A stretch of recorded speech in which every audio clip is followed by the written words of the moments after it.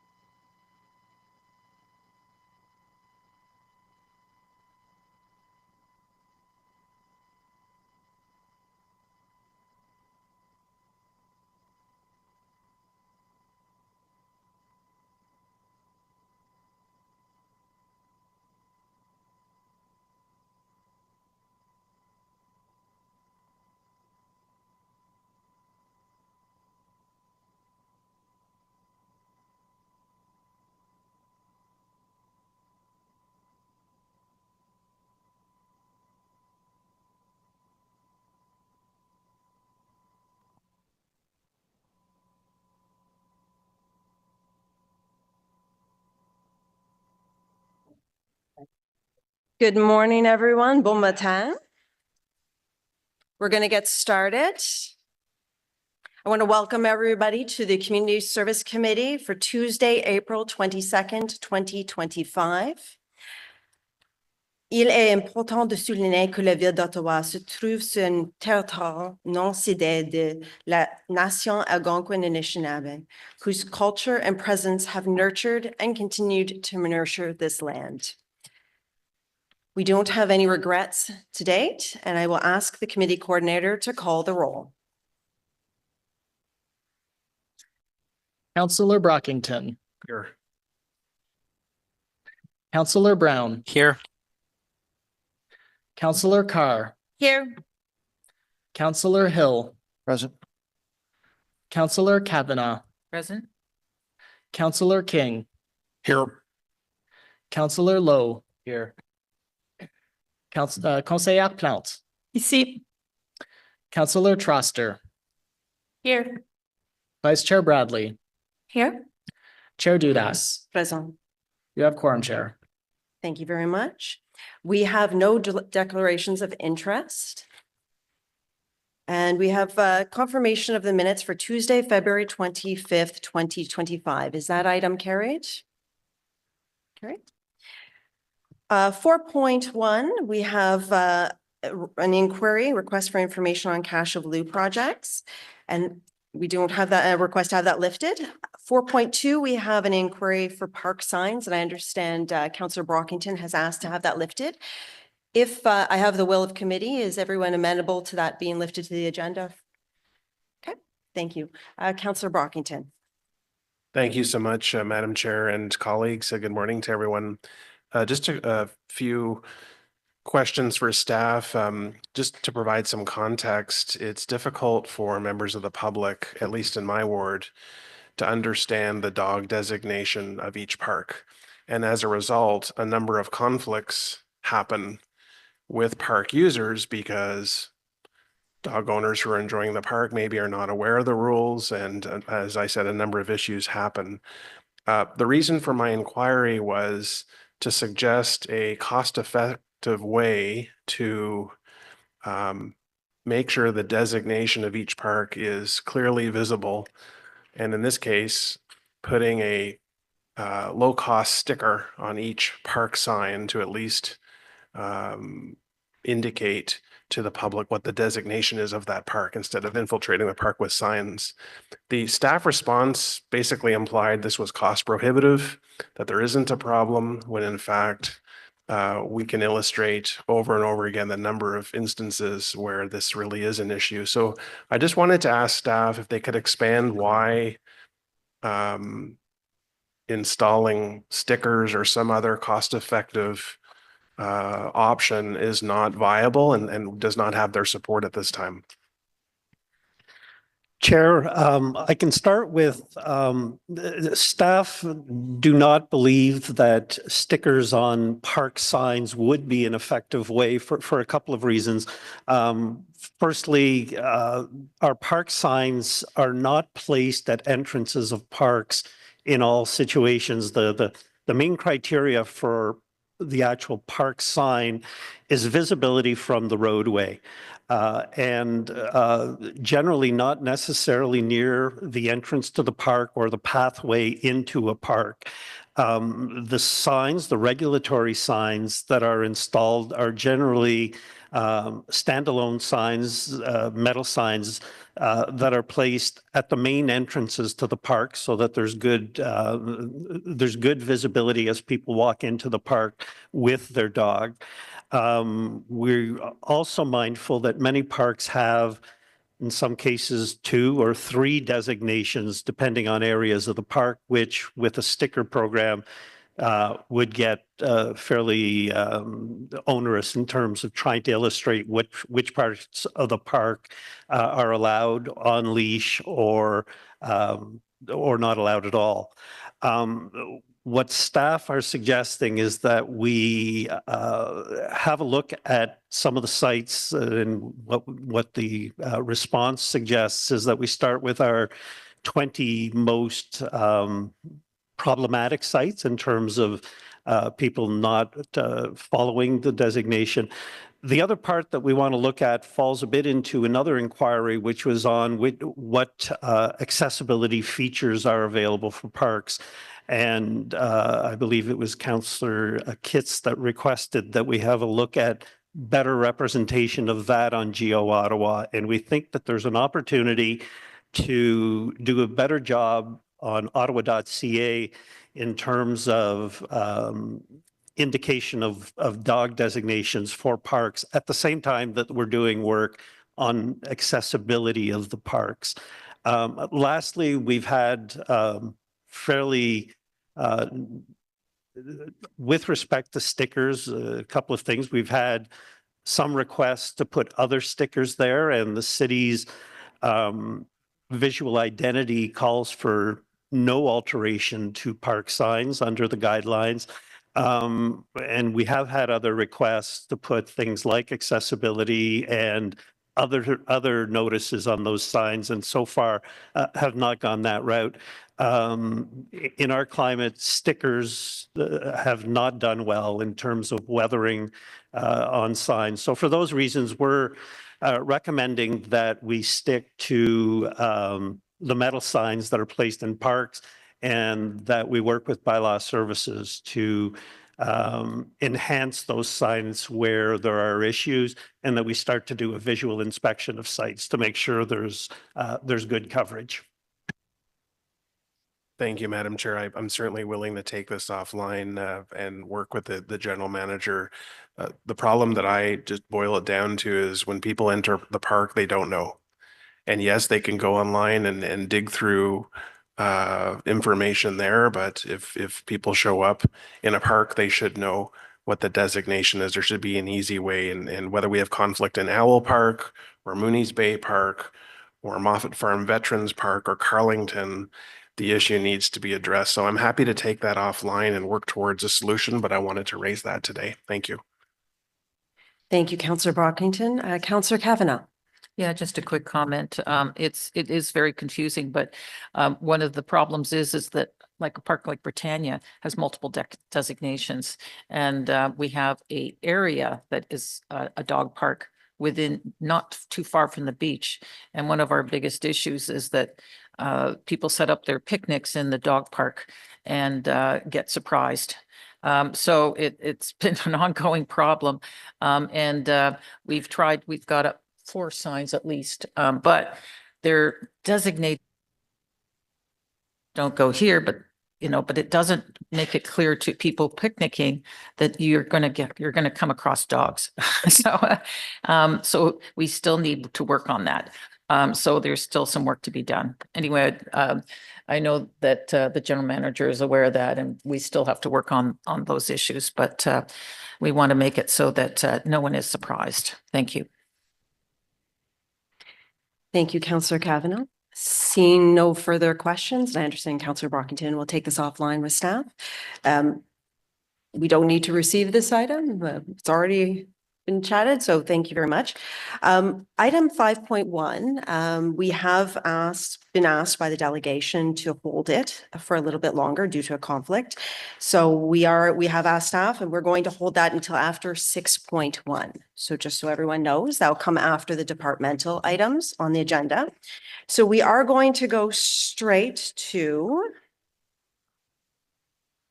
5.2, which is community-led green initiatives and garden program.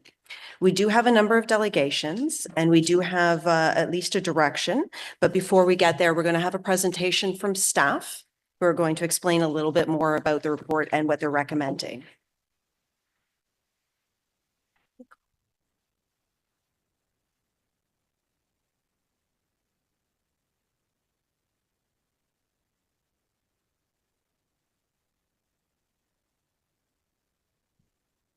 Good morning, committee. Bonjour, tout le monde. And it's not lost on us that today is Earth Day. What a great day to be bringing this forward. So happy Earth Day. Bonne journée de la Terre à tous. I want to start our presentation just by acknowledging staff. It has been a labor of love to guide the Community Garden Action Plan over the last, I can't do the math, but since 2004. And I want to acknowledge staff in Community and Social Services for all the heavy lifting. I want to acknowledge Recreation, Culture, and Facility Services staff and Dan, my colleague here, for working with us over the last several months to bring this forward.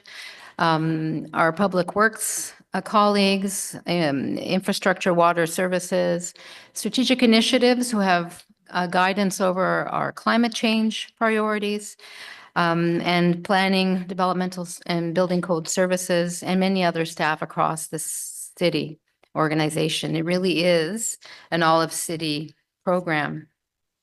I also want to acknowledge the 1,000 city community members, who participated in our engagement and consultation exercise, the many residents that have dedicated time to gardening in our community, and to Just Food, who continues to be a partner in advancing capacity for communities to access gardening.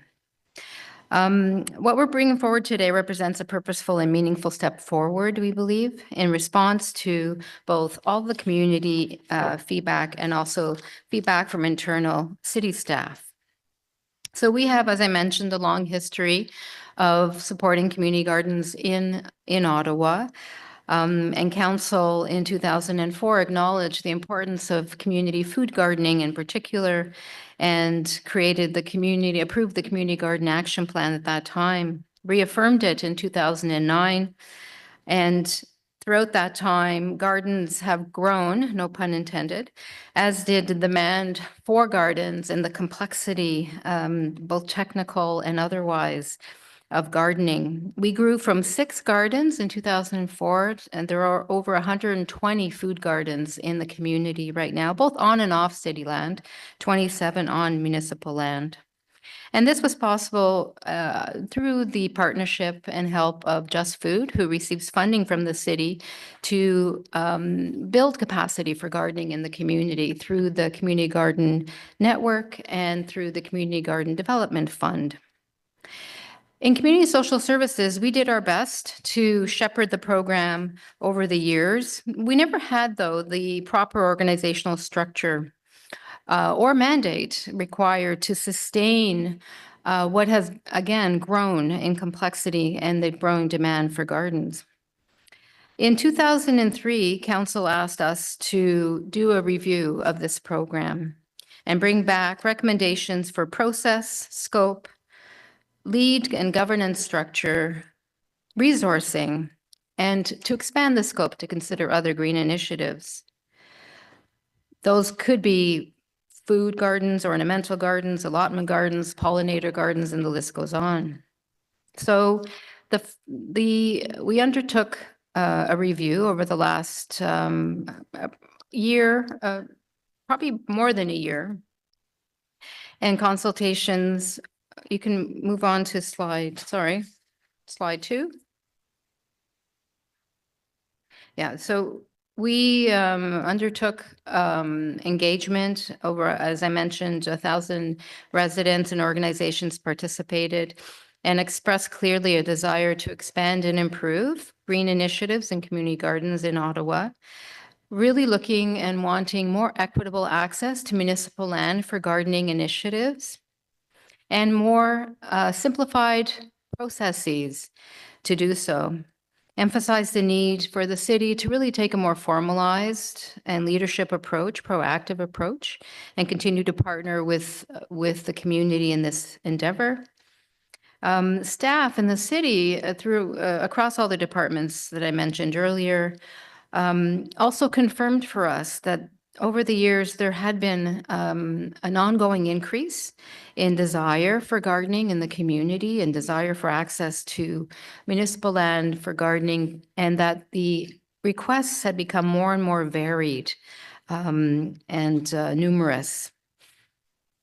The internal staff also confirmed with us what we knew is that we really needed to tighten our program. We needed a more clear alignment to the departmental mandate, more centralized administration and intake, streamlined internal processes, and more meaningful citywide coordination in order to assess and approve access to community-led gardening on municipal land.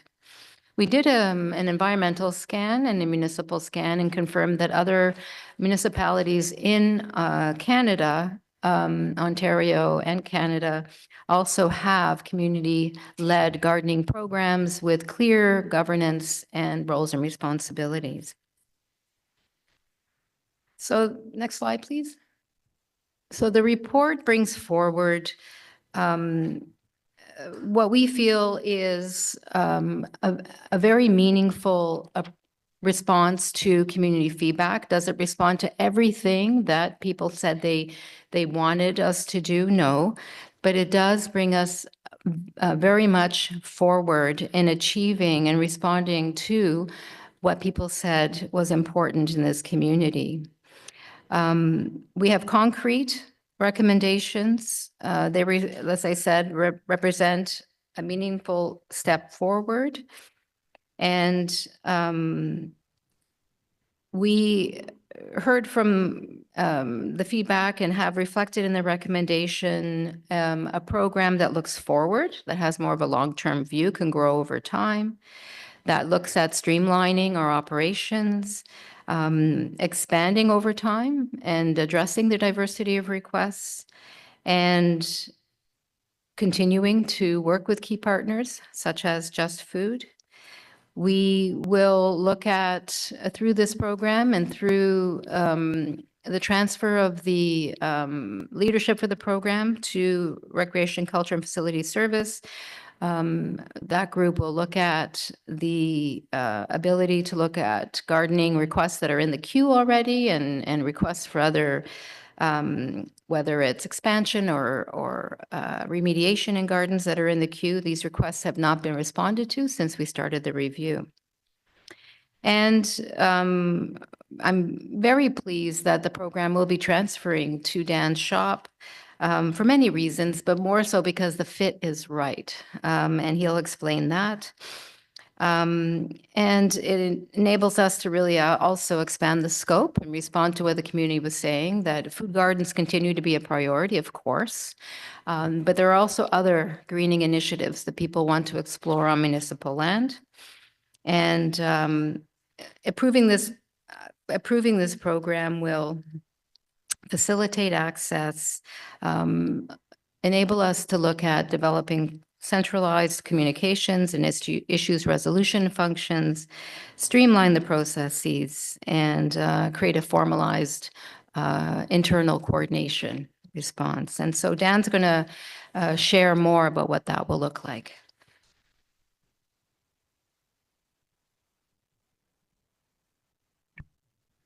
Thank you, Clara. In terms of going forward with the program as recommended coming to my department. First of all, to establish that we are not new to community gardening. We have run for several decades now the Kilbourne allotment gardens that have over 400 plots, which is a significant operation.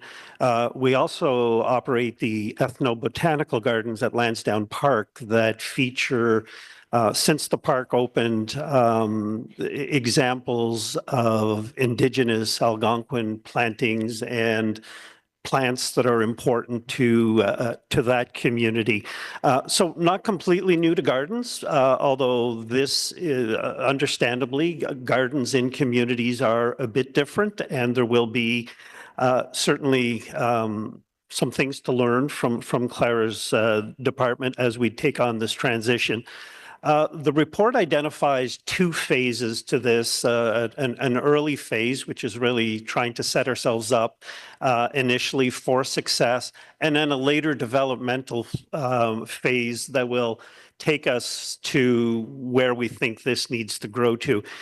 In the initial phase, where our intent is to bring this into a community development unit of the department, as opposed to a park planning one. And I think the emphasis that we want to put on this is that this is working with community to deliver a program that's important to them and that has to reflect the things that they want to do. It's not so much about city leading into a specific direction. So we want to make sure that from the initial setup of this, it really has that focus on people and gardening activities and the kind of projects that they know they want to deliver. We still will have access within the department, the technical expertise in terms of any park planning issues and utilities and water service, those kinds of aspects of the job are still within the department, within easy reach. But the focus, again, will be on developing partnerships with community partners. We are proposing in this report the creation of 2 new positions. So initial steps will be to hire in and have people that are good at this type of work to take on those jobs and to begin the first year of development. And we anticipate a couple of things. First of all, to start to pull together the program, the strategy in terms of the go forward, but also to begin to do 2 things. One, look at the pent up demand. And we know from Clara's team that there are requests that have been put on hold for a while, both for new gardens as well as to expand gardens, as well as to add features or amenities to gardens. So the initial thing will be to review that list and see which ones we can begin to work on and expedite. The second one will be to develop an application program, which going forward in the past, like other city processes, there has been an issue with random receipt of ideas for gardens or garden expansions. And what we'd like to do is regularize that like we have with other programs, so that, and what we're contemplating is a twice a year application process, easy to do, online, that would help to have better predictability and responsiveness to this. And with dedicated staff behind those requests, we think that we can develop a system that will effectively deal with them. Longer term, we would like to look at some more proactive things, like identifying city lands, be they parkland or other city lands, that would be ideally suited for gardening. Do they have the right sunlight? Do they have the right soil? Do they have water source? Those kinds of things, so that we can begin to create what other cities have done, is an inventory of available spots that communities who are interested could work with. The community development unit that will be taking on this work is also doing community insurance, as council approved last year. a coordinated center of expertise to reach out to communities and make sure that they are covered in terms of insurance requirements. So it will be joining that team as part of a holistic support to gardening groups, but as well the broader community groups. In terms of next steps, the transfer upon council approval would happen as soon as possible. We would move to hire the resources and have them in place within the next few weeks, and then begin the work that I've just outlined. There's a lot of work to do, especially upfront, to get this going. But we think with the right resources and with the support of Clara's team, we will be able to get there, and that by year end, we should have a solid program going into the 2026 gardening season. So I'll stop there. Thank you. Okay, thank you very much. Before we move to delegations, I know we have at least one direction, and if anyone else has any motions, I'll ask folks to read them in right now. And that way, when delegations come up, they can come and speak to those items in addition to their own comments. I think our first direction is from Councillor Carr.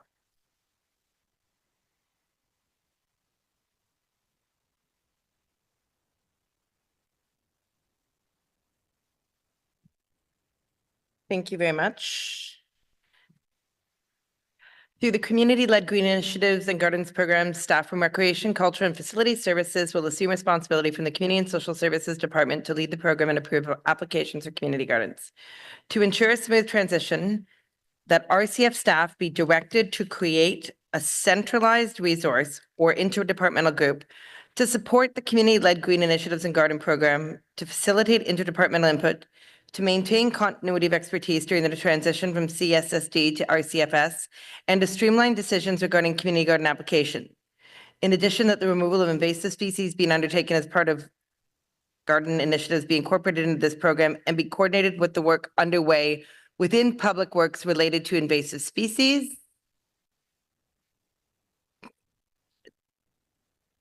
Oh, we've left off some of it.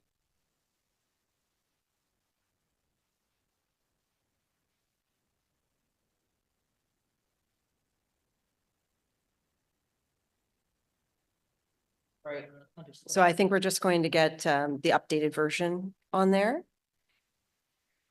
Yeah. Sorry, there's just one more paragraph. I can read it out. We can put it in after, if that's okay. As part of this work, RCFS staff be directed to report back to the Community Services Committee after 2 application intake periods or by Q4 2025 to share lessons learned during the transition period and provide an opportunity for feedback on the community-led green initiatives and garden program.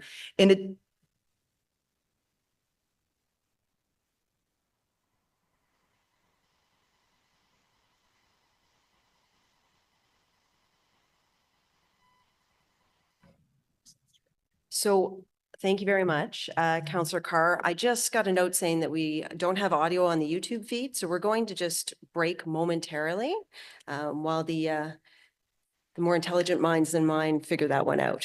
So just take a 2-minute break.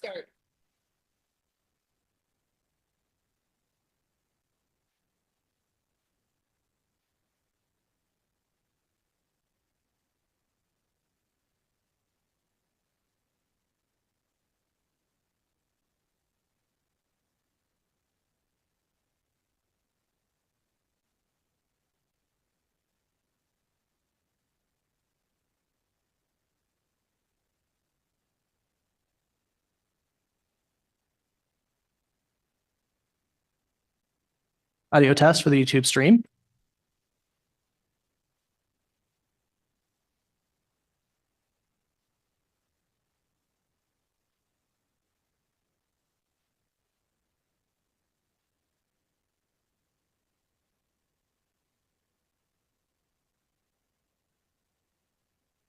Audio test for the meeting stream.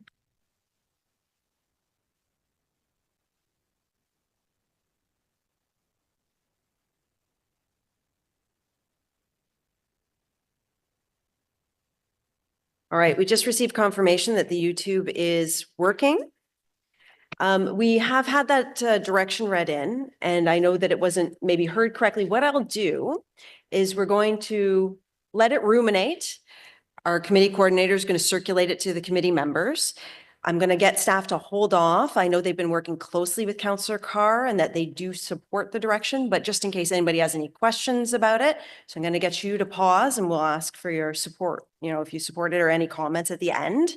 But it gives food for thought. Did anyone else on the committee have a motion or a direction in respect to this item that they want to read in now? Okay, seeing none, that doesn't preclude you from bringing it up later throughout the conversation. We are going to move to delegations, and I would like to invite Kath Stevenson and Kate Vigneault from Just Foods to come forward. And while they're arriving at the delegation table, I do want to note we did receive a significant amount of written submissions, which I know all of you had time to read over the long weekend, and I wanted to thank everybody who took the time to write in.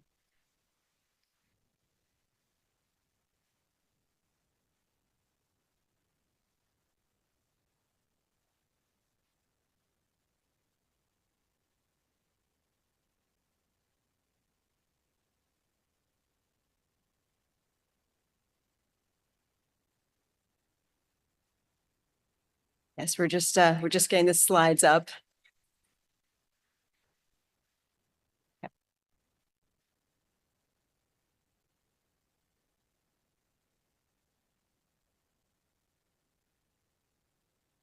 And just to remember to all delegations, we are allocating the 5 minutes. I do suspect that committee members will have a bevy of questions for folks, so this will allow time to move through it pretty quickly. Wonderful. We're all good to go? Okay. Hi, councillors. I'm joined by Kath today, the Community Gardening Network Coordinator, Kate here, Director of Operations and Neighborhood Planning. We'd like to extend thanks to staff, councillors, and residents all here today working towards formalizing the next steps. We also acknowledge that there was a community expectation for this report to be further along than it currently is, for more community engagement to have taken place since last July, and that the urgency of the moment has not yet been reflected in this process to date. Next slide.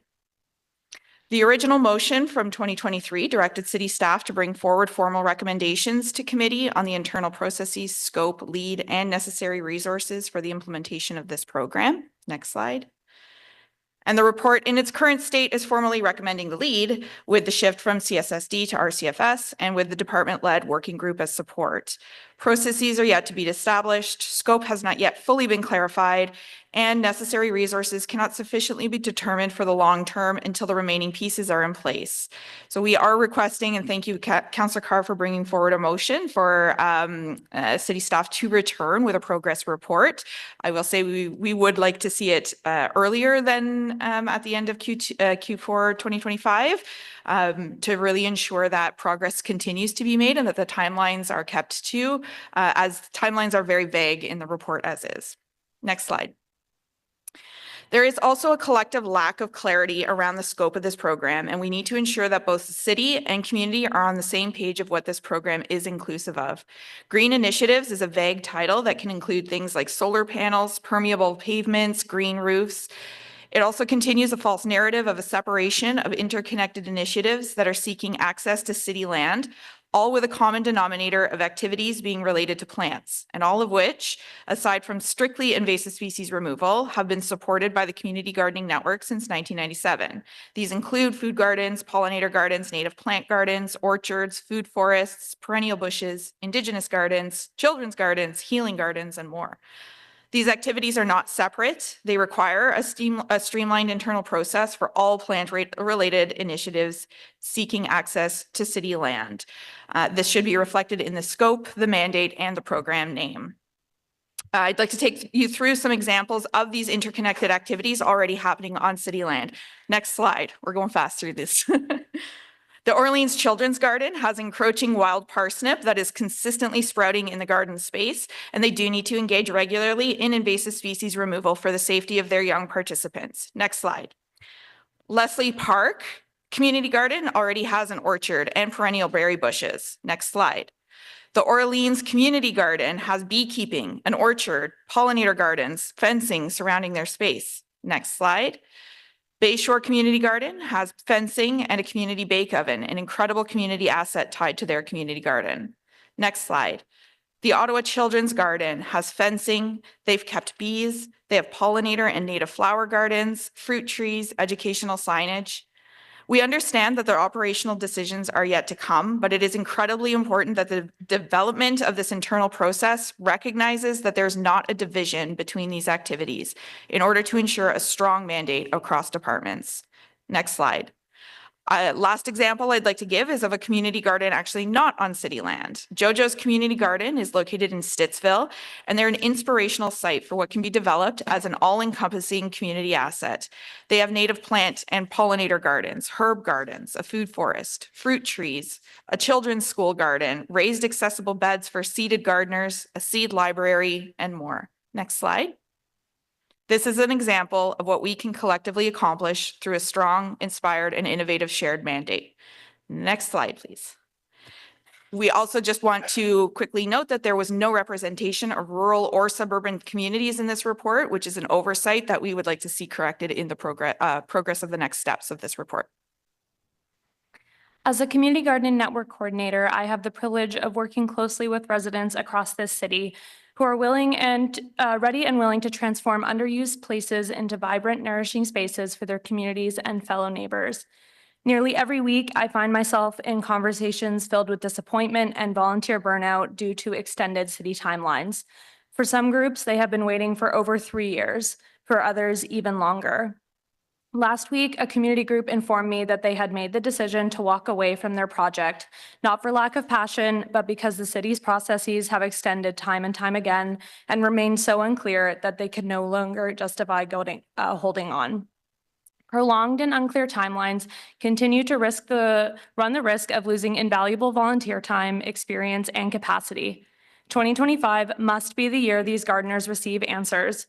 Community members deserve timely communication and a clear path forward. This urgency is felt even more deeply in a city where food insecurity continues to rise at alarming rates, where timely access to land and support for community-led food production is not just important, but essential. Through bold leadership and a collaborative spirit, we know that this is possible. Thank you. Thank you so much. Does anyone have any questions for the delegates? I see a question from Councillor Devine, who is online at the moment. Councillor Devine? Yeah, thank you. Can you hear me okay? Yep, you're good. Great, thank you. Thank you, Kate and Kat, for presenting there. I just want to zero in on some questions about the community consultation. And Kate, you made reference in your presentation to, I think you said more community consultation was expected. So by that, are you referring to the engagement that was expected with the city's consulting of Hoffman Hayes? Mm-hmm. Yeah, so there was the engagement period back in July with the Engage Ottawa survey, plus the 2 virtual sessions that were held. Through the development of that engagement session, it was communicated that that input was to only be very high level. What does the community want to see generally, to then come back in the fall with their operational input. That didn't happen. So that it had been planned to have in-person consultations with the community in fall 2024. And then it had been communicated that that would be pushed to early 2025. Again, that did not come to fruition. So I think there has been a large amount of community expectation to have more opportunity to provide input into some of the pieces that they had expected to come into this report at this time period, which has I believe, contributed to the amount of input that has been brought forward from the community that you would have all received over the past couple of weeks. Okay, so I think I'm getting an understanding there of the elements of the consultation that were not held. Just so I'm clear here, were you given any rationale or any explanation why, either from Hoffman Hayes or from the city, about why those consultations didn't take place? Not a concrete explanation. It was just the extended timelines. Okay. Yeah. So based on what was originally communicated to stakeholders in terms of the expected level of engagement, and the objectives behind that engagement. Do you have any position or any thoughts on what the consultations that didn't take place, whether those consultations might have had a material impact on where we are with the program now and the current recommendations in the program now? Right. I think it's twofold. So one, I believe that it could have helped to formulate these initial steps that are going to be taken from today on. These could have been the input could have already been done from the community to have in place. But then also I think it would have made for clearer expectations from the community of what was being brought forward at this stage with the report. Thank you. And just my last question here. I saw in your presentation, you made reference to the fact that there were no rural or suburban groups, stakeholders engaged in this. I don't know which stakeholders were engaged, so I can't verify that. But if that is so, are you aware of, are you aware of a reason why those stakeholders might not have been engaged? And B, are you aware of any organizations or groups in those areas that might have had a unique material contribution to this engagement? So just to clarify, in terms of the reference to rural, there's just no mention. So it's not necessarily that there was no connection, but there's no mention in that representation. But certainly, actually, the garden that Kath spoke of is a rural garden that wanted to open up a new seniors learning garden that have stepped away due to the extended timelines. And they had a unique perspective in terms of implementing a new community garden in rural space. All right. Thank you, Kat. Thank you, Chair. Thank you. Thank you, Councillor Devine. Councillor Brockington. Thank you, Madam Chair. Just one question for you. First of all, thank you both for coming. Important to hear from Just Food. What do you think a reasonable timeline is from the moment I submit my application to when a decision is rendered? I would imagine that if we're looking at two intake periods, that's around 6 months. And I think that's fair, given the planning, the responses that need to come back. We recognize that there may be adjustments that need to be made. We're not under the guise that absolutely everything that goes in needs to be accepted right away. And that's what our community groups have done over the years, has been to work and adapt plans. But I think that there are two good times to start new initiatives, and that is in the spring, but also the fall, to be prepared for the next season. So that makes sense in terms of timeline. Okay, thanks very much. Thank you. Thank you very much. I'm not seeing any further questions for you. So thank you for being here and sharing your thoughts on this. I would invite Erica Shardlow from the Community Action for Environmental Sustainability, Ottawa.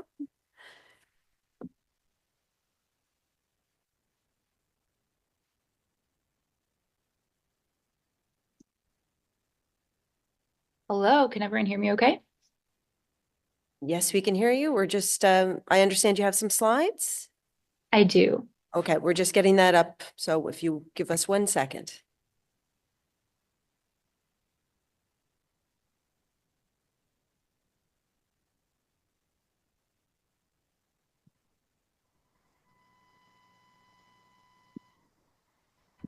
Wonderful. Thank you, Eric.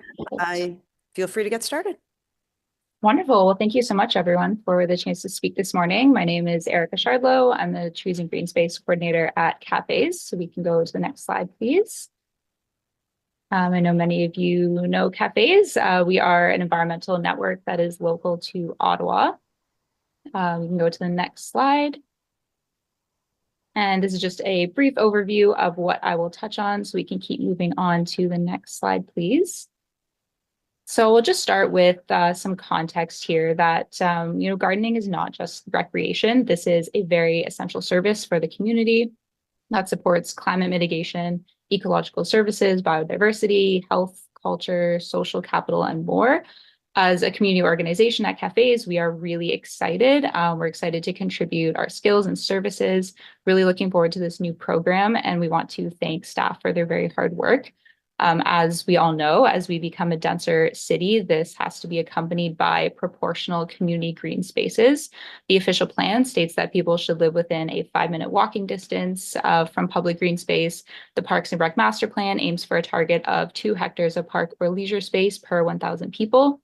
So clearly it is a very important priority for Ottawa. Next slide.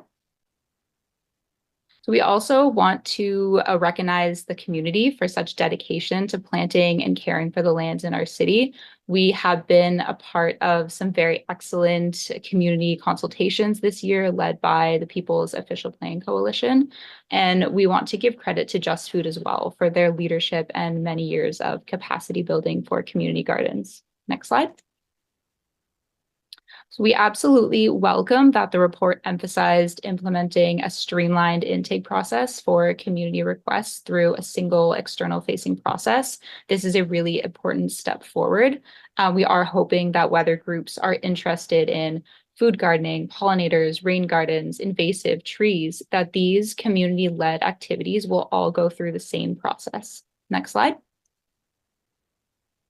So in terms of scope, this is really important. Community-led tree planting and invasives, we feel need to be within scope and that the scope needs to be defined going forward. We were really happy to hear Councillor Carr's direction. We don't want to see gardening as a distinct activity from other planting activities. They really all go together. For example, garden plants and trees work together when growing. Edible trees contribute to food forests and food gardening. Invasive species removal needs to be accompanied by planting replacements.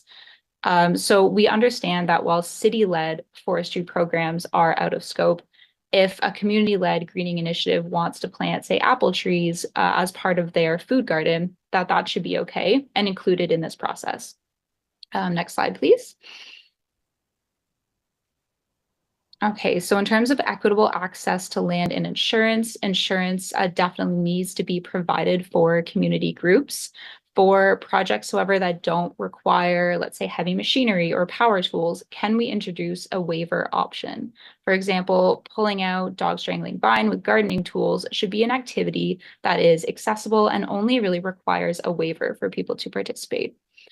We know a municipal scan was done. We wanted to highlight the Toronto Nature Stewards program, in which volunteers restore city-owned natural areas. And since 2021, when this pilot started, their program has really grown. They now have 48 sites and 172 lead stewards who run volunteer teams that plant trees, they remove invasives, pick up litter, and much more. So members of cafes are proposing that a pilot Ottawa Nature Stewards program startup that can flow through this new community-led planting portal, have a single point of contact, very standardized reporting, insurance, or waiver requirements, and that these positive experiences of the Toronto program can be designed into the operations of Ottawa's. Next slide, please. So in terms of public education, we want to open the door for community activities to raise awareness about planting, which could save the city money by forming partnerships with community who can do the delivery. So yeah, we're just seeking clarity on whether this new program will also cover community-led public education.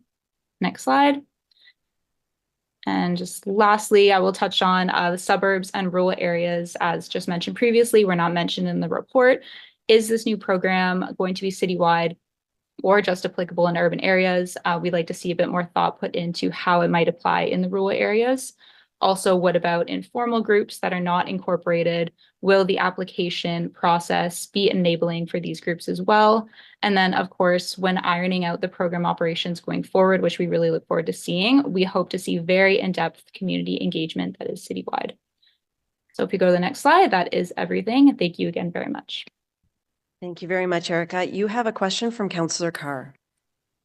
Hi, thanks very much. It's not so much a question as a comment. Thank you for your presentation today. I just wanted to respond to a couple points in your presentation.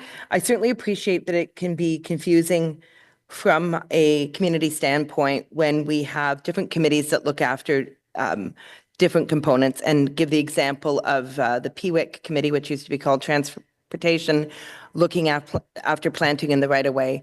We have the Environment and Climate Change Committee which looks after forestry invasive species. And then we have the Community Services Committee, which is looking after community gardening. But I just wanted to mention that with respect to Toronto Nature Stewards that you mentioned, in the inquiry I put forward at Environment and Climate Change Committee last meeting, with respect to invasive species, I specifically asked them to look into that model, and they're supposed to come back, I believe, by June on that piece. And the fact that there's work that's undergoing on that invasive species piece is part of the reason it's premature to move programs together. I think we need to see an expansion of what we undertake for invasive species before we put things together.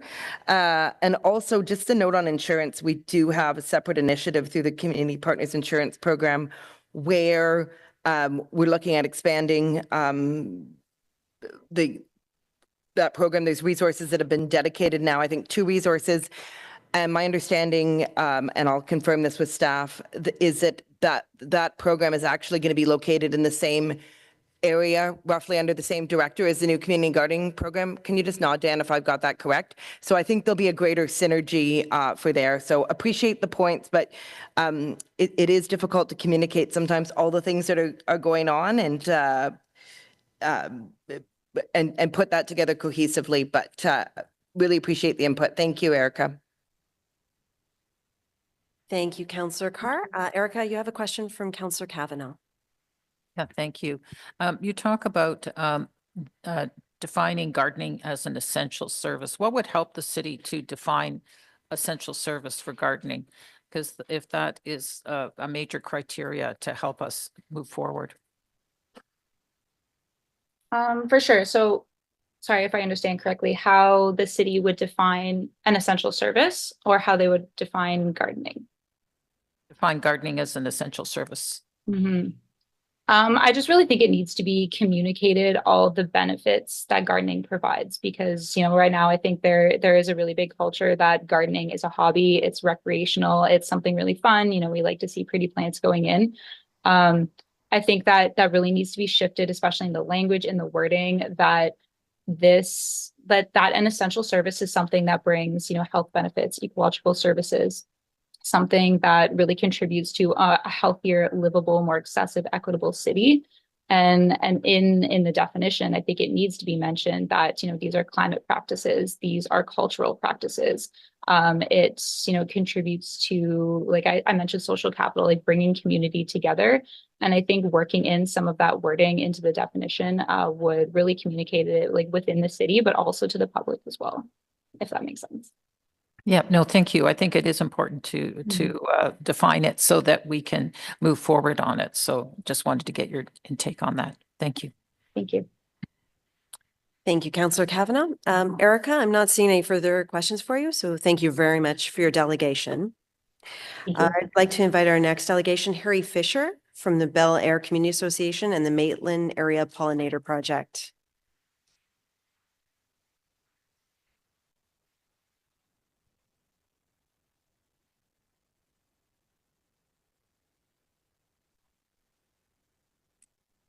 Hello, can you guys hear me? Yes, we can hear you now. Okay. So I have a PowerPoint presentation that's going to go up. Yeah, just give us 1 second. I think it should be up right now. All right, thank you. Hello, on behalf of the Bel Air Community Association and the Maitland Area Pollinator Project group, I'd like to say thank you for the opportunity to delegate today, especially since it's Earth Day. Next slide, please. So the What We Learned report listed a lot of wants, needs, suggestions, but didn't really prioritize them at all. By my count, there's 109 items that were in the surveys, and it was almost painful to see that most of them were not covered in the staff report at all. Next slide. Okay, so the community engagement was pretty limited. It really only had a few recommendations come out, no real data, and I think we're a lot of the community groups are very skeptical of the engagement going down. So next slide. Key community requirements. There was a lot of them, like I said, 109 items. And, you know, we need access to land, we need access to water, we need storage, we need fencing, we need security for our garden areas. None of them were addressed. Next slide. As you can see in this slide, all the items on the left, the 3 recommendations from the city staff, and the next part, there are no details, no clear timelines, and no increase in funding. So that's going to put a big limitation on the ability of the community garden network to deliver all these projects. Next slide. So I'd like to speak to 3 additional priority items. One is the insurance requirement. Community association or the community garden insurance is great if you can get it, but not all groups have access to it. We're recommending that the city prioritize recommendation 3.1 by looking to adopt a waiver system as cities like Peterborough, Windsor, and Richmond, BC have in place. We also like to get rapid approval to the prioritization of the simplified access to city land. So if you've got to go through 50,000 hoops to just get authority to go onto some city land to remove some invasives, it's not going to happen by the community groups. And the city report in 2009 said they were going to do a streamlined assessment tool. Well, we're still waiting, and we're asking that the city prioritize the completion of this tool as per recommendation number 2. Next slide. So within the Bel Air community area, we've initiated 24 butterfly pollinator gardens, created a 700-foot right-of-way boulevard garden, and rejuvenated 10 derelict garden beds at 2 local schools. We're trying very hard to turn around and make meaningful environmental changes, but city requirements such as you need insurance, you need access documents, we have a long, complicated process are all hindering it. Next slide. So in summary, we have the responsibility and the privilege to protect, preserve, and improve our city.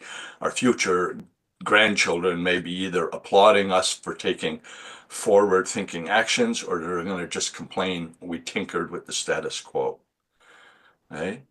I'd also like to remind everybody that the Pollinator Appreciation Day event is on June 7th at Fletcher Wildlife Garden, and you're all invited to attend. Thank you for the opportunity to speak to you. Thank you, Mr. Fitcher. I do like the pitch for the event at the end. It was very helpful. I'm looking forward to attending that. I do not see any questions for you at this time. So thank you very much for attending and for sharing your thoughts on this report. Okay, thank you. I'd like to invite our next delegation, Janet Mark Wallace. Thank you, Janet. You have 5 minutes.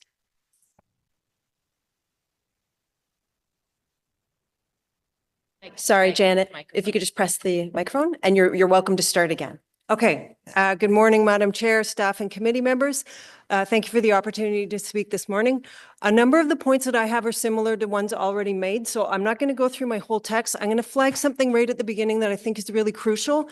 When I looked into the Community Partner Insurance Program this spring, it specified that it must be geographically based and multi-issue. The organization that applies it cannot be a single issue group like community gardens, and it must be not draw people from a wide range outside of community associations. So I think that's a key area to fix, is to allow community garden groups eligibility for the community partner insurance program. So I wanted to say that off the bat, if that could be something that is further examined in this context. So I am a member of the Kilburn Allotment Gardens. I've been there since 2011. We saw a huge upsurge in people coming through the gardens with the pandemic in 2020. Many people came through saying, oh, I didn't even know these gardens were here. In that summer, 2020, the waiting list went up to 200 people, and that has not changed in 5 years. The staff have said that they think the number is going to go down. When the pandemic subsides, the number has not been reduced, even though each summer the city staff attempt to accommodate the new people. People who have lived in the neighborhood since the gardens opened in 1970 tell me that the gardens were once much more vast, stretching all the way to the east side of the field as well as the south side of Kilburn. Some gardeners have even found functioning plumbing among these abandoned plots in the far southeast corner near Kilburn and Hague. Each year, more buckthorn takes over in this green space to the east and the south, while 200 people wait up to 3 years at a time to be accommodated in the much reduced space where the Kilburn Gardens now operate. Each summer, those of us lucky enough to have gardens speculate with some despair at the system's inability to absorb new community gardeners. Investment in community gardens paid huge dividends in many areas that the city has identified as priorities. With the farming population aging in Canada, we need both young people and newcomers to Canada to consider a livelihood in food production. Urban gardens are a visible reminder that farming should be a livelihood open to everyone and not just those who happen to inherit farmland. Urban gardens can be part of a continuum that Just Food has identified as essential to creating a pipeline of new farmers, where someone with no background in farming can go seamlessly from balcony gardening to an allotment, to the Just Food community farm, to the eventual ownership of food growing land and a viable business. I've been involved with the Hillcrest High School Garden Club, and I can attest to the great potential of intergenerational cooperation inherent in community gardens. Since the Hillcrest Garden Club was founded 3 years ago, the participants of the club have often gone from coming to work sessions merely to earn their 40 mandatory volunteer hours, to helping elderly gardeners in other allotments, to moving into credited co-op positions, and to applying for paid work in landscaping. There's huge untapped potential here as we bring together the muscle and enthusiasm of youth with the wisdom and experience of age. Many gardeners in the Kilburn Allotment Gardens consciously nurture a biodiverse ecosystem on their plot, from cultivating soil biodiversity through composting to planting native flowers essential to pollinators. There's huge potential here for cooperation and education around seed saving, which is the grassroots action occurring around the world to ensure that humanity maintains as broad a range as possible of seeds for food crops. This kind of seed biodiversity is the world's best insurance plan in an age of growing unforeseen possible ecological disasters. Parallel to the plant diversity in the Kilburn Allotment Gardens is an equally rich cultural diversity. Every continent of origin and every major world language is present in the Kilburn Allotment Gardens. The potential for collaboration between gardeners on the botanical, culinary, linguistic, and cultural plane is almost unlimited. The social benefits of this type of collaboration extend well beyond the growing season. Our food bank in Ward 18, the Heron Emergency Food Center, is rumored to be the second busiest in the city. The numbers of people visiting per month is now nearing 3,000. Each month in the last year has seen higher numbers than the month before. And the property across from that food bank, 1495 Heron, is about to be redeveloped. I think there should be a village green with community gardens, community composting, and community kitchens at the center of that development.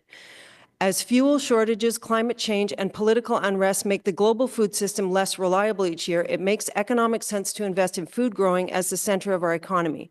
For the sake of community and individual health, we need to put food growing back at the center of our culture, and we can start by investing in community gardens.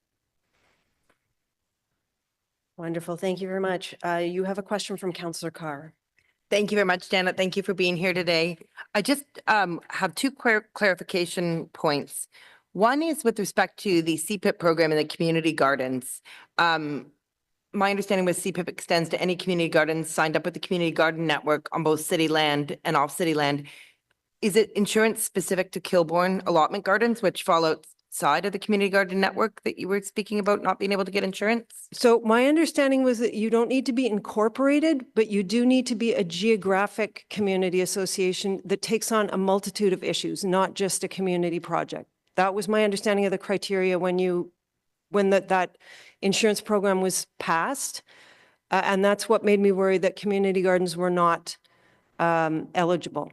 Okay, I think there's a separate stream for community garden insurance specifically.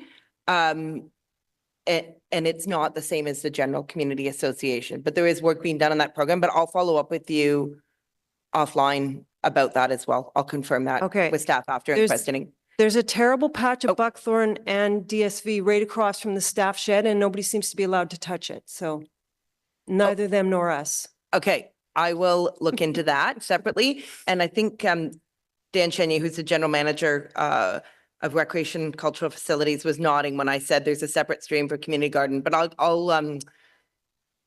follow up with you on that, Janet. Thank you very much. Okay.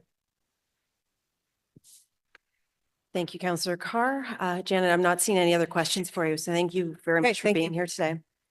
Our next delegation is Adrian Di Giovanni.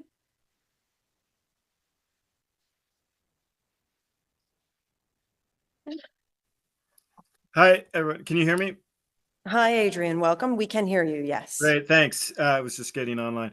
Hi, my name is Adrian Di Giovanni. I'm from a resident of New Edinburgh, so that's Councillor King's ward. Delighted to be here today. We're a new project. It's the New Edinburgh Community Garden Project. So we're a garden on paper only. We submitted all the materials in 2023 to start. I never imagined I would be presenting to a committee of council at that time. So it's a real, an intriguing part of the journey. And so I thought today I would share a few of our experiences to help guide your deliberations. I have a message on the one hand of great enthusiasm and support, but then also to echo the call for urgency and action. And so basically we are applying to access some parklands around the field house in New Edinburgh Park, also known as Stanley Park. We think we found a great location and we think we have everything in place to succeed. We don't currently have a garden in our community. We used to have one and then we lost our community center. It was called Nectar. And so we lost access to the lands. And so we've been trying to find ways to revive that. And for us, the field house now in New Edinburgh Park, it's the hub of really community life. It's where we run our skating rinks in the winter. I'm what's called a hoser. I help flood the rinks at night. It's the most active What's Up feed I've ever been on. It's where we have the Beechwood Market now on Saturdays in the summer and spring. It's where Santa shows up with a sled and horses around the holidays. So really typical to all communities, Halloween, Canada Day. But we don't have a community garden. And we think this would really be an opportunity now to bring in, for all the reasons you've heard, it's a way for us to deepen and enrich in community ties. It's a way to expand access to growing spaces. We've had an increase in multi-unit buildings, apartments. We have a lot of retirement residences in our community. These, really places where people live, they don't have access to green space. And we really think it's a chance to deepen awareness about local food production, environmental sustainability, all the nice things we've already heard today. As I said, we think we have all the elements we need in place. We have support of the executive of the Crichton Community Council. That's the CCC. They're the ones who hold the contract with the city to manage the field house. We have great infrastructure there to run out a garden beside it. We have a very deep bench of volunteers. Last May, we ran an information table at our annual plant sale. It's coming up on May 10th. We got 20, 30 volunteers ready to just jump in. We also have people who ran the previous gardens, so good institutional history. We already have a plan in place. It's been sitting with Just Food since 2023. And again, we feel we have a great location that balances not being intrusive to existing uses, but great sunshine and direct light. What we don't have is any clear way to move forward. We've just been waiting. We've been waiting a year and a half.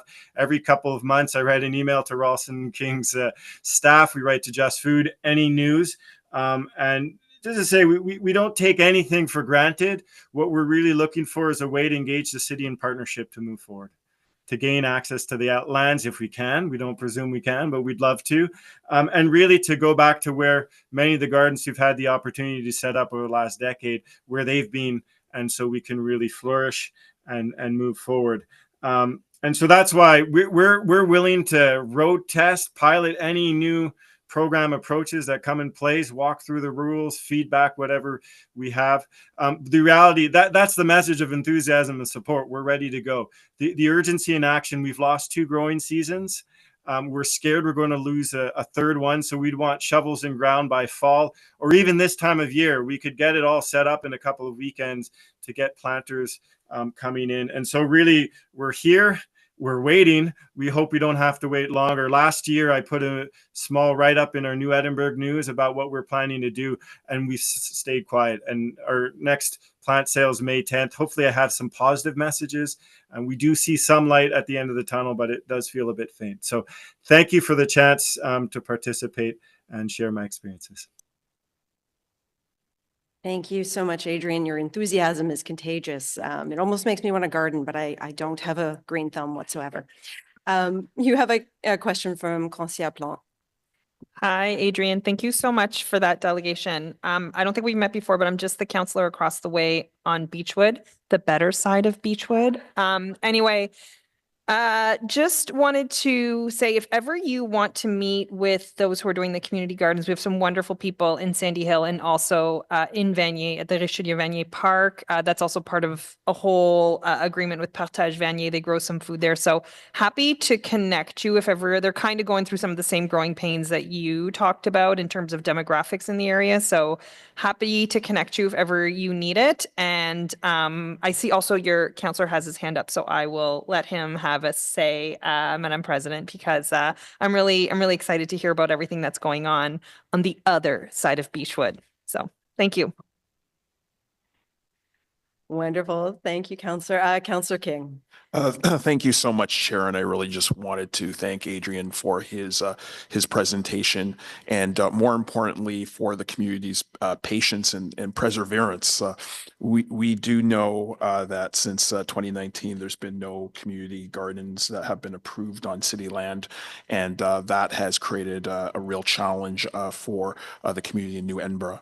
And I hear it every time I know that I'm at an event, residents asking, when will a new framework be established to support community gardens? So I'm pleased that we're right on the edge of the precipice here. I'm hoping that we do have some forward momentum to really ensure that we can ensure that New Edinburgh has a place to create spaces for growing food and building more community connections, really enhancing local biodiversity, as well as really leveraging all the benefits, both physical and mental, that come from gardening. I just really want to say thank you to the wide number of community organizations in New Edinburgh that are contributing to this effort.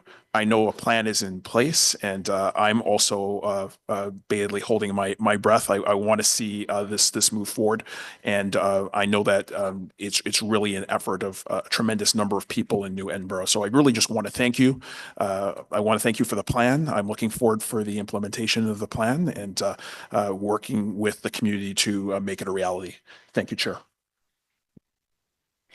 Thank you so much, Councillor King. And Adrian, it sounds like if you invite the two councillors here, you'll have some kind of plant standoff at your plant sale. So it might increase the attractiveness of attending. So thank you very much for being here in your delegation, and have a wonderful day. I would like to invite our next delegation, Masuma Rustamzada, who I believe is online.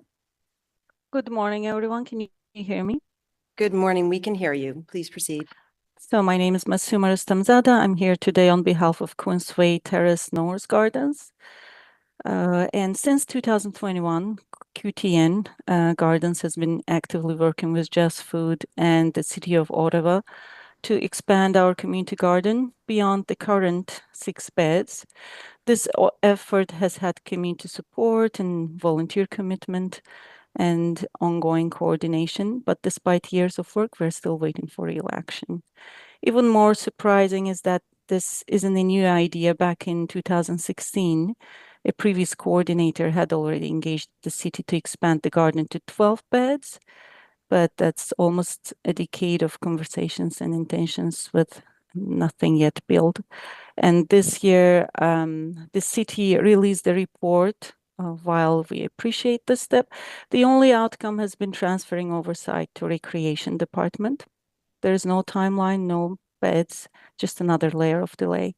In the meantime, we have a growing wait list of residents who want to garden, people who are motivated, community-oriented, and environmentally conscious, but we can't even promote the garden publicly because we simply don't have space to offer. We're stuck turning people away from something they should be expanding. To further highlight the need across the city, I'm also treasurer for Nipin Allotment Gardens, which operates 150 garden beds. And there we have 2-year wait list just to get a plot. I was able to get my plot there last year only. That's the level of demand we're seeing across the city, and that demand isn't being met. Even the city's own What We Learned report reflects this reality. 87% of residents say they want more community gardens and green spaces. The report also recognizes that many of these gardens are already on city-owned land, but are waiting for approval to expand, just like ours. It recommends making the process easier and more proactive. We are asking you to act on that recommendations, please, this year, not another year from now.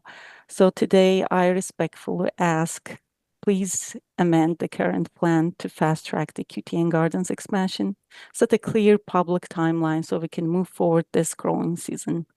Follow up closely with the Just Food and our community coordinators to ensure transparency and the progress. And finally, I ask the city to take a quick but serious look across the small community gardens already on city land. We are the land where the land exists, where volunteers are ready, and where the need is proven, like QTN and Nipin. Let's stop delaying. Let's start growing. Thank you. Thank you very much. You have a question from Councillor Kavanaugh. Please. Hi, Ms. Seema. Thank you very much Hi, for coming Susan. out today. Appreciate it. And I recognize the frustration that QTN has been facing in terms of community gardens and their requests for other areas beyond Frank Ryan Park of city land that is currently vacant and unused and where it could potentially be for community gardens. So I just want to let you know that I'll be asking those questions to staff.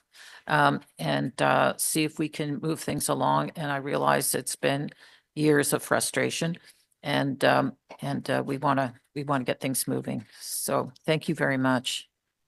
Thank you for mentioning that. That could be looked as well to expand in the other places in the community garden. But I think current focus is to expand within the city land that has been approved for the current beds, and we just need some more expansion, some more beds just in the current area. Thank you, Kawana. Thank you. Thank you very much. Okay, we'll move to our next delegation, Velvet Leclerc. Hello, can you hear me? Oh, hello, can you hear me? I can hear you. Okay, thank you. So I'm one of the coordinators of the community garden at McNabb Park. This park is located in Centertown at the intersection of Bronson and Gladstone. There's an alternate high school, a community center, an arena, as well as a dog park, wading pool, skateboard park, 3 play structures, and an outdoor skating rink. As you can imagine, this park gets a lot of use. I run a home daycare close by, and I bring the children to this park daily. Part of my job is to keep the children safe and clean up the areas that we use. And over the years, I noticed a shift in the dangerous and unsanitary garbage that I find. Please be quiet, okay, Leo? A few years ago, I had to stop the children from exploring the community garden. We used to enjoy frolicking around, watching plants in the garden grow and looking at the bugs, but we had to stop due to safety risks. The wooden boards were popping open with exposed nails, and often I would find human feces. This was back in 2021, and over the next 2 years, I observed that not all the garden beds were being used and that the repairs that were being made were temporary. So I came to the realization that the community garden had openings and I wanted to get involved. It took a while, but eventually I made contact with other people who were trying to restore the garden. They had been working on it for a few months before I got involved and were in contact with an organization, Just Foods. Just Foods helped us secure funding to restore the beds, but it's a really long process. After the funding is approved, the next step is to find a team of volunteers to do the physical labor. In September of 2023, we fixed half the garden. But by that point, the other rows of the beds were starting to fall into disrepair. So for the next year, we worked with Just Foods again, and they secured more funding and organized another team of volunteers. The final repair happened last fall. So just to recap, I started observing the community garden start to fall apart back in 2021, and this season will be the first time in 4 years that it will be fully operational. The gardeners are really looking forward to the growing season and very grateful for the help from the staff at Just Foods. But unfortunately, over the past few years, the slow disintegration of the community garden became an unsafe eyesore. The area looked like a pile of garbage, so this community started treating it like a pile of garbage. As I mentioned, needles, cracked pipes, and human feces all over the garden. The rows of gardening beds are more private, which means it's a perfect place to hide from the public. It's gross and dangerous, but part of my responsibility as a childcare provider and gardener, so I clean up their debris. And I have a feeling that the city is aware of this problem. Last fall, I observed contractors cut down the shrubs, climbing vines, and small trees all around the park. I asked the workers why and was told it was a directive from the Ottawa Police and a crime prevention strategy. But guess what? Cutting down plants doesn't stop crime. I'm still cleaning up the same amount of drug paraphernalia and feces as I did last year. Cutting away the greenery did nothing except make the park look less lively. So I ask you to shift your priorities regarding city funding and crime prevention. Drug users are part of my community and they need support. I will continue to interact with them with respect and check up on them to make sure that they're not overdosing and clean up their garbage. Please do your part as city officials and increase funding to sustain community gardens and all the green spaces. Give everyone at Just Foods a raise and hire more staff. And while you're at it, please create more funding for public washrooms. Using a toilet is a basic right. Most washrooms are for paying customers only, which leaves out a huge demographic of people, including the unhoused, the addicted, and the poor. Until you do something, they will continue to defecate in public parks, and people like me will be responsible for cleaning it up. So please shift your priorities. The next time you're faced with subsidizing a developer or a sports team or a Porsche dealership, please reconsider and think of this speech. Funding public spaces and investing in nature and greenery makes more of a positive impact on the community than subsidizing corporations.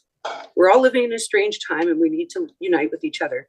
Public spaces are where this happens. So please shift and prioritize where you allocate your funding.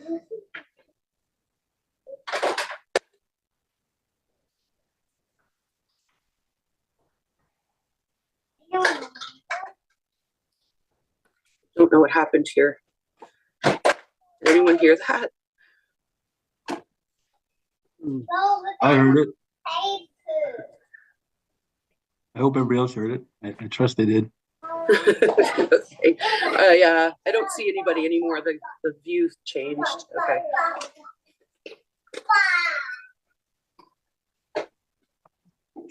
Chair, can you hear me? Get me some paper. Can you give a piece of paper to me? Can anybody hear me?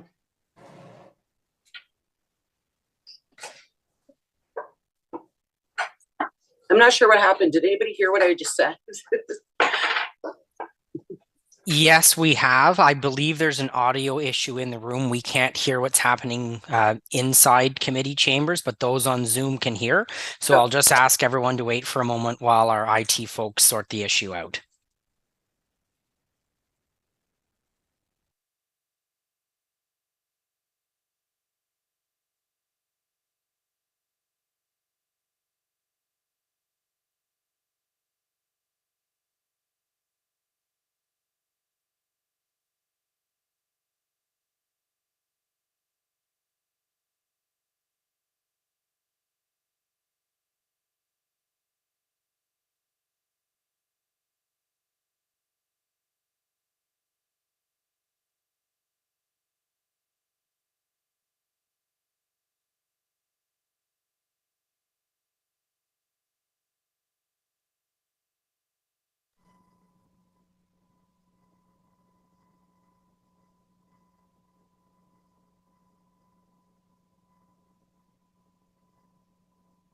Councillor Brown, can you confirm that you can hear us?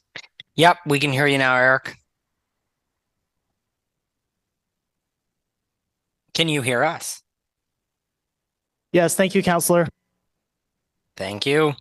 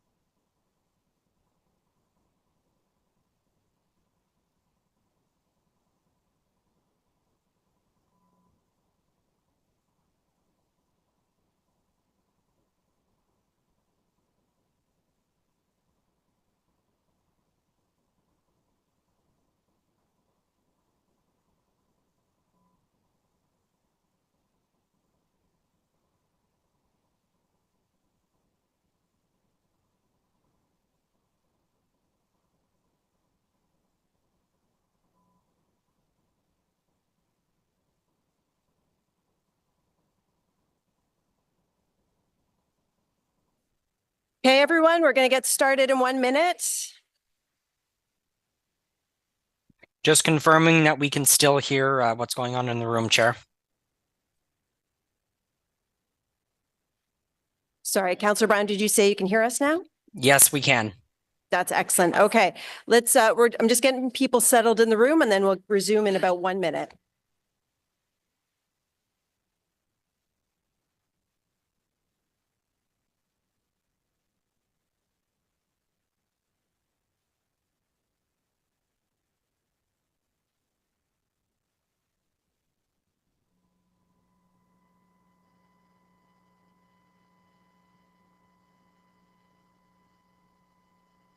Okay, everybody, we're going to get started again. Hi, Velvet. Can you hear me now? Okay, so we're going, folks in the room, please. Thank you very much. Okay, so we're going to return to Velvet Leclerc.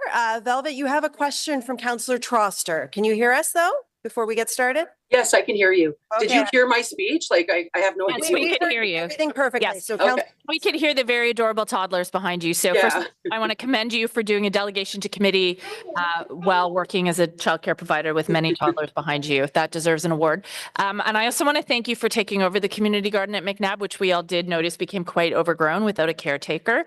I just wanted to clarify. So you said that you saw, you encountered city staff who were cutting back shrubbery and they told you it was for public safety reasons? Yeah, that's what they told me. I asked, like it took them about a week to cut everything down. And I asked 2 different workers why, and they both said the same thing. It was a directive from the Ottawa Police. Okay, that's really interesting. Okay, I had not heard that, so I'm going to look into that one. And anyway, thank you so much for taking over the community garden. I think in your case, you're taking over one that already exists, so you were able to do so.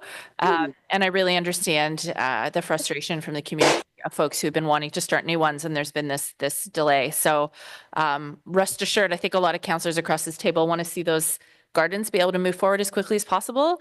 And I just want to thank you so much for taking over the care of that garden, because it's already made a really big difference. It already looks so much better. So thank you so much. It's a pleasure. We plan on having parties, so we'll invite you to our parties. Thank you so much, Velvet, for being here. We'll move to our next presenter. It's Lynn Patroneau from the Ottawa South Eco Action Network. And I believe, Lynn, you have slides on file, so we'll just get those set up for you. Okay, thank you. You can hear me okay? We can hear you perfectly. So we'll just wait 1 second just until they come up. Okay. Take it away. Thank you. Thanks so much. So I'm Lynn Paddoad with Ottawa South Eco Action Network. We call it OCEAN. I live in Alta Vista Ward in Councillor Carr's ward, and I'm joining you today on Earth Day to speak about invasive plants and why and how we need to take action to remove them as part of community-led green initiatives. So a little bit of a different presentation for you. Invasive plants are spreading in Ottawa's green spaces, and their impacts to the environment, human health, and even the economy are growing quickly. This includes plants like buckthorn, dog strangling vine, phragmites, garlic mustard, and many others. Community groups that I volunteer with, including OCEAN, the Friends of Riverview Park Green Spaces, and Wild Pollinator Partners, understand that the city has very limited resources to deal with this issue. So the collaboration and partnerships we already undertake as community-led green initiatives will continue to be critical to success. Ottawa is very fortunate to have many passionate and enthusiastic groups working as volunteers to tackle this issue, and they already include many experts. So on the slide that you can see in front of you, there's an invasion chart. You can see how costs to deal with invasive species change significantly over time with the area infested. If actions are taken when there are very few invaded areas, control costs are reasonable, and it's possible to prevent spread and even eradicate the plant. The longer we wait to tackle the problem, the larger the infestation gets, and the more expensive it is to manage. We can move to the next slide. A 2020 study of costs to Ontario municipalities and conservation authorities showed that of the estimated $50 million spent per year, about between 50 and 85% was paid to contractors. Not always money well spent. Next slide, please. The contractor that was hired for a year to manage buckthorn in Ernie Calcutta Park in Ottawa South cut buckthorn trunks, but appears to not have followed accepted protocols to prevent suckering. Community groups pointed out that the regrowth was occurring in the next year, but were not allowed to be involved. And after the contract was done, sadly, the trees grew back. Effective invasive plant removal needs ongoing stewardship and following the latest science. You've heard from a couple of folks about Toronto Nature Stewards. This group, I've reached out to them personally, and they're open to sharing the materials and processes with us. We don't need to start from scratch. Ottawa already has many community groups who've had signed agreements with the city for several years to remove invasives. In several places, they replant native plants so that the disturbed area does not simply fill back in from the invasive seeds bank. Next slide, please. Ongoing stewardship is needed for several years, so involving local residents and community groups is needed. They know the sites, we visit regularly, that helps us ensure positive outcomes. In Alta Vista, both Riverview Park and Alta Vista Community Associations have been removing buckthorn and dog strangling vine. You can see in slide 4, dog strangling vine, DSV, has been spreading along sidewalks, paths, in hydro corridors, along streets, in planting beds, city parks, as well as in NCC spaces. In our community, it's mostly on the edges of the spaces, and we can probably still control it, but we do need to act now. If you can move to the next slide, there are also many other areas where invasive ground covers like goutweed and periwinkle have spread from gardens into natural spaces and parks, either directly from garden waste dumping or through animals moving berries and seeds. Let's not wait until we're too far down the invasion curve to make a difference in our communities. We need to work together to raise awareness with residents about invasive plants. The city made a great start with its list of prohibited plants for residential boulevard gardening. There are also many grant funding sources available only to municipalities. Community groups can work collaboratively with the city on grant applications, leveraging hundreds of free volunteer hours.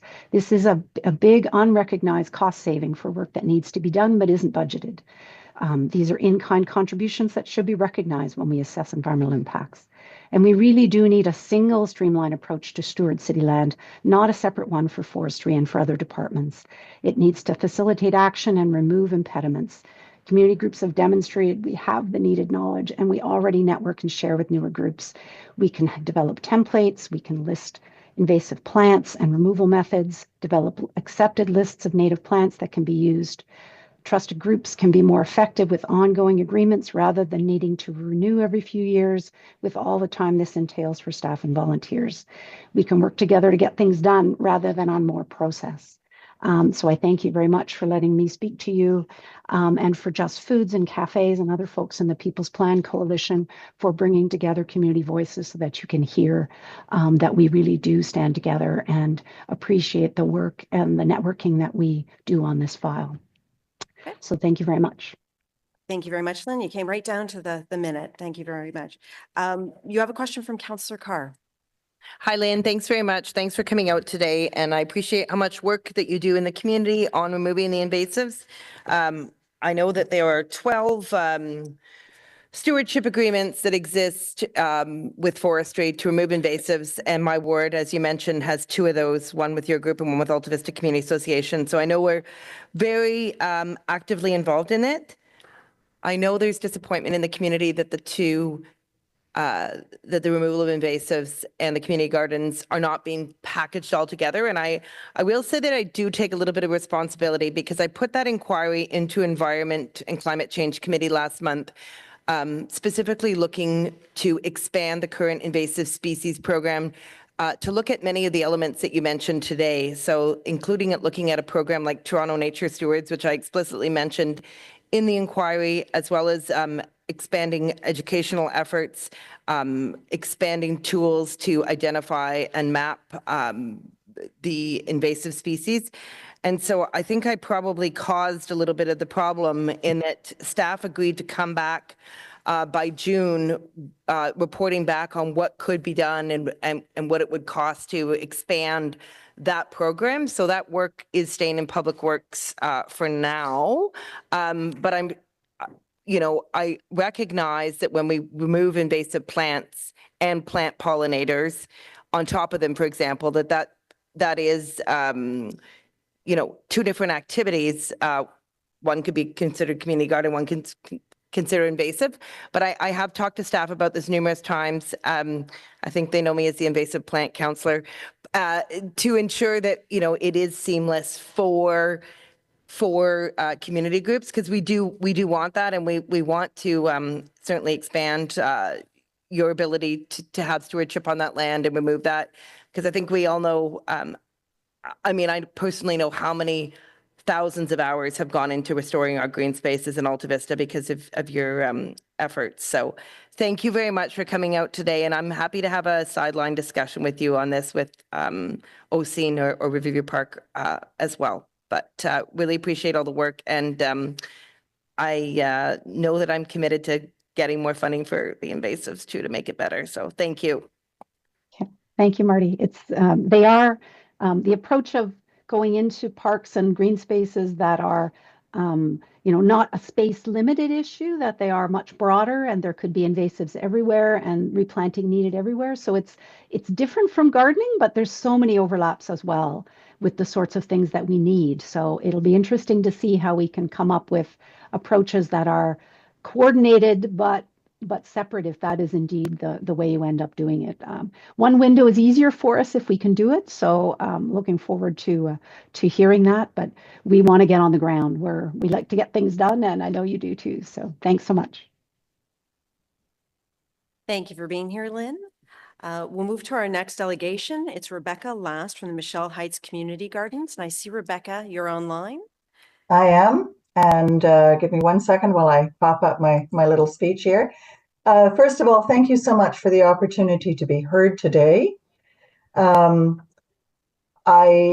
commencer par mentionner que Michelle Heights Community Gardens se trouve dans Bay Ward et qu'au fil des années, nous avons eu la chance de bénéficier du soutien actif du conseiller Kavanagh. So big thank you to Councillor Kavanagh for all her support over the years. Michelle Heights Community Gardens are one of only 27 gardens based on land owned by the City of Ottawa. That's out of over 120 community gardens throughout our area.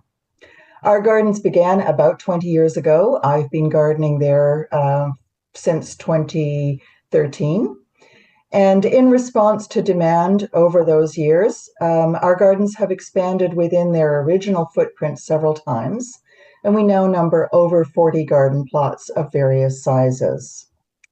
Our gardens are located in a public park space that is used by community members for dog walking, children playing, and as a shortcut for pedestrians traveling from Carling Avenue to Grennan Avenue. Over the years, this frequent traffic has exposed our gardens and gardeners to a range of threats. For example, we no longer purchase power tools, as these have all been stolen within a few weeks of purchase. We often find litter, including broken glass, in the garden plots. Theft and vandalism are regular occurrences. Many of our gardeners have been forced to erect temporary fences to protect the food plants they are growing. As a gardener, I can tell you there is nothing more heartbreaking than struggling all season to grow melon or squash, only to find the nearly ripe fruit smashed to pieces by neighborhood children. Signage for our garden is regularly destroyed or stolen and needs to be replaced every year or two. A new sign costs us about $250. Vandalism has included leaving hoses running full blast at night, resulting in significant waste of water and cost to the city, which graciously pays for our water. In response, we installed tap locks a couple of years ago. These were destroyed within one season by vandals and have now had to be replaced. The average annual cost of replacing signs, tools, and other items is about $400.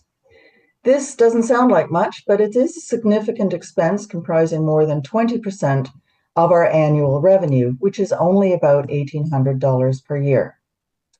Theft and vandalism are annoying, particularly since Ottawa Police Services seems unwilling or unable to act in any way to curb this behavior. However, recent interactions have risen to the level of criminality. During a very dry September 2 years ago, vandals set fire to some hay that was being used as mulch by one of our gardeners.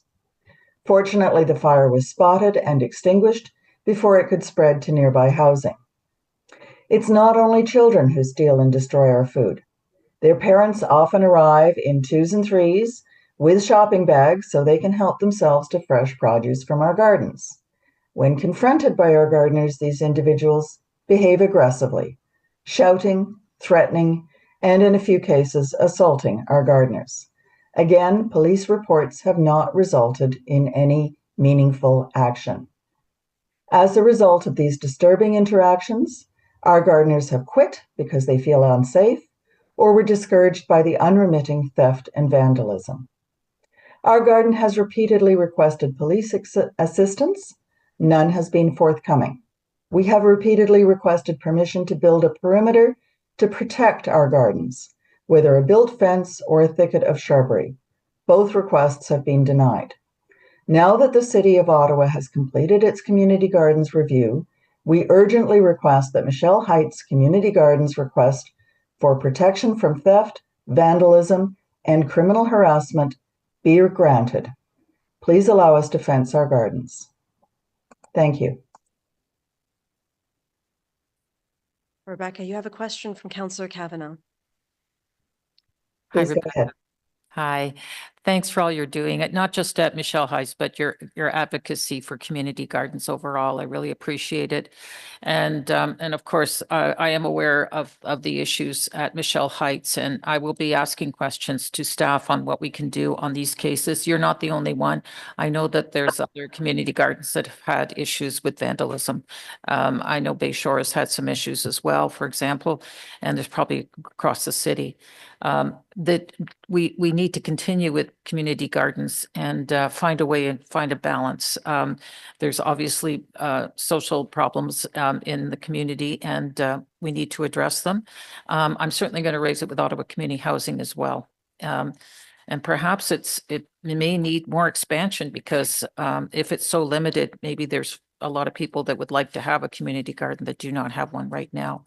So there's obviously a waiting list, and I know that it's a very popular garden and it's a very valuable one. So thank you for your delegation and raising these concerns. It's very important.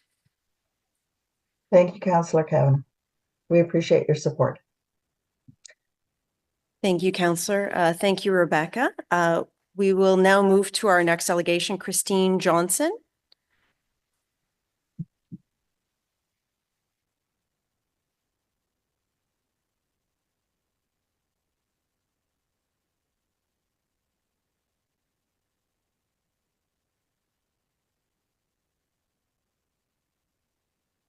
You just have to press the bottom button. You'll see it turn red. There we go. Thank you. Perfect. Welcome. You're ready to go. Just a moment, please. Almost ready to go. I'm just going to ask whoever's controlling the slides. Is it you, Eric? Ah, I did figure it out. Okay. I'm going to ask you to, as soon as I introduce myself, just to skip over to slide 3 because slide 2 is my introduction. Okay, now you can start the timer. Hello, my name is Christine Johnson, and I am an active member of the Hunt Club Community Association. I have read the report along with all relevant documents reflecting community input. The amount of effort that has gone into these documents, both by city staff and community members, is commendable. I am going to share my own experiences with community gardening initiatives, both failures and successes, with the end purpose of asking the committee to consider some possible suggestions to the report, specifically as relate to community gardens. This is slide 3. First, failure. In 2014, due to a denied request to access city water nearby, we were unsuccessful in creating a community garden in Cahill Park. Next slide. First success. Between October 2019 and October 2020, we successfully created a community garden at 3347 McCarthy Road with the help of the Just Food Community Gardening Network and our Hunt Club Community Association.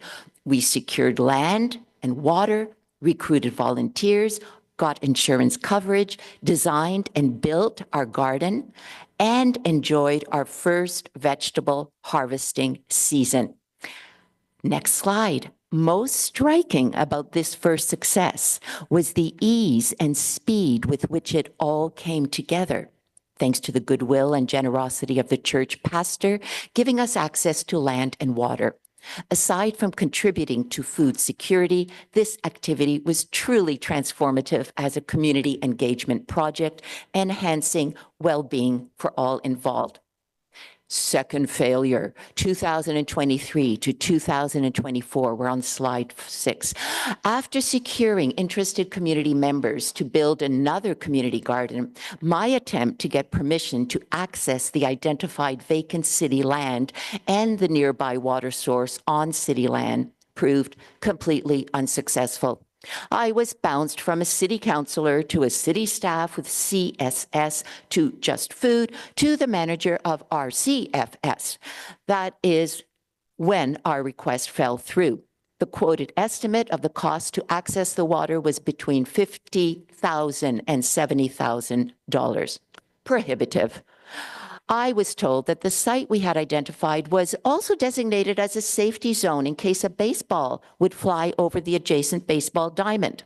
The RCFS manager also explained to me that although his department was responsible for city parks, it was actually the CSS department that had the lead on community garden initiatives. That struck me as dysfunctional and guaranteed to fail. And second failure continued. What was evident here was the frustration of both the CSS staff and the Just Food staff at the lack of a streamlined city process to facilitate the startup of community gardens by interested community groups. They were both 100% committed and really wanted to facilitate the process. Next one. There has been far too much time lost already on an apparent inability to coordinate a viable community garden partnership between the city and interested volunteer groups. The community interest is there.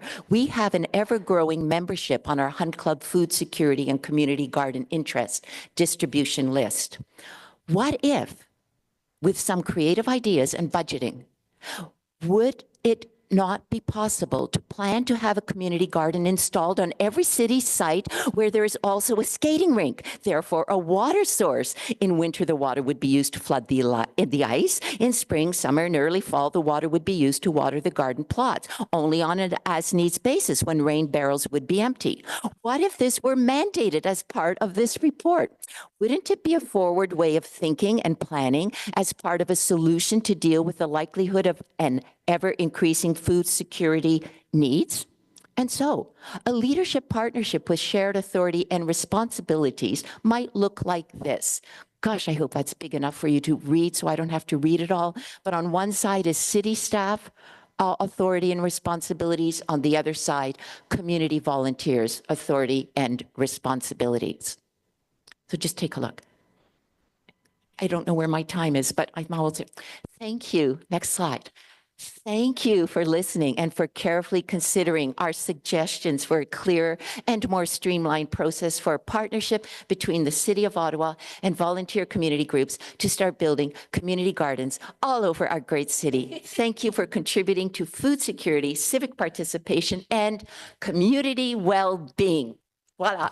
Did it. Thank you, Christine. You did it like a pro and you kept us engaged. Thank you very much for that. And the cat graphic at the end, very helpful. You have a question from Councillor Brockington. Thank you, Madam Chair, and thank you, Ms. Johnson, for your presentation this morning. We appreciate it. Certainly as a past president of the Community Association, very engaged. I think you have a lot to share with us today. You referenced Cahill Park at the first half of your presentation. How long was the total engagement by the community on Cahill Park before they abandoned that project? Thank you for your question, Councillor Brockington. It was over a year, not by much, but okay, so I will round it up to 14 and a half months. Okay. Going from 2023 into sorry, was that the right one? No, sorry, I'm back. Oh, yeah, I'm talking about McCarthy. So it was the first one. Well, what were my dates? It was before we did ours at 2019. So it was probably 2014 to 2015. I'm so sorry. I do have that information on the slides. Yeah, and there was another little glitch because we weren't successfully able to access city water. We then figured out that there was a water tap on the side of one of the units of the complex, the condo complex adjacent to the park.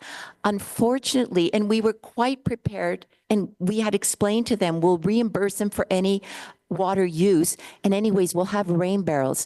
But all it took was for one ringleader to gather a few others around and to lead up and what's it called? NIMBY coalition against the idea. And so between those two things, not able to access city water and then prevented from accessing the other option, it was quelled. Thank you. I looked at my notes the other day and your predecessor, Mr. Wade, who led the application for Cahill Park, spent 4 years before he abandoned that project. So when you considered the church on McCarthy, how long did that take? From inception, and I mean the envisioning of the project, to the first harvesting season, it took a year. And I want everyone to understand, we built that garden from scratch, no machinery. We turned over the sod, the garden. Councillor Brockington, I think you saw it in action. It was tremendous hard work, but the actual building of the garden took us a month and a half. It was fantastic. And we're starting our 6th season, well, imminently. So just, I guess, a final comment, the struggles of the community to access and gain permission to build on city land were abandoned after 4 years. And after discussing with the church, approval was granted in 3 weeks. And then they built the garden and as what the delegate said, had success there. So there's got to be ways to speed this up. Will you at least acknowledge that the recommendations before us today are a step in the right direction? 100%. And thank you. Thank you. Thank you. Thank you, Councillor Brogan. Oh, we have one more question for you, Christine. Don't run away too quick. We have a question from Councillor Plant. Hi, right over here. Thank you so much for your comments. I actually want to come see this garden now. It sounds really lovely. I would love that.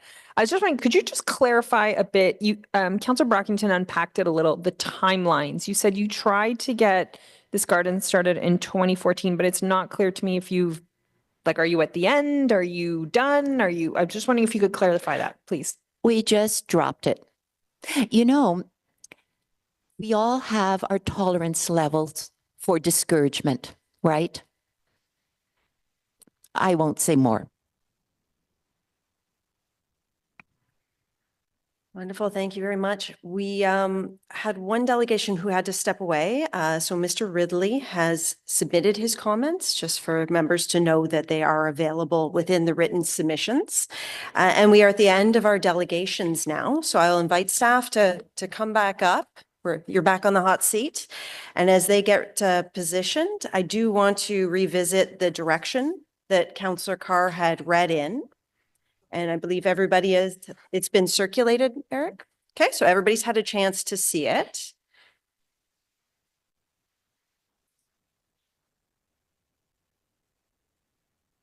Wonderful. And so I'll now ask staff, are you willing to accept this direction and support of it? Chair, the intent of the direction is good. I just wanted to check with the councillor that brought it forward whether 2025 was intended, because it makes reference to after 2 intake cycles, which clearly in 2025 we will not have had. Was that intended to be 2026 is the questions, to allow for what we hope to be is one at the end of this year and then a subsequent one in 2026. And I'm just trying to reconcile whether that date is correct. The intent is fine.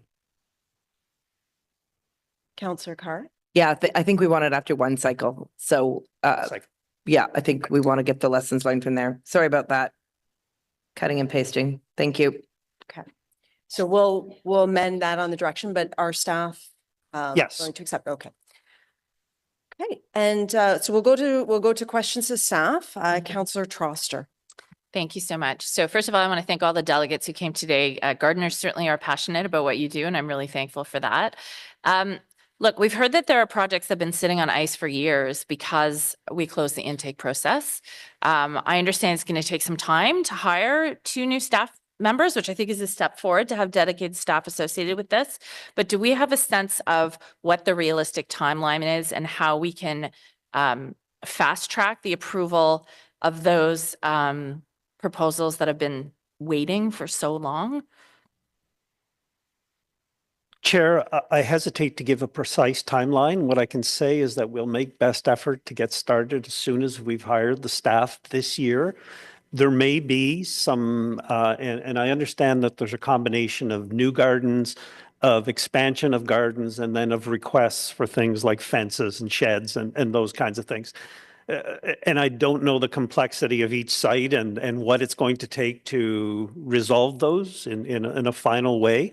But that will be one of the priorities is to focus in on those before we invite new projects, because we understand there is a bit of a backlog. Clara's staff will share with our staff what those are, and we will begin to look at those very promptly. I certainly hope we can do that as soon as possible, because it's such a shame to hear that other groups abandoned their plans and looked elsewhere. My other question is, so my understanding is that through Just Food, through our funding of Just Food, the city is able to support community gardens that are not necessarily on city land. I just wanted to ensure that this would continue.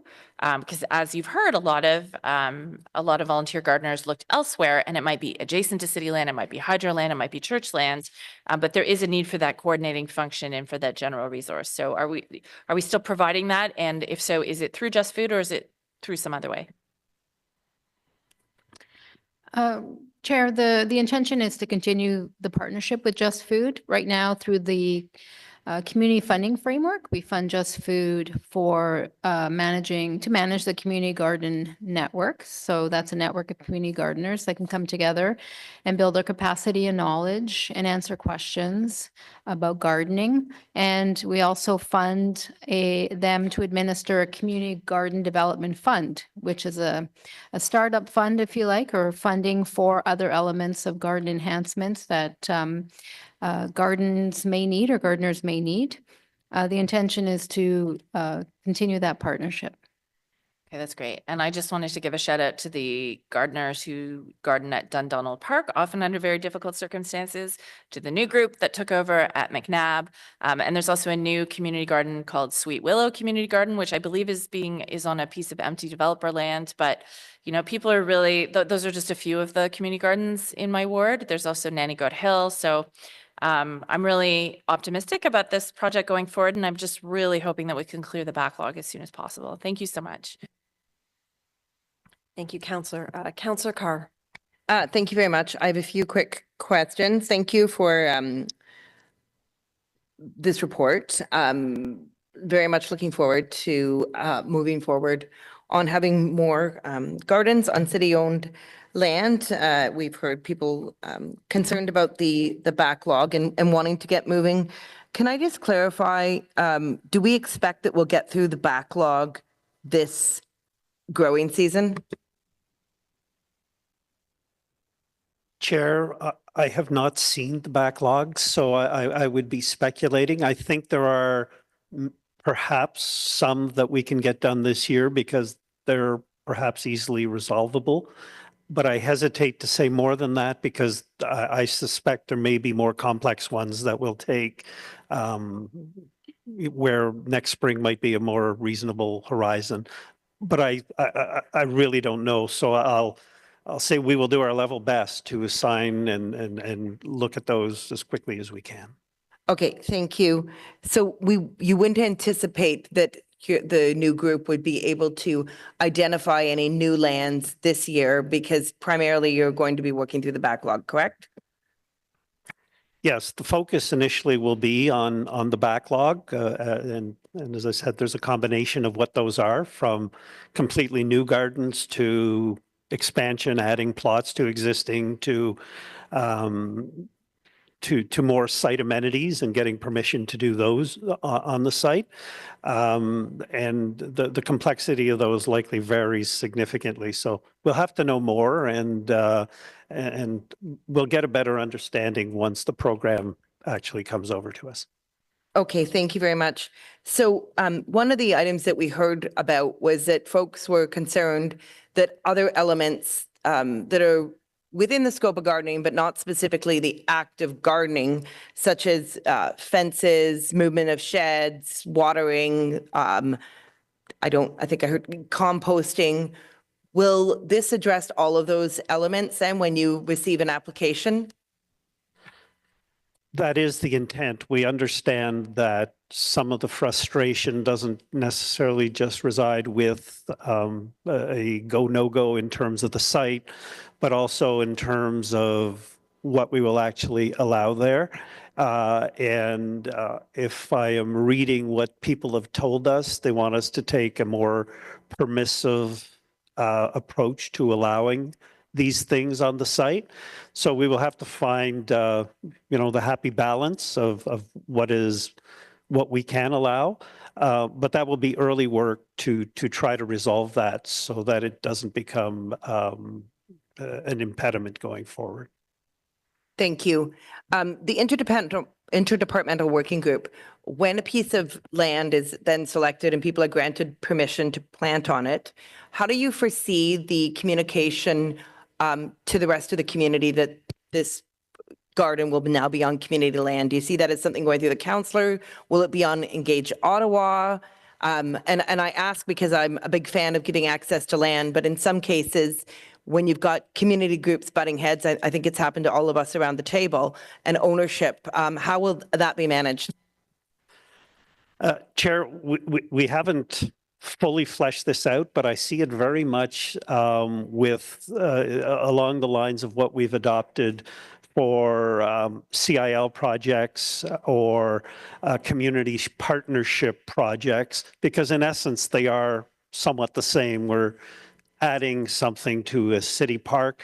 And in that case, we've looked at three key things: the ward councillor, the local association, and adjacent properties as kind of touchstones to make sure that there is supports. And so usually we would start with the councillor.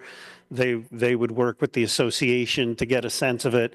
And from there, depending on the site, in some sites, proximity to neighbors is not an issue, but in other sites it really is.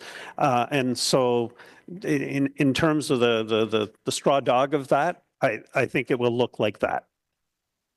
Okay, thanks. And I think in some cases, even bylaw with encroachment, those sort of issues will come up as well. It was mentioned earlier today about the Kilbourne allotment gardens. Will that program continue to remain separate and administered separately? Chair, for the foreseeable future, yes. It seems to be working well. It has its intake process. Certainly for this year, we're well down the road. We can look at it to see how it fits and how knowledge and support for that program can be applied to other sites. But at this point, we have not. As a phase one, we're not looking at any significant changes to Kilbourne. Okay, thank you. And then last question, I'll get back on the list. If needed, the garden proposal is intended to cover off all gardens, whether they're food gardens, ornamental gardens, pollinator gardens. Is that correct? Yes, this unit would take on the relationship for which we already have. We've done pollinator gardens, we have done floral gardens. Councillor Troster mentioned Dundonald Park earlier. We've worked with that group. We've worked with a Rockcliffe group doing the gardens in Rockcliffe. So it brings together much of the same issues. It's really what people want to do and what they want to plant and those kinds of things. So we see it all sitting in one spot. Okay, great. So if there was ever a proposal for a large-scale botanical garden, would that also fall within this scope? We have had discussions, Chair, with the botanical gardens people. They were not looking for our expertise. They were looking for land. They were looking for 50 acres of land, I believe. We were part of those discussions and probably would continue to be in terms of if they're looking at parkland, or probably less so if they are looking at federal lands, which I believe was the case last time I spoke to them. Certainly can be an access point for if they're reaching out to the community, the gardening community, that kind of thing. I don't see them playing an active role in actually supporting a national botanical garden. Okay, great. Thank you very much. How many seconds do I have? Maybe we can move. You're a little bit over, so we'll just keep going through, and then if you want to get back on. Councillor Johnson.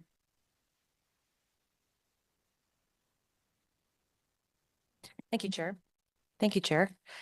So yeah, I'm very excited by what is said in the report. I think we can all agree that we're a bit disappointed with what isn't in the report. I do wonder if you can help us to understand how it's taken 2 years to say that we are going to have the process come later or more to come. It feels, especially with hiring an outside consultant and having expenses there, it feels like quite a long wait for what isn't a very beefy report.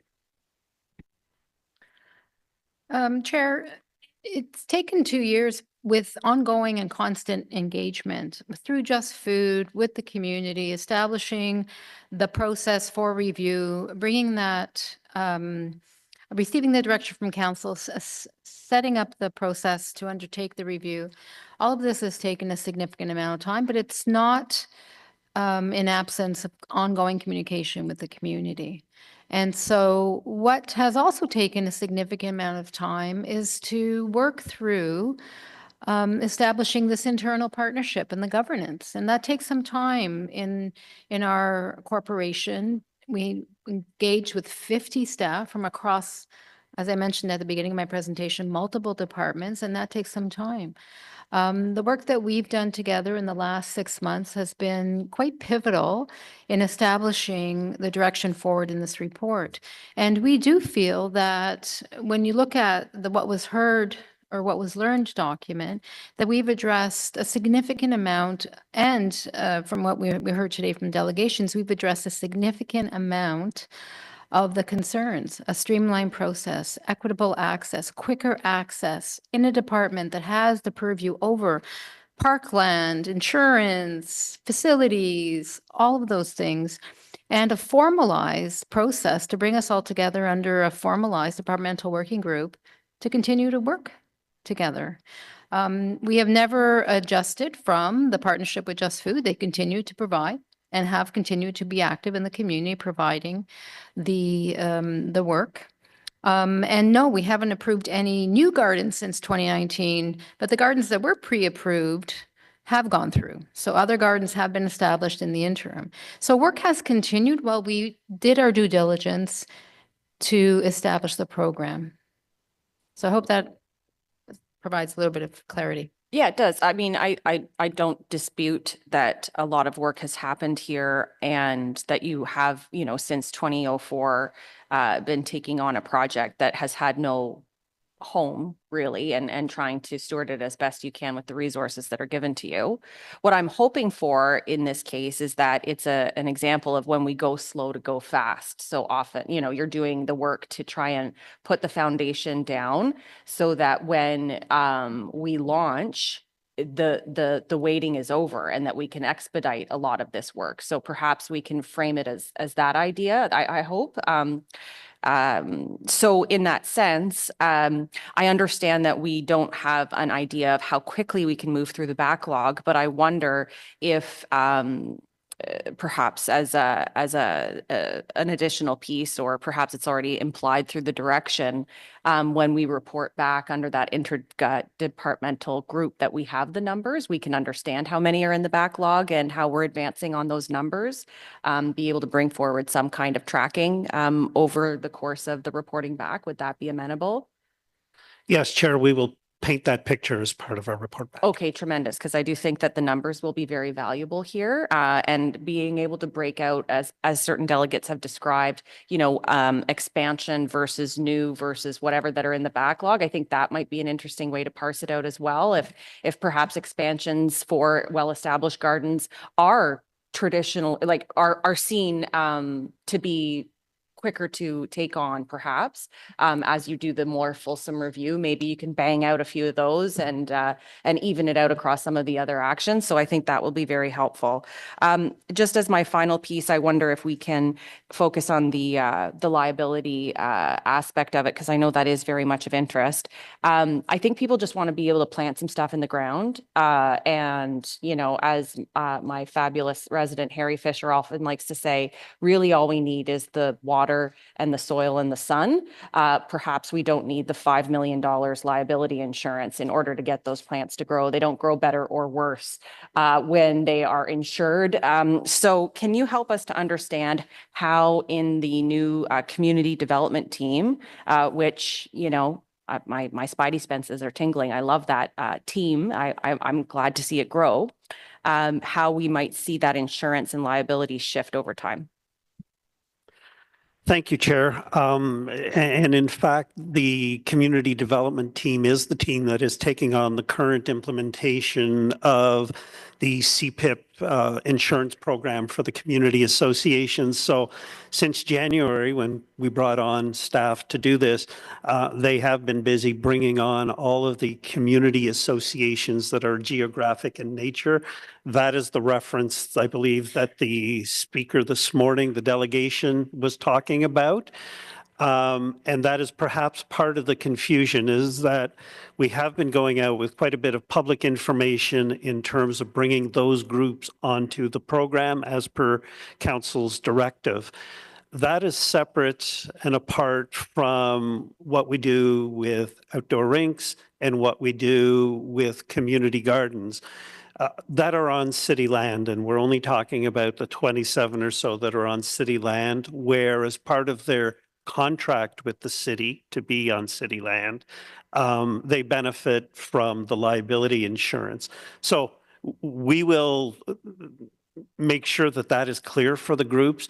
The other part, it relates to the $5 million requirement, which over the years had become a standard requirement as lawsuits continued to escalate. We did, if you recall, our discussions about insurance for community groups late last year. The city solicitor did undertake to review risk associated with various activities and adjust that to more properly reflect. That is work that isn't completed yet because we've been focusing on bringing people on. That was the job one, because that needs to all be done by July 1st. So that as that work gets completed and winds down, we will focus on trying to align risk with a reasonable amount of liability, whether it be 1 or 2 million or whatever the experts tell us. Work to be done, but again, part of this community development team, the 2 new staff will join people that are already immersed in the insurance file. And that is one of the issues we will resolve. Okay, very good. I know when we were establishing the CPIP program, some of the anxieties around that was that we had, over 6,000 groups that were essentially eligible for insurance. Here we've, through the new CPIP as defined, have reduced the eligibility for that insurance. Here we're going to talk about making sure it was for community gardens, which was very clearly established through the CPIP conversation too, that was an aspect that we need to protect. But I don't want to create, a vulnerability for CPIP more generally if we find that we want to expand insurance coverage for, other types of groups. So having an understanding that this is focused on city-owned land groups, doing that kind of work through the engagement of community groups insofar as the CPIP more broadly, I'm comfortable with. So thank you very much. Thank you. Thank you, Councillor. Councillor Kavanaugh. Thank you, Chair. And thank you that this is being made a priority. I really appreciate it. Bay Ward has been very active in terms of community gardens. We have established gardens, like you heard from Michelle Heights. We have ones that are established that are not on city land, such as the Wood Park Garden that is on NCC land. And we have ones that are waiting. I was just at George Brown Park on the weekend for Easter Bunny hunts, and they are absolutely keen to start their garden, and we're hoping for this year. I realized that there's a backlog, but what can be done this year? Queensway Terrace North is a good example where they have an established garden with only 6 beds. And what can be done this year for a place that's already established? For the sites that are already established, we will, as I mentioned, we will look at that as a priority to see if through requests for expansion, whether those are low-hanging fruit. And I say that with all caution, not knowing why they hadn't gone ahead before. There may be things that influenced that. But for those, the commitment is that we will go and look at all of those and see if there are ways to move them forward. Appreciate that. It's been raised that the definition of community gardens is that they're an essential service. Would you agree?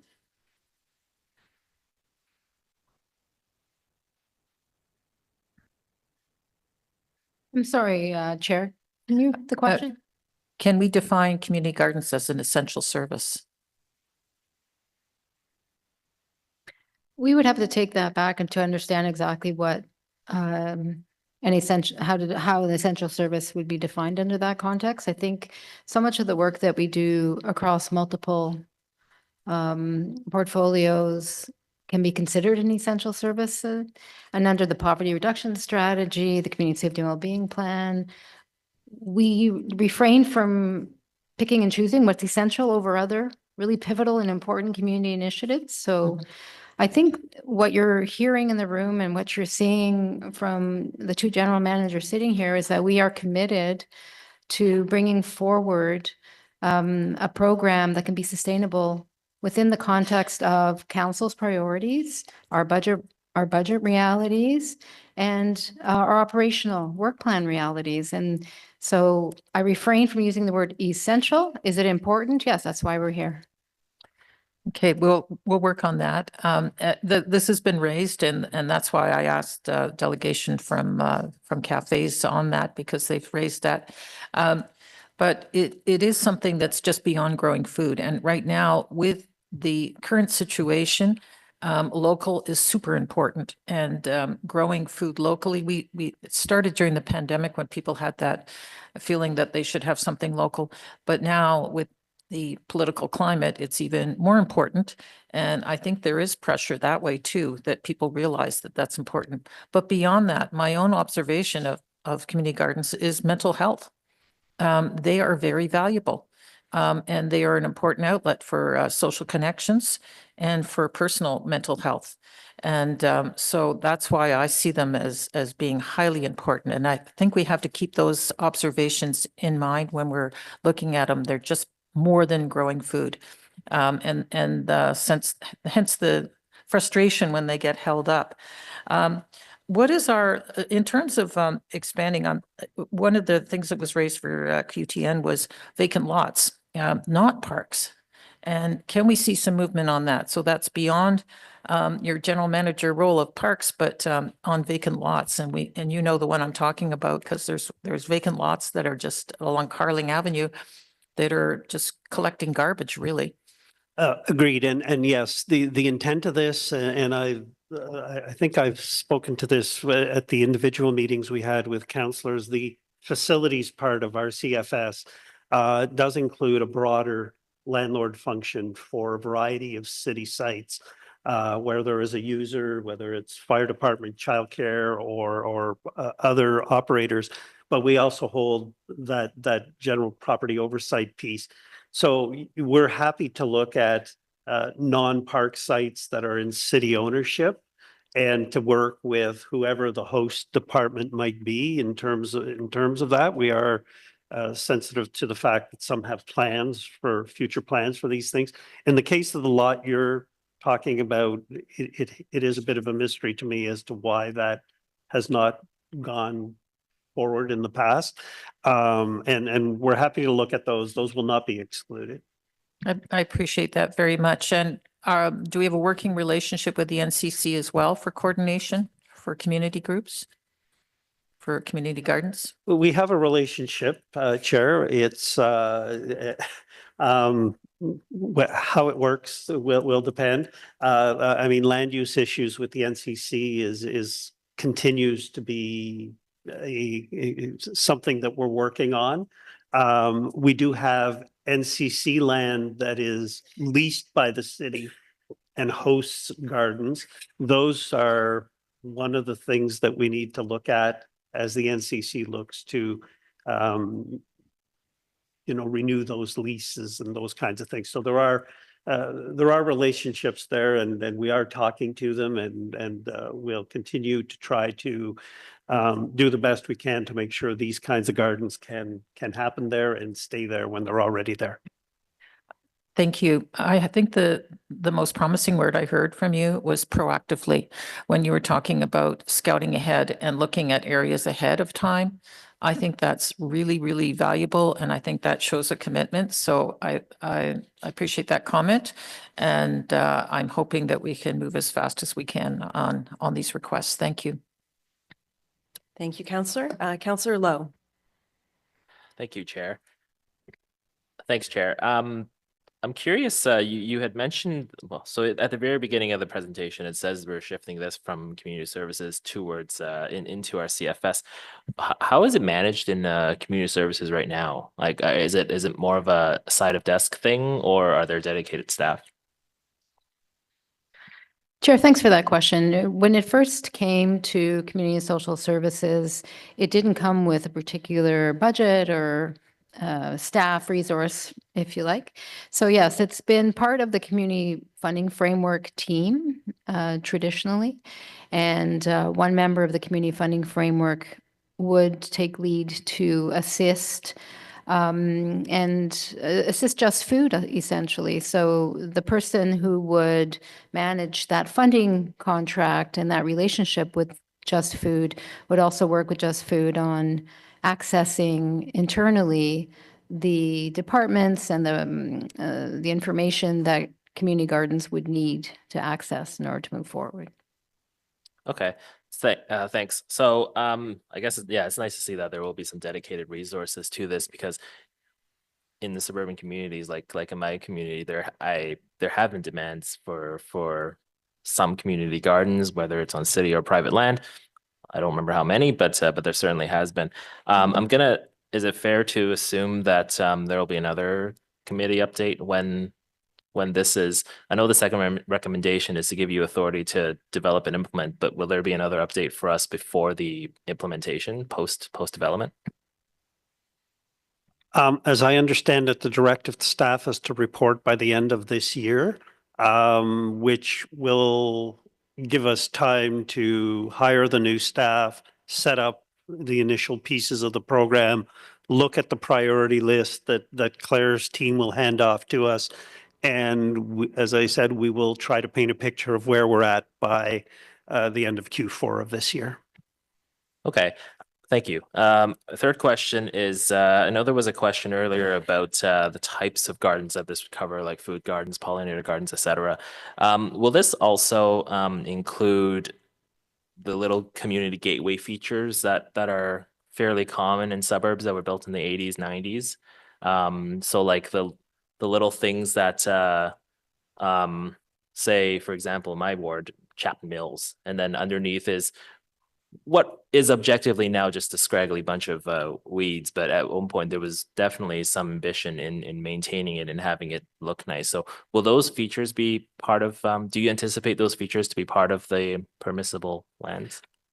Chair, if a group wanted to do a planting, and some of them were designed initially with a flower bed or some ornamentals usually around it.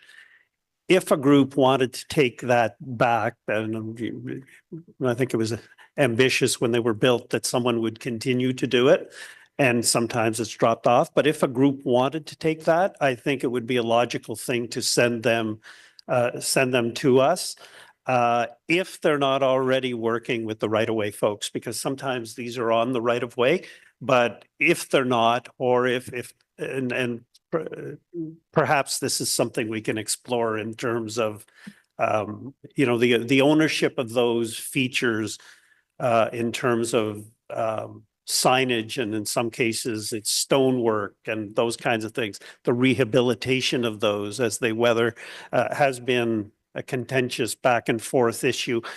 But if there is a garden piece and it is orphaned, it's something we could certainly look at. Excellent. My last question sort of builds on that NCC question, and if I think that was the best example of subtext I've seen.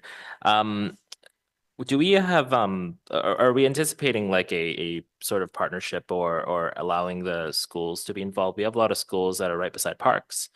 We have community groups that also want to work with schools as an education opportunity to let's say plant a pollinator garden at a park entrance, for example. Is that an opportunity that we anticipate? And I guess part B of that question is, would there be additional liability considerations there, or would that sort of fall into the school or the organizer?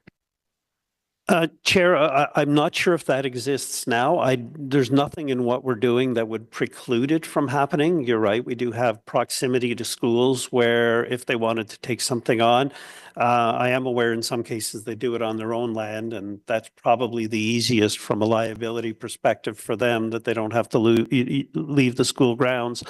But certainly if there's interest, that's something we could explore and work with the individual school boards in terms of addressing liability issues if there are some.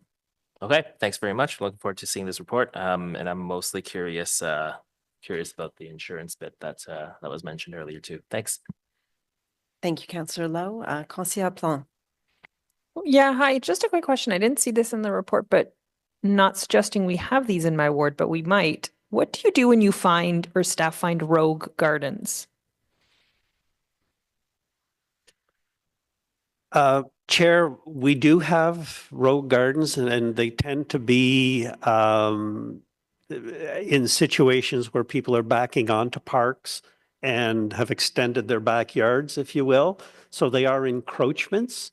When they are found, and usually it's one neighbor calling bylaw that flags these. That is usually the way. But when our own staff, Public Works or our CFS staff observe these, they will usually ask the resident to remove and if need be, call in bylaw to do that. It's more common in situations where there's backyards backing into a park and people extending their backyard. So what is the fine or that bylaw would give for a rogue? Do we have a rogue garden bylaw? It's part of the Parks and Facilities bylaw, the encroachment piece, and we are reviewing that. We're reviewing the bylaw, and that is coming forward, I believe, in June. Council, we are maintaining the prohibition on encroachments.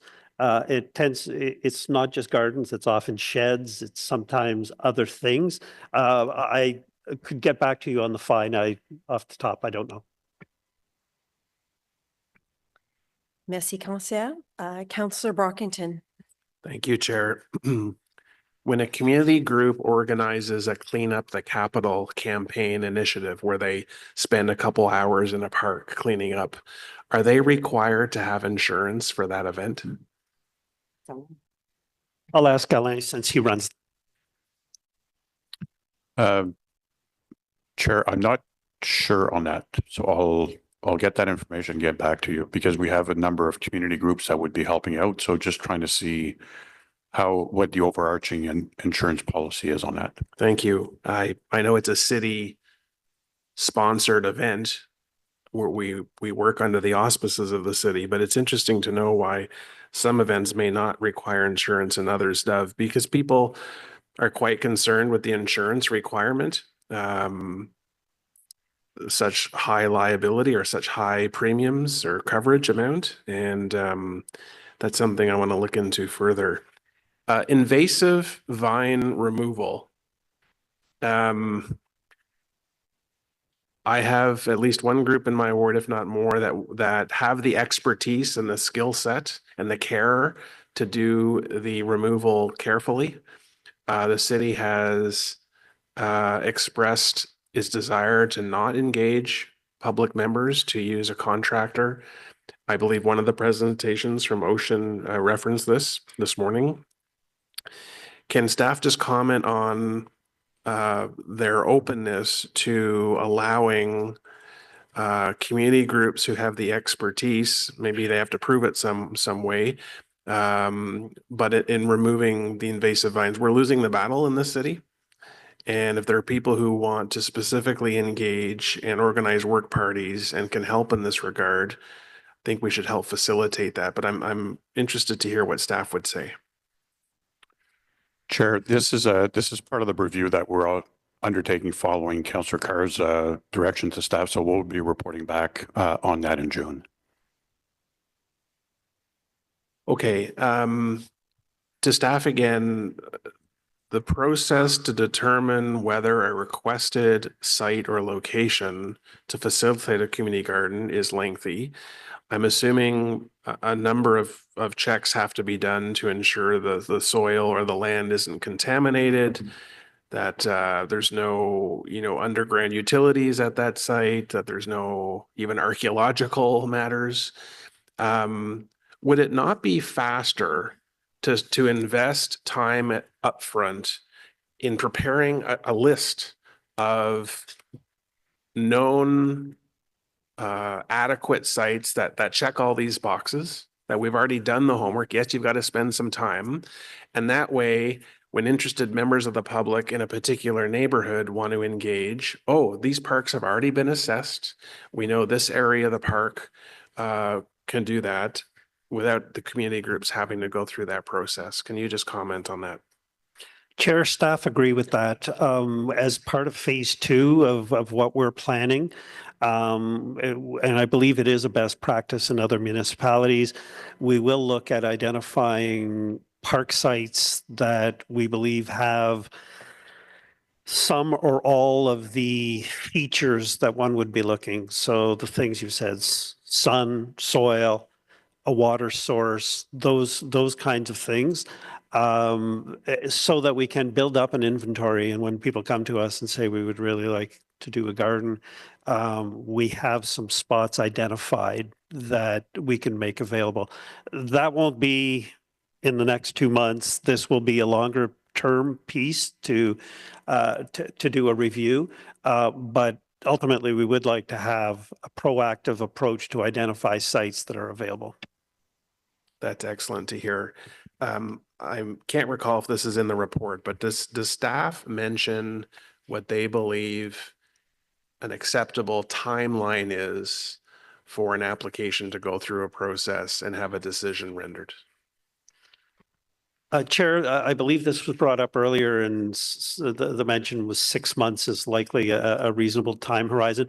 We haven't turned our minds to that specific thing, but that I think is certainly something to shoot for. Is if we're doing a twice a year application, getting to an answer, I think within 6 months is reasonable as a goal, and we will work towards that. And I'll tell you more once I know more in terms of the specifics. And that might be a more fair question to ask once you've assessed the first round of intake. But, we have timelines on a zoning bylaw application now, site plan application. It should be reasonable for the public to know. My final question is this. I'm seeing a proliferation of new parks being created with new developments, certainly at a pace I've not seen my first half on council. Some are parkettes. They're very small, not a lot of space for a lot of amenities. But some parks are larger, and I'm just thinking sort of out loud here, if they meet a certain minimum area for a new park, whether we should create, particularly in urban parks, but I'm not going to exclude suburban or rural parks, an automatic requirement that space be set aside for a community garden. So again, we don't have to go through this process about whether or not land is set aside. You can assess whether it's appropriate at that location for actually community gardens. But I'm just thinking in my own ward, we talk, Mr. Chenier, about the new park coming in off Carling, part of the Travel Lodge development. That would be ideal to have some space set aside for community gardens. We're going to have 1,500 people living in towers. Has Parks and Rec thought about this, that future parks, if we're going to deem it an essential service, it would make sense to me that future parks have space set aside for community gardens? Chair, honestly, currently we have not really incorporated it into new park review. I think that is something, though, that we need to consider and perhaps socialize with our own planning group in terms of what is possible, what is on initial offer to a community. When we go out to them, we usually put in, would you like tennis courts? Would you like a rink? Would you like those kinds of things? I think it's fair game to say that garden plots might be something that we add to that inventory. That's great to hear. Thank you, Chair. That's it from me today. Thank you, Councillor. Councillor King. Thank you, Chair, and I just wanted to thank staff for this report. It's important for this framework to go forward. I know that both myself and my office have numerous requests from community groups. We heard from New Edinburgh, multiple community groups there that want to establish community gardens and are looking forward to this process being expedited. So I wanted to ask just for clarity, and I think that this builds on some of the questions from both Councillor Troster and Carr, whether you can provide council ultimately with an expected timeline for addressing the existing backlog of community applications once the moratorium is lifted. And I was interested in seeing if that could be provided to us potentially in the form of a memo. At this point, obviously, we have community members who are really almost desperately waiting for this policy to be approved. And they want to have a sense, since they've been waiting since 2019, on when these changes will be coming. So I'm just wondering if you would be able to provide us ultimately with an explicit timeline around implementation. Chair, I hesitate to provide an explicit or even a firm commitment on how quickly and how many we can do of those, as I simply have not seen them, and I don't know what the hurdles are to get from what I assume is a maybe to a yes. In some cases, there could be a lot of work, there could be a requirement for a lot of expertise, and in other cases, there may be an easy solution to saying yes. The report that we will provide by year end should give a good indication of what we were able to do in terms of, could we do some of them early enough that they could do some fall work at a site to get ready for spring? Or were we able to do perhaps not quick enough for that, but quick enough to say by spring, you're green lighted to go at that site? And others, which may be an outright, it's a no, we can't do it there. But I really don't think that I will be in a position to tell you with any definitive project by project until later this year. I wish I could, but by the time we have the resources in place, have a review, and are able to do that, as I said, we'll try our level best to go as quickly as we can to look at these. But today I haven't even seen the list, so I can't tell you. Okay. Well, I appreciate that. Obviously, you need the data before decisions are made, but we're definitely hearing it from the community that we want that data expedited and hopefully the decisions expedited because people have been waiting for too long. My last question is, what specific actions will be taken to ensure equitable access to these programs, to these community garden programs, particularly for priority neighborhoods and equity deserving groups? And Claire might want to weigh in on this as well, but we are aware that some of our parks are in areas where there are challenges that if community garden could be built next to in an area of a community house or in an area where there is interest. So we will look at those, and as part of my response on creating inventory, that is one of the first things that we can look at is identifying parks that are in areas where that would be most beneficial. And perhaps even take it a step further and talk to the community about interest in it, because we can identify the land part, but we also need a partner to organize, to decide, and we can work through Just Food, who probably have some pretty good data on that we can help instruct the work we do in this area. And that's exactly right. Just to add that as part of the community funding framework, one of the priorities under the framework is equity and inclusion and addressing needs in priority neighborhoods. And as a funded organization, Just Food adheres to that priority in receiving the funding that it does from the city. Well, I appreciate that. I appreciate the fact that we want to diversify the types of green initiatives supported at the city. I believe that this framework is a mechanism to do that. We also, of course, want to ensure that there's equitable access to any program that moves forward. But I share,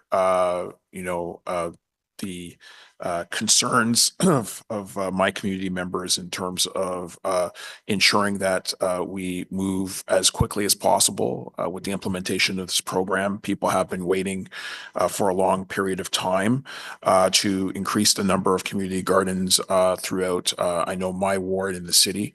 And, we want to ensure that these recommendations move as quickly as possible based on data and other elements, but we want to ensure that we start to see a movement to really satisfy the needs of our residents.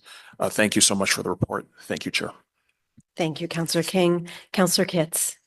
Thank you, Chair.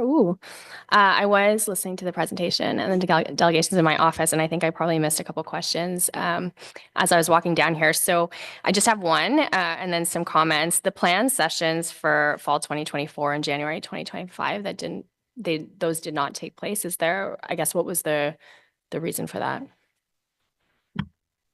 Chair, I'm not familiar with actual dates that were set for any sessions. I know there was a question about public engagement earlier, and so the public engagement that we undertook did complete. So the first round of public engagement was a thorough engagement activity. There's a What Was Learned report. That's a comprehensive report attached to the staff report. And the work is reflected in the staff report in that phase one is what we're launching now, and there is urgency to launch. So we wanted to make sure we brought a framework that was structured enough to be able to launch now. And then phase two, there is going to be continued opportunity to engage the public. And so there was a commitment during the first round of engagement to then bring the public back to provide input into the operations of whatever the program was that we were going to establish. And so we're at the beginning of that now. So with moving to Dan, we've answered several questions today that give you an idea of how it's going to work, and his team is going to do that work. And there's a commitment to continue then now to engage the community. So we had to pivot a little bit, yes, but it's because we couldn't do a second round of engagement unless we had the lead defined, the governance defined, and a bit of a way forward defined. There would have been nothing to engage on at that time. Okay, thanks very much. That's good to hear. I think that approach makes sense. I know some community groups felt that the communication could have been better, so I'm really hoping that through this meeting today, a lot of those questions were answered because I really did just come by to say thank you and to show my support for this. I had put forward this motion with the help of my friend, Councillor Carr, after a really frustrating experience with the Greater Avalon Community Association that was trying to start up, get their community garden off the ground. And I'll characterize that experience as a slow no. Ultimately, the answer we got from the city was that it couldn't proceed in the location the community association had identified, but it was years before we got that answer and a lot of work by those volunteers, myself, Just Food. And at that time, before the moratorium got put in place, I think it had been the last approved community garden on public land was 2018, 2019. So, in asking for this review, I wanted to get a sense of whether this was something that the city could facilitate. And if the answer is yes, well, then we need to start facilitating it. And I think this council has clearly taken an interest in allowing residents to garden and is supportive of this idea. So I'm super pleased to see that now there is a process in place. And, you know, notwithstanding that nothing we bring forward is ever going to be perfect, I think this is a huge leap forward, and we have something to build off now. As you were just saying, I think we can walk before we run. So I just wanted to come and highlight that huge progress. I don't think it's going to be another 7 years before we get to see a new community garden built on city land. And I think, you know, we've set ourselves up well for community groups to come forward. And I was encouraged to hear on the staff side, we're creating a team of allies, I think you said, Dan, to get us to a yes, and to go beyond that, and do some proactive work in identifying lands that would be suitable.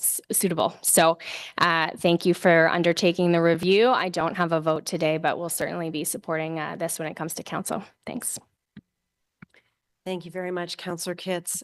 Councillor Carr. Yeah, thanks very much. And I think Councillor Kitts gave a really good wrap up there that this is something to build on. And now that we have a dedicated team and the ability to build on the city land, I will just add, and just one quick question, you know, throughout the feedback that we received, all of the many submissions that we received from the different community groups, there was sort of a fear that the whole piece of food security was getting lost in the report. And I don't think that that was the case at all, but certainly hearing from my colleagues this afternoon, the whole food security piece is definitely something that's really important and on people's top of minds when Councillor Kavanagh is asking about declaring it an essential service, which of course was done by the province of Ontario during the pandemic, the height of the pandemic, I should say. And, you know, talking about the importance of local, we've definitely seen lots of municipalities across the country sort of tie in all these food initiatives, and ours aren't really that tied in yet. You know, we've still got things going to different communities. And do you think, I know, Claire, you've talked about the poverty reduction strategy. Do you think that that poverty reduction strategy can really tie up all of these municipal food pieces into sort of one item? I know we've got it's a pillar in your poverty reduction strategy. You've got the workshop coming up. I think, I don't know the date, but do you think that it will address this sort of globally, that sort of missing piece of that municipal food policy? Thanks for that question, Chair. So as part of the poverty reduction strategy the council approved in the fall, to bring that forward, there was a significant amount of work that was undertaken by an advisory group of community partners, experts in this space, including Just Food. And these discussions around a municipal food strategy and food security all took place then. And so they were built in, as you said, a pillar in the poverty reduction strategy. And I would suggest that the goals under the poverty reduction strategy, the priorities will be established in consultation with community partners again. So I don't want to presuppose exactly what we'll do to connect all those pieces together. The intention is, though, to, yes, have a comprehensive view of food security. And we endeavor to do that, but I wouldn't want to commit without respecting the work that had been done already by the community and will be done by the community partners. Yeah, perfect. Thank you very much. I'm hearing all, you know, different elements such as not only the food access, which we covered a big piece of today, not everything, but also the distribution, the production, the waste. So looking forward to getting an update on that as that progresses as well. But thank you very much. And thank you, Chair, for tolerating me. I adore you, Councillor Carr. There's not a problem at all. No, thank you. I don't see any further questions for you. And I don't see any online as well, too. So is this item carried? Carried? Wonderful. Thank you very much. I will now go to item 5.3, Childcare and Early Years Service System Plan 2025-2029. We have staff coming up and they're going to be doing a short presentation.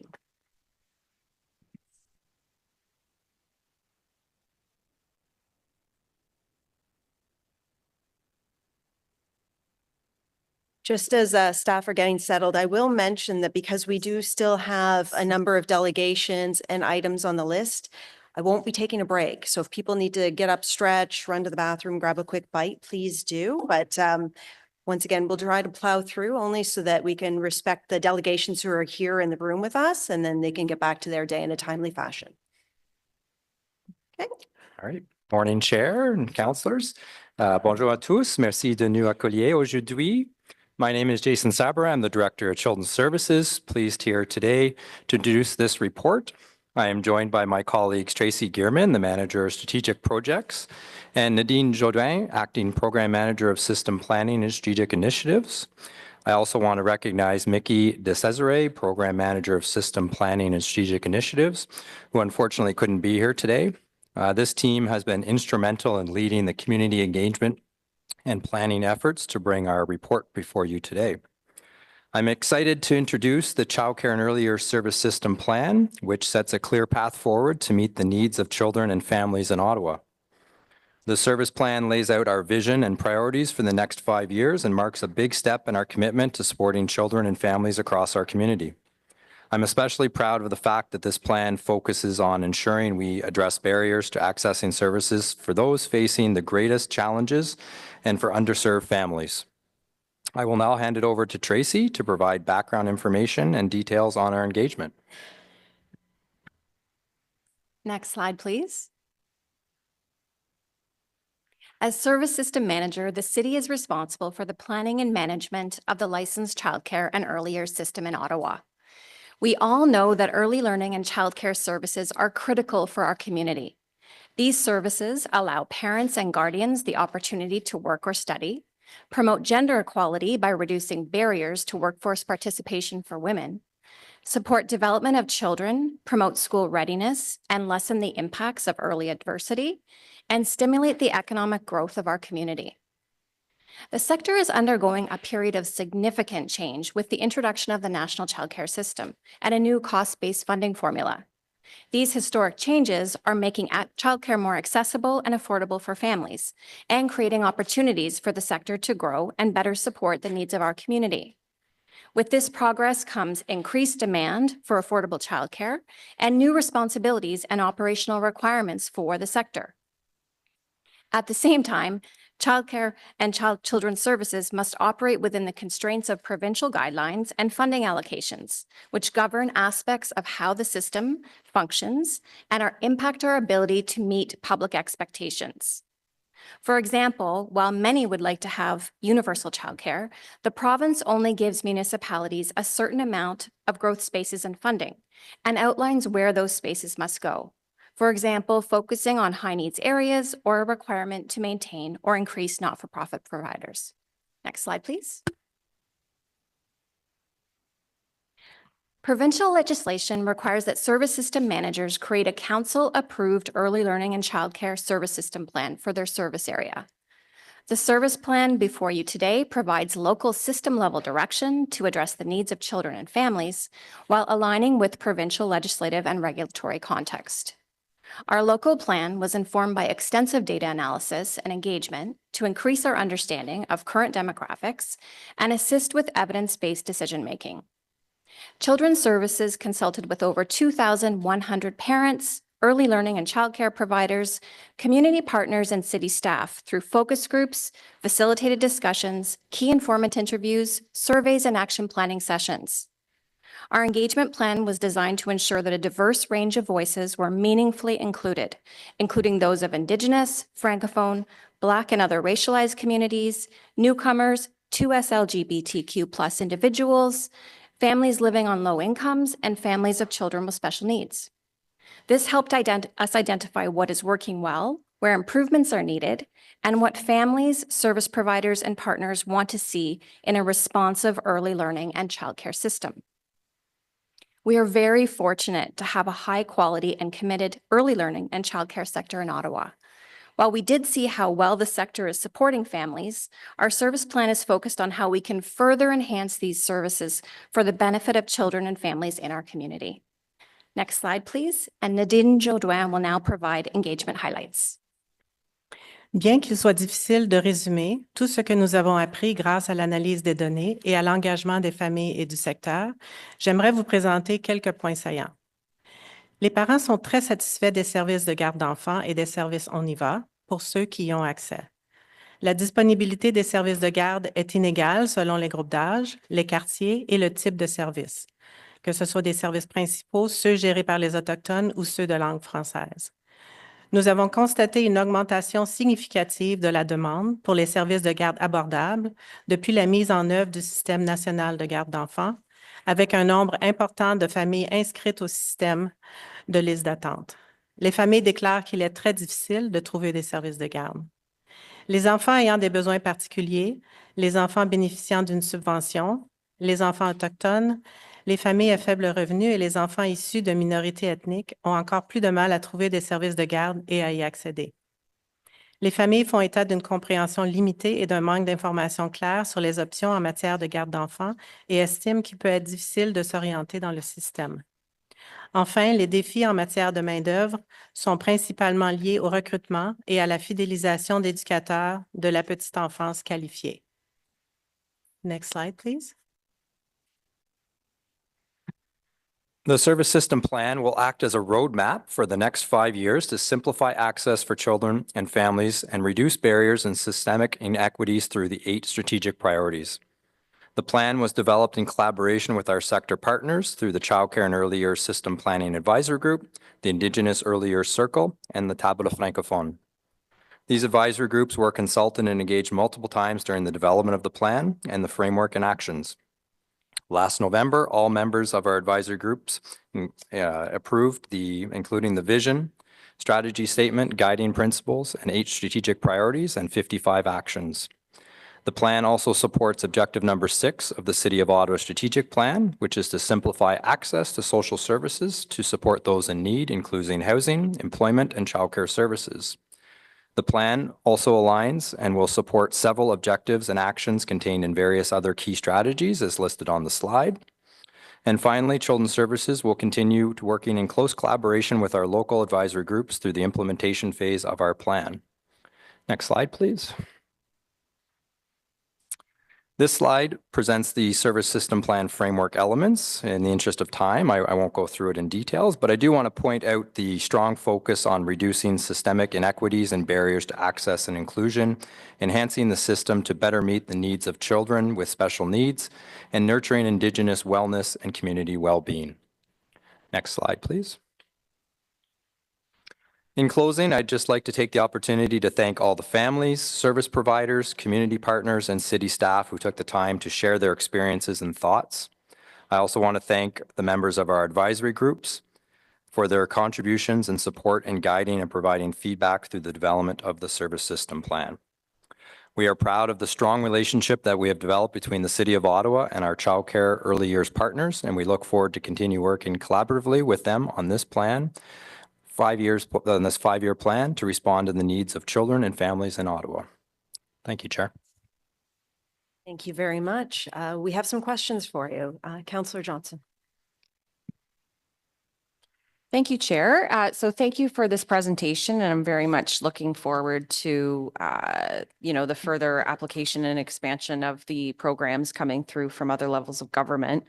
I was hoping that you might be able to sort of open the kimono a bit on the limitations of that program, because certainly I believe in my heart that you guys are doing everything you can, but I know that families are desperate still. And I know you care very deeply about that, and that you field many, many calls yourself as well, asking you to help individual families. So could you help us to understand what's still not working from those programs at other levels of government, and what you would like to see and what we can advocate for? Yeah, Chair, thank you for the question. Nothing would please me more if we could say this plan addresses and gets a space for everyone. And unfortunately, that's not a City of Ottawa decision. We do receive limited growth from the province. High level, they have a plan to make sure there's 1 space for every 3 children across the province. What that meant for Ottawa was we were allocated approximately 2,900 spaces from 2022 to 2026. When you further break that down, a large portion of those spaces actually go into new schools, which left about 1,400 spaces for us, the City of Ottawa, to allocate, really focusing on those high needs neighborhoods and populations from the time of 2022 to 2026. So this plan is focusing on making sure we're expanding as much as we can. But for this system to expand even further to meet the needs that families are desperately needing, right? They really want a space for every person. We would need about, I think it was 7,400 spaces we noted in the service plan. And for that to happen, we would need more upper level government funding. So when it comes to the growth allocations, you know, you and I have had a couple conversations about this. We have schools that are, as you say, new schools, and some of the funding for kinder age spots will be kept for those schools. For our schools that are not new schools, the waiting lists for EDP are excessive. And I wonder how or when do we make a decision, or are we able to make a decision where we use some of the money for growth, for the growth that we're seeing in existing schools? Are there conversations like that happening for you so that we can use all the money on the table? Yeah, Chair, you know, what this service plan really helps us with is making those informed decisions based on the data that we have. So if there is a neighborhood that has a high need for demand, meets our social economic conditions that we need to have spaces there, we wouldn't necessarily turn down school spaces. We can do those things. We really want the childcare where they're needed the most. So this plan and this information really helps us inform those decisions. And the reality is this system is going to take time to build, and we're constantly adapting to the unknowns and filling it in. So this roadmap will really help us make those informed decisions as we move forward into the future. So I see in the report that your next update is going to be in 2027. Is that going to give you, is that soon enough? Should we be hearing from you sooner, or do you anticipate that amount of time required to have a sense of how you might redirect your attention? Well, so the plan is to bring back to council a mid-year or midterm report update with this service system plan. I mean, personally, yes, I think we need that time to, you know, concretely get into the service plan and bring that back to say where we're at, specifically with the growth constraints. I mean, we can look at, you know, we have different advocacy methods in the plan of how we can advise, you know, the facts around those pieces. But when it comes to the service system plan, yeah, I would still recommend the midterm update to council on where we're at with all the action items in the plan.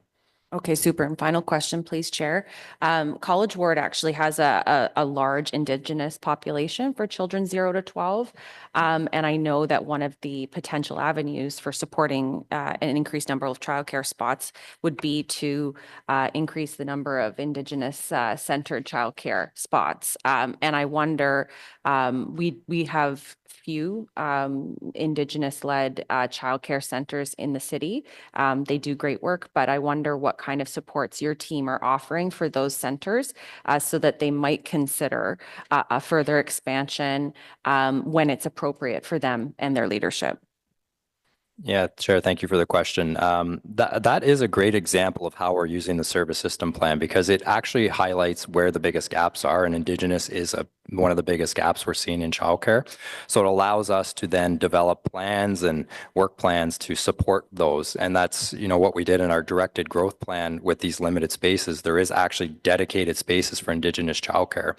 So now we have to work with our partners on delivering that. There is many barriers and complications with it, but we have dedicated teams working with the Indigenous table to help us with those and really trying to come together with addressing those barriers. Some of them are within our control, some of them need other supports around it, but we are really trying to use this plan to say, okay, how do we get these Indigenous spaces built? Because it is the biggest gap in the childcare sector.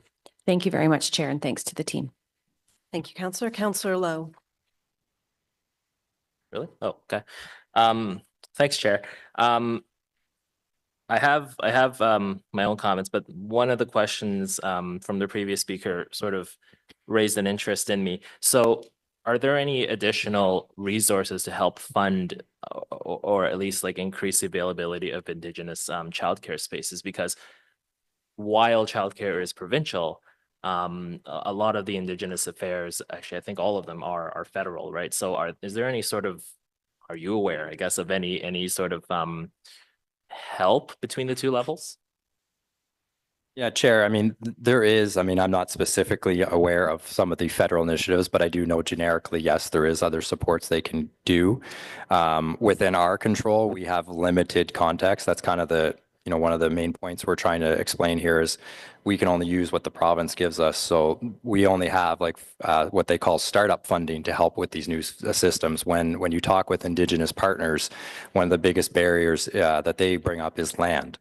Now, part of this plan is to work with our partners, and that includes other city departments to see is there any collaboration that could be happening, you know, for example, between housing and childcare, where maybe land is the barrier that Children's Services doesn't have access to, but we can help from a city perspective to break down some of those barriers. Okay, and I know you mentioned the province sort of allocates what, one space for every 3 children or approximately there. Are we on par with that in terms of the spaces we do have and do provide? Or are we sort of maybe ahead, behind because of, you know, how well or how not so well our plan may be working? Yeah, Chair, it's a great question. If anyone has the time, please go into the service system plan. There's actually some great maps we have showing the data. Access across the city varies, right? There are neighborhoods that exceed that target. There are neighborhoods that goes below it. There's some neighborhoods that have no access.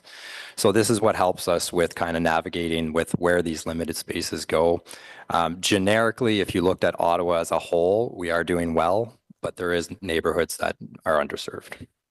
Okay, thanks very much. I'll finish with a little shout out to our local city-run daycare, our local daycare, City View. You know, they have a long wait list of 1,000 people, 1,000 children, something like 1 to 2 years, I think. So I hope, you know, I hope we can sort of get ourselves into a space where we can, you know, effectively chip away at that, especially now that I'm getting some firsthand experience with that wait list. Thanks. Thanks, Councillor Lowe. Councillor Troster. Thank you so much, Chair. So I was part of the movement advocating for universal childcare when I worked in the labor movement. And one of the arguments that we would get is, you know, it isn't really fair if everybody can access this affordable childcare, because what if rich people are accessing it and, you know, we don't have means testing and then folks who are struggling won't access it. And the argument at the time was, well, if it's universal, it's truly universal, and it becomes a universal social program, and everyone deserves access to affordable childcare. But here we are, where we're only meeting 70% of the demand in Ottawa.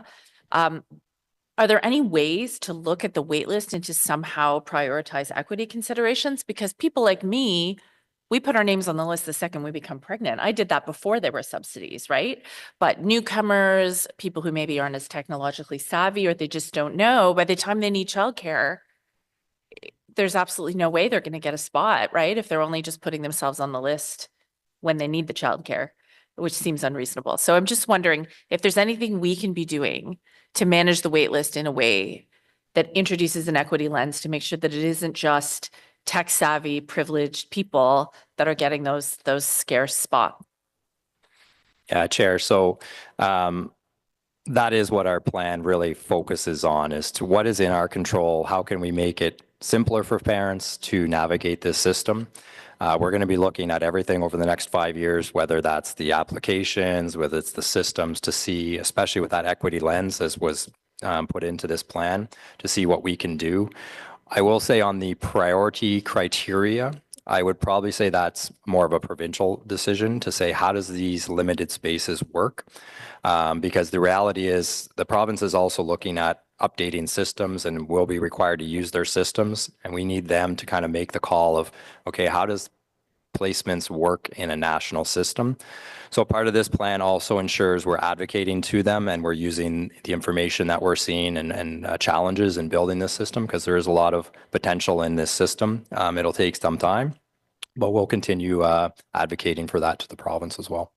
Thank you. And please let councillors know if we can help you with that advocacy, because again, the promise was for a universal system. And if it's not truly universal and it's introducing inequities, we need to push other levels of government to do better, because I understand there's very little we can do in that regard. So thank you.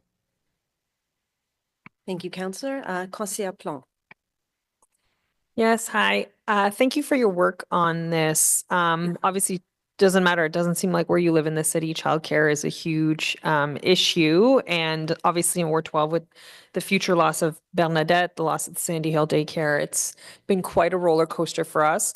And I've mentioned this before, I have a lot of people, we talk a lot about the knife time economy here, but I do have a lot of people who work in the nightlife economy. They work in hotels, bars, restaurants, they're stocking shelves at Loblaws, they, work as personal support workers in our long-term care. So what would you say is the state of childcare for people who don't have banker's hours? Yeah, Chair, what I would say is what we heard in this report and what listed is, many families do require flexible options, whether that's part-time care, extended hours into the evenings. There is a need there for that. We do have home childcare providers that offer that flexible service, because when you compare it to like a center-based, the typical standard hours, but we do have, a lot of spaces that have home childcare providers that offer that. So if the magical daycare fairy came around and said, I want to offer overnight childcare and I need your help just setting it up, even though I'm the fairy, how would the fairy go about doing that? Chair, I would say that our service system plan is actually very helpful for anyone. And we'll plan on putting this on ottawa.ca because there's valuable information here that not only we can use, but other people can use as well. So, the first thing is there a need in that area? Is there a gap between, as you said, there's a gap everywhere if you're comparing it to universal, but if we're comparing it to the limited spaces we have and the existing services we need, does some of our limited spaces go there? And I'd just like to clarify too, there can still be providers licensed outside of this national system to offer supports. They wouldn't receive this funding, which, could be unfortunate because families wouldn't receive the amazing benefits, but they can still operate. So this document itself can be a planning tool to help people inform them of is there a need there? Is there services? Because it tells you how many children in those particular areas, how much the capacity is in those areas. So it's a great tool to use. Okay, thank you so much. Thank you, Councillor. Councillor Hill. Thank you, Madam Chair. I want to follow up on one of the lines that I heard from my colleagues about the essentially a shortage of capacity that currently exists in the Ottawa market, broadly speaking. And I'm just talking in general. I'm not talking about publicly provided, privately provided. I'm just saying there are huge wait lists out there. There are, young professionals with children, and this is a barrier to, economic opportunities for the city and for the individuals that we have. I suppose, to frame this from, last year we had an inquiry talking about faith communities and service providers. And we've also seen some engagement from, various faith communities with the emergency preparedness team talking about, how they can be, available with their church for a charging station or a shower station, in the aftermath of a tornado or things like that.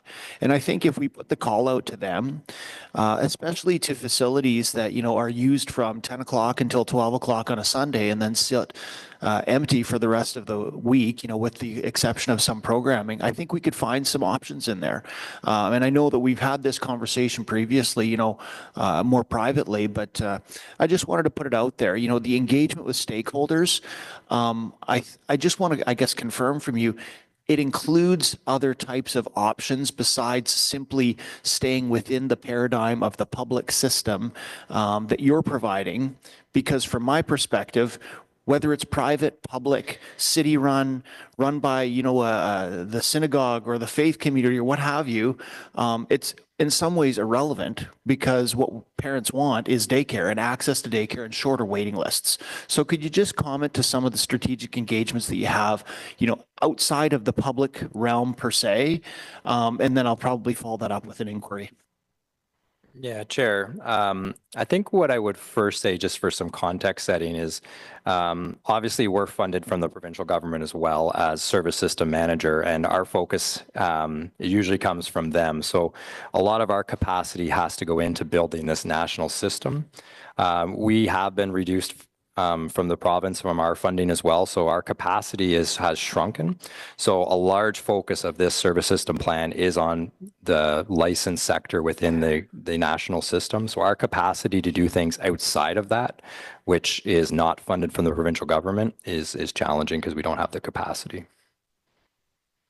Yeah, so if I'm not asking you to operate outside of that, but simply to look broader at childcare as an Ottawa service writ large, you can leverage your experience and knowledge of the systems and the programs and the intergovernmental complexities to walk through potentially a faith community that would have an interest in community service, that has the infrastructure, that perhaps even has the personnel, but just needs a little bit of guiding help or some support. And I can think, when I look at Barrhaven examples, we have one such entity that operates out of the Barrhaven United Church. We have another one that operates out of the Torah Center.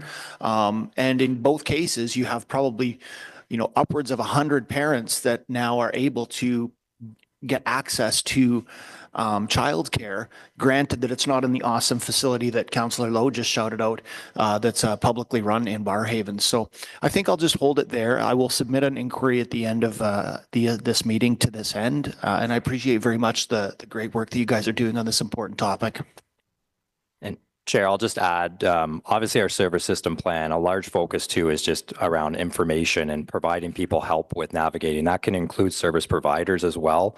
We're really trying to get to like a digital approach with our information to try to help people navigate this system, whether that's inside or outside. So I do think there's some aspects in here. I was just trying to, explain my reservations that there's still a lot for my team to develop and implement with this national system over the next 5 years. So our capacity to do things outside of that is limited. Thank you very much. Councillor Kavanagh. Yeah, quickly. Thank you. It's such an important feature to have childcare. As I look at the next item on our agenda, as people are getting older, people are stopping having kids because it's too expensive. So we're going to be disproportionately more older people. But I wanted to ask about the role of finding workers, because ECEs are in high demand. Their wages aren't that great. So I just wanted your opinion on that, on how that plays a role in trying to build more capacity. Yes, Chair. It's one of the things we hear often from the sector. So to give you my opinion on it, yes, it doesn't help with growth, because even if I had all the money in the world to do a universal system, I don't think we would have the workers to do it. So that's a big piece of it. It also impacts the day-to-day quality of what we have right now, because there's a huge retention and recruitment issue. And as we heard from families, if you lose that relationship with the worker, it really impacts your day-to-day with your child. So these are good examples too of these aspects are not within the City of Ottawa's control. We're obviously implementing some compensation programs the province has implemented. A lot of them are around low wage earners, bringing them up to a ceiling. But the sector really wants a salary and compensation package across Ontario, and we'll continue to advocate that to the province as well. Thank you. If this is something we absolutely need, people need to be paid a living wage. So thank you. Thank you. I don't see any further questions for you. Is this item carried? Carried. Thank you so much, Nadine, Tracy, Jason. We'll move on to item 6.1, review of City of Ottawa gymnasium rental pricing structure. Staff have a presentation ready to go, but I'm going to ask members if you would like to see that or if you want to move straight to questions. Is that all right with everyone? Okay. So we'll move straight to questions if anybody has any. Otherwise, Dan, you get to run away and be happy. Not seeing any questions. All right. Last call. All right. I think this is a first for an agenda item. Is this item carried? Carried. Thank you. I don't think I've ever seen Dan smile so widely. So we are going to be revisiting item 5.1, which was the item held, and that is the, yeah, that is the 2025 update to municipal housing allowance program and the Home for Good Housing Allowance Program. So I understand staff were giving a presentation on this item. I am going to ask committee if they do wish to have that presentation made or if they wish to go straight to delegations. We do have one delegation. Let's go to delegation, Yeah. though I do have a question. Okay, so I'm not hearing a call for the presentation. So what I'll do is I'll move straight to delegations, and I'd love to invite Katie to come take a seat.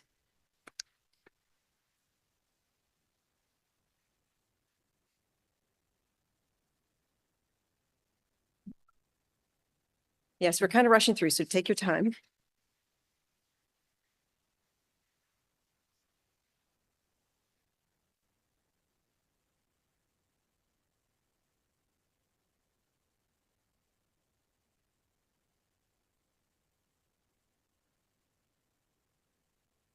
Wonderful.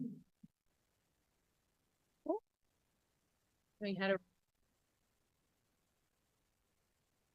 This way? Oh my gosh, you'd think I would know by now, but no. On behalf of the Alliance to End Homelessness, it's no surprise that we strongly support the need for continued and increased funding for rent allowances to close the gap between current demand and the approved budget. Rent subsidies are such a critical part of ending homelessness. It's one of the few short-term mechanisms that we have to rapidly rehouse people. Without sustainable funding, people remain in emergency shelters, they have less stability, worse outcomes, and it further strains the city's resources. As the report says, the cost of using an emergency shelter for a year is $36,000. In contrast, a housing allowance costs between $9,500 to $12,500. The city's current recommendation to approve the additional $7 million to cover the cost of existing subsidies is far less expensive than the alternative much higher cost. More than cost, however, this decision to invest in long-term solutions is really heartening. In the face of a crisis, we tend to respond with the most easily accessible thing, and that's more emergency responses. In Ontario, recent reports showed that spending on emergency shelters has increased by 34% since 2016. Homelessness has increased by 32%. If we invest in homelessness, we will get more of it. The decision to continue to invest in new housing allowances, despite immense fiscal pressures, means that we're investing in an end to homelessness, not more management of the problem. In January, the Association of Municipalities of Ontario released a report showing that cities are covering over 50% of the cost of homelessness. The other two levels of government are splitting the remaining cost. It's not fair, it's not reasonable, and it's not sustainable. However, cities are on the front lines, as you well know, of this housing crisis and have to respond. The most recent publicly available HIFIS data shows that we saw just over 4,000 people experience homelessness in February. Over half of these are homeless families. That means children growing up in shelters. We can do so much better, and doing better starts with strategic decisions made looking at the big picture. City staff are asking hard but important questions right now, and their expertise, along with that of community partners, needs to lead the way in moving towards a more effective response.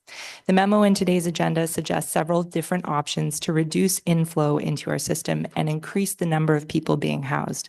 Increasing shelter diversion and even more upstream prevention like school-based options are seeing success in other communities and leading to long-term reductions in homelessness. The recent diversion pilot the city has funded has already led to a 5% reduction in new people becoming homeless in the first 3 months of its starting. The scattered site housing model for newcomers is another creative solution that prevents people from getting stuck in shelter. I recognize the city can only do so much without upper levels of government stepping in a serious way. And frankly, it's ridiculous that the wealthier levels of government don't pay what they should while simultaneously limiting options for city to accrue new revenue. However, local system design is an area that you do have control in. In Canada, whenever there has been significant reductions in homelessness, local government and community partners have taken the reins on coordinating their housing and homelessness system, leveraging data and using every possible tool to prevent people in the first place and rapidly rehousing as many people as possible if they become homeless. It's clear that all options are on the table to tackle homelessness in our city based on this report. Some of these include reforming local priorities for who receives housing allowances and social housing. In an attempt to support those who've been homeless the longest, it may be that we have created a systemic incentive to become homeless in the first place in order to receive a permanent, deeply affordable social housing unit. This is an incredibly challenging conversation to open up, but we must if we're going to be successful in designing a better system at our local level. Similarly, we have a housing waitlist policy where a person's only offered one option once a unit becomes available. Are we setting people up for success or contributing to the revolving door of homelessness? Choice and autonomy matter. If a person does not have control of where to live, it's not that surprising that people don't thrive. This too is a question of system design that we can control locally. There are many more examples of this, and I commend that these conversations are being had at the community level with city staff. As we're working on the 10-year plan refresh, there are critical decisions that have to be made moving forward. The Housing and Homelessness Leadership Table is the cross-sector space where city staff and agencies are having these discussions with the big picture in mind. The past few years have shown a nimbleness and an openness to creative, innovative solutions from city staff, council, and community partners. That's exactly the kind of thinking we need to address this at a systems level. While this work is happening, we need to remain laser focused on reducing inflow from people becoming homeless and speeding up the pace of outflow. In the interim, staying the course with a relentless focus on housing and long-term solutions is key, and staff's decision to continue to move forward with housing allowances is one critical tool. Thank you. Thank you very much, Katie. We have some questions for you. Councillor Carr. Yeah, thanks very much, Katie. Thanks for your delegation. Thanks for your support of the allowances. I know you worked firsthand when we put in the transition allowances early on in our term, and that was, of course, before we had the surge in newcomers where we quickly ran out of funding, but we were well on our way to emptying the community centers at that time. I do have a specific question. You mentioned prevention strategies, specifically school-based strategies. Can you speak a bit more about this and how it might impact our homelessness system? Yeah, so first of all, I absolutely think it is possible to end youth homelessness in 5 years. We have enough tools, we have strategies, the numbers are low in Ottawa. And when you end youth homelessness, you actually delay the number of people who are becoming homeless as adults. About 50% of adults were homeless first before they were 16. So strategically, let's do it. But some of the school-based prevention that's happening already, our youth agencies, Operation Come Home and Youth Services Bureau are going all in on looking at school-based prevention programs. In the Niagara region, they've seen basically a 50% reduction in youth homelessness by working in the schools directly with teachers and community agencies, basically pairing them up to provide supports once you start to show that they might be in distress. So that's one successful piece. And even further upstream, there is a program being piloted in a number of Canadian cities, but it came out of Australia, where they also saw about a 50% decrease in youth becoming homeless in the area of Geelong, Australia. I don't know if other folks know where that is, but what they have is an assessment tool that shows kind of levels of risk, and every student is asked to do that assessment. And what it flags are the kids who are at risk but don't show it. So there's lots of kids who maybe we see that they're in distress and they're not doing so well, but this tool was able to actually identify people who were going to become more at risk.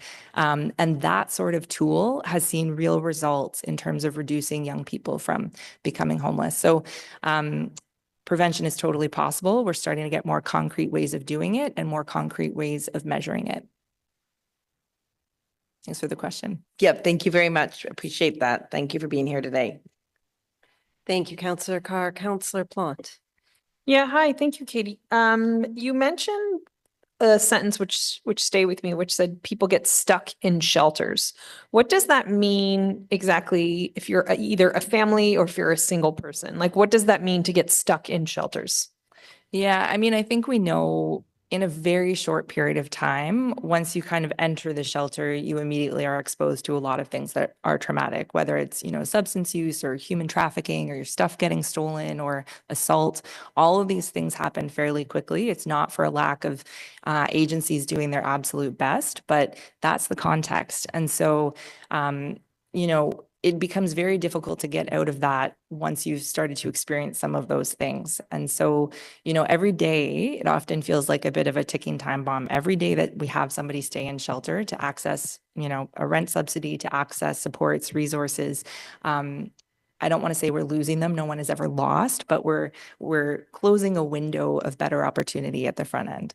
So families in particular, and what's I think happening because we've wanted to focus on chronically homeless folks who are, in many ways the most in need, and that's been the intention of the city since 2015.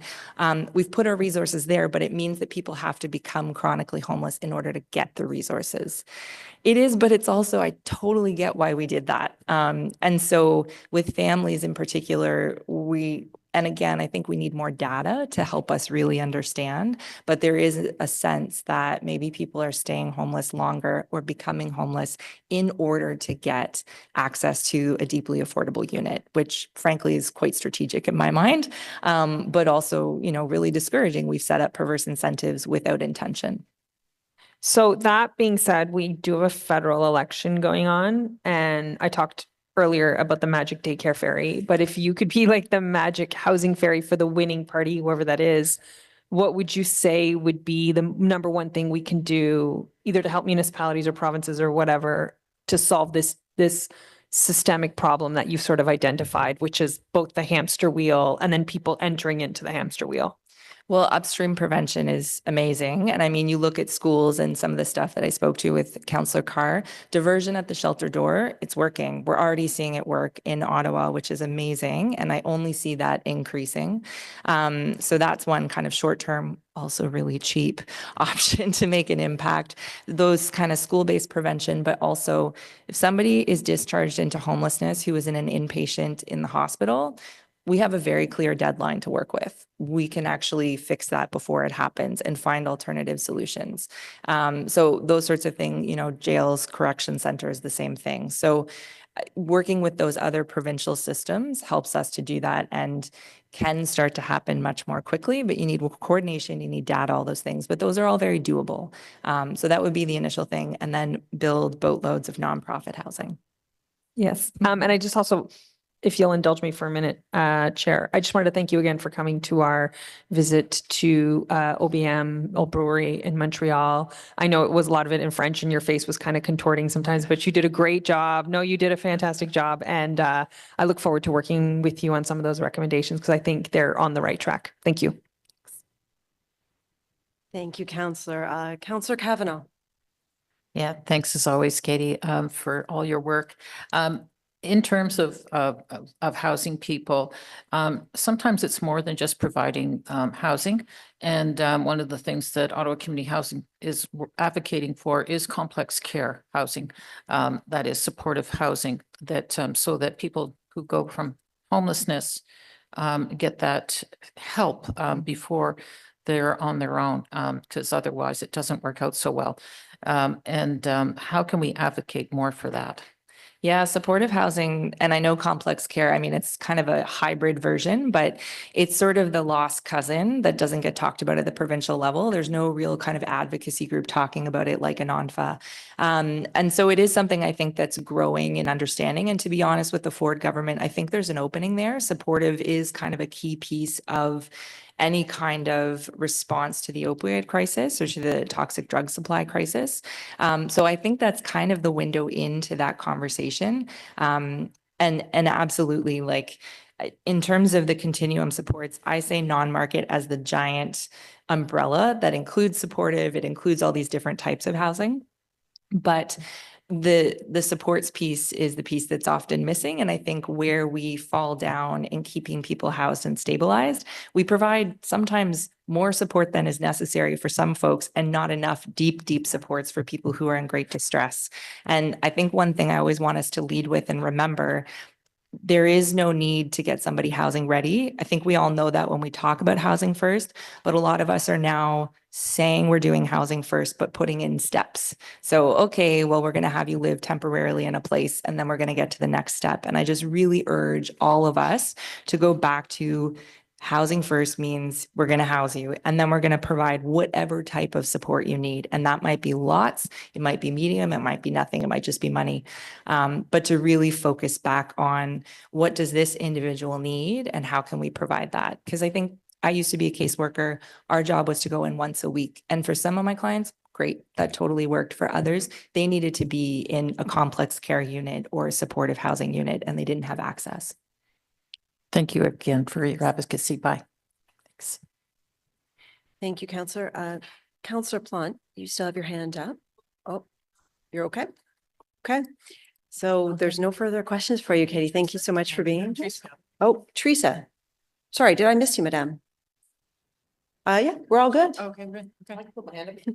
No, it's okay. We're good. You're wonderful. Thank you. Thanks for being here. I will invite staff to come up though, because I do know that there's a couple of questions folks have for you. So we'll just give staff a moment to come get settled.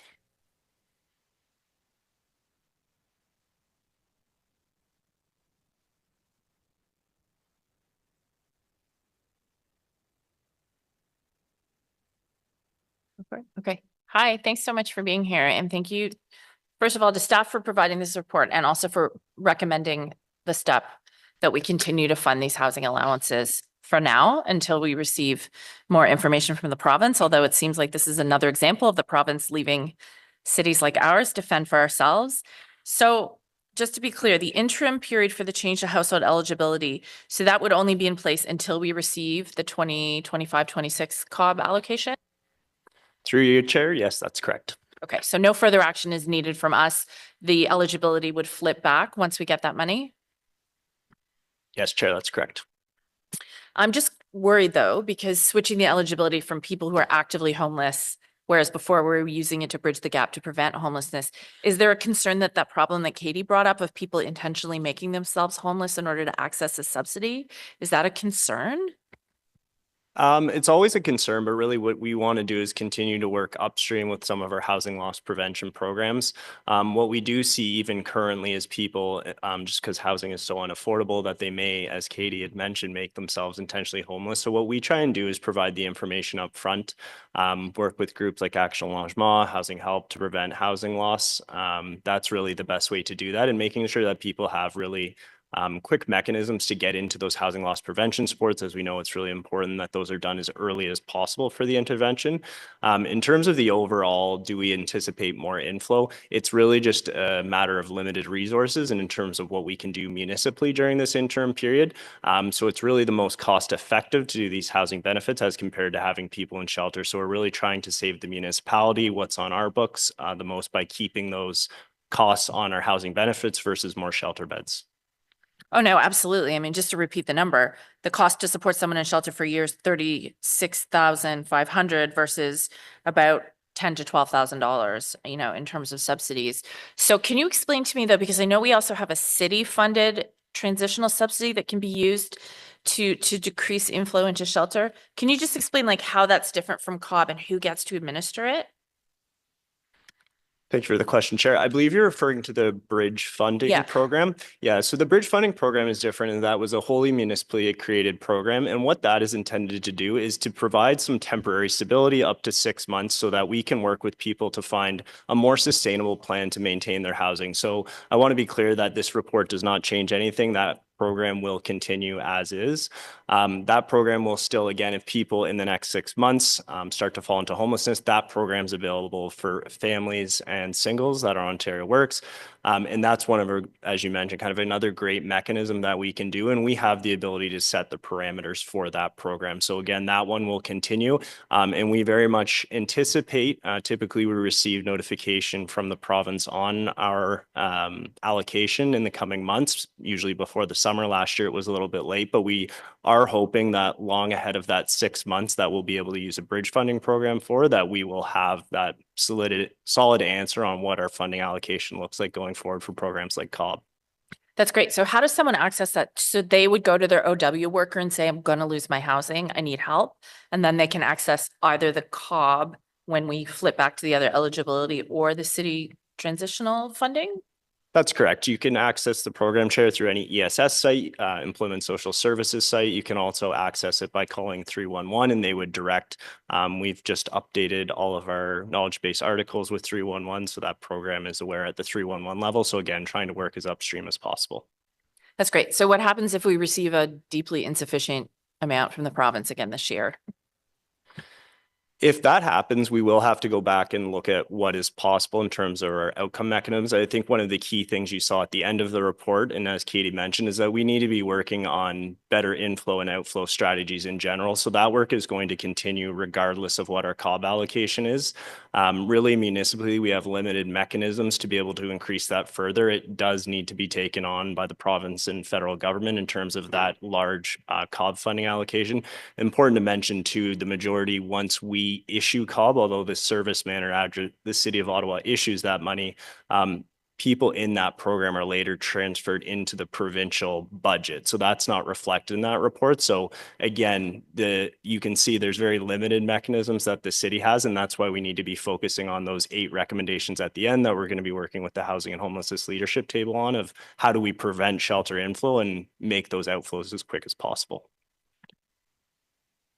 Okay, thank you very much. I appreciate your responses, and I'll just say, I mean, it's encouraging to hear that some of our diversion initiatives are starting to work. And I know that Katie mentioned Operation Come Home. I'll just put a plug in for those who are at City Hall for the lunch and learn we're doing on Thursday with Operation Come Home, because their master leasing program has the potential to empty the youth shelters. They estimate if they hold about 300 leases and then they sublet to their youth and they offer the supports, it could quite quickly eliminate youth homelessness. So we're hoping to get buy-in, especially from the developers that will be receiving funding through our affordable housing CIP. So anyway, I just wanted to thank you for that. And yeah, I mean, I try not to panic when I read this report, because to hear that what is really the most effective tool that we have under threat is really frightening to me, knowing how much more costly the alternative is. So thank you for bringing with us this creative solution, but knowing that it could eat into our funding for a transitional housing strategy, which is also important, is very worrisome. So I don't know if any provincial decision makers are watching this call, but we need your response soon. Thank you. I'm sure they are, Councillor Johnson. I'm sure they are. Councillor Kavanaugh. Thank you. Yes, I hope they're tuning in. This is, yeah, gives me the creeps because we're not sure. We're not 100% sure. And I'm concerned about that.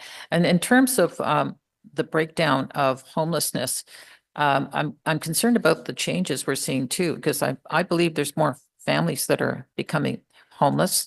I'm certainly seeing an increase in number of women who are homeless. That wasn't the case before. It used to be predominantly men when we're talking about single men, and how that changes our needs and our asks. So I don't know if you have some comments on that.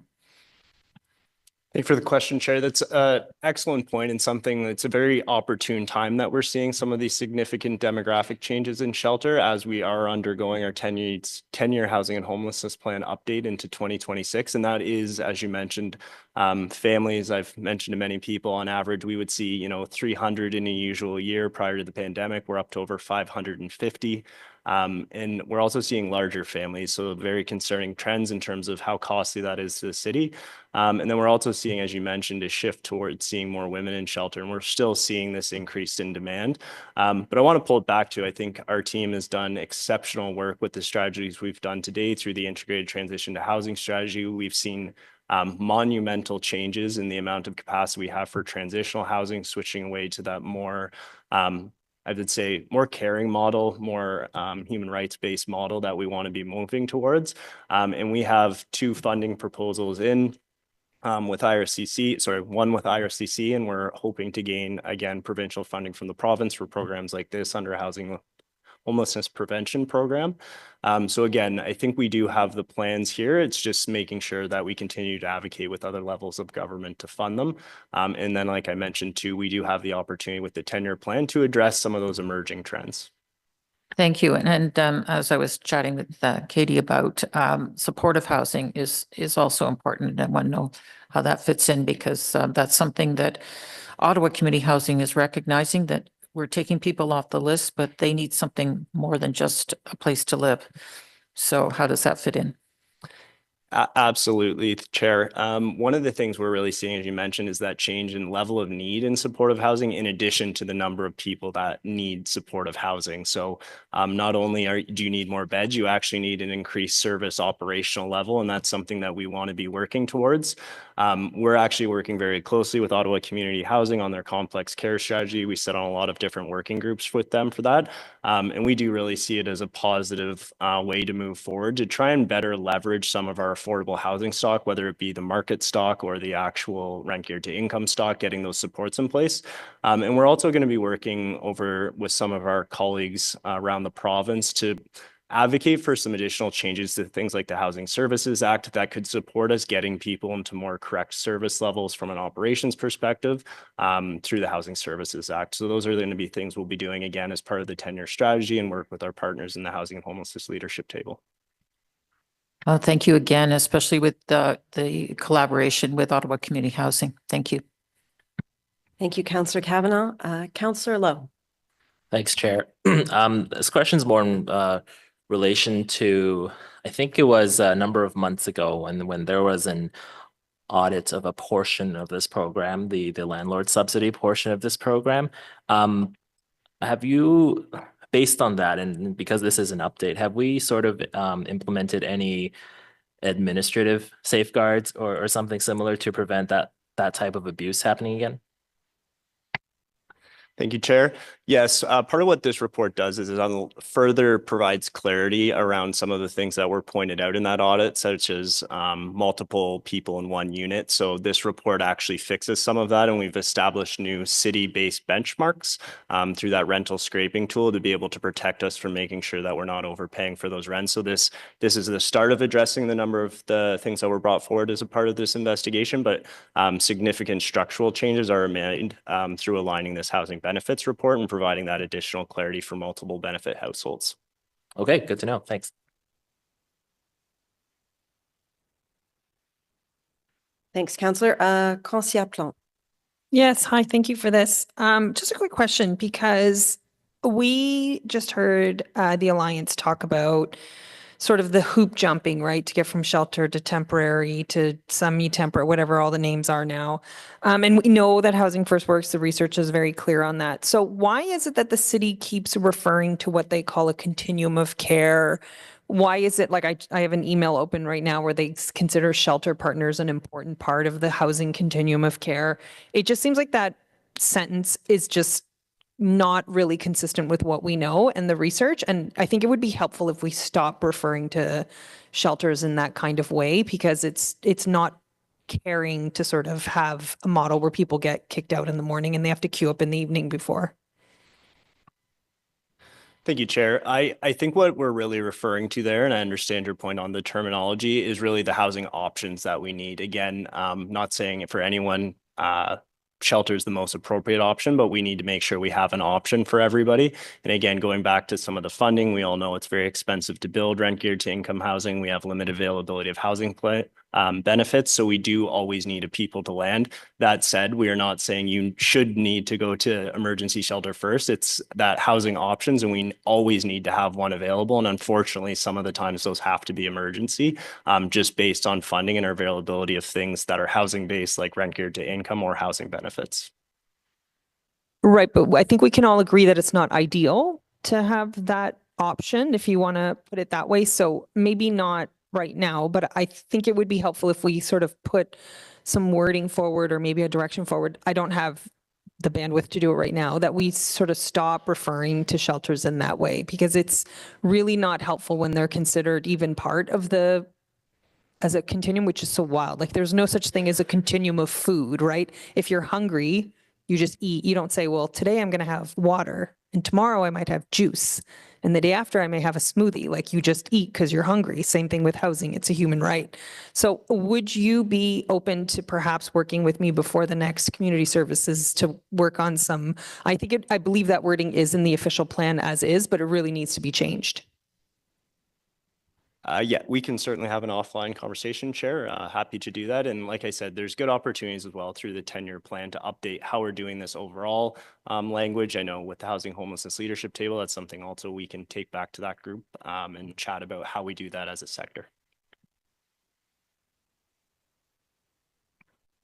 Okay, I'm not seeing any further questions for you. Is this item carried? Carried? Wonderful. Thank you very much. We're now moving on to item 7.1. It is supporting aging in place through naturally occurring retirement communities. And I will ask Councillor Kavanaugh, because it is her report, to introduce the report. And I believe you have an amending motion potentially. And then we will go to delegations. Thank you very much, Chair. I don't think I need to read the motion again, but I just want to say that I'm very happy to bring this report to you today.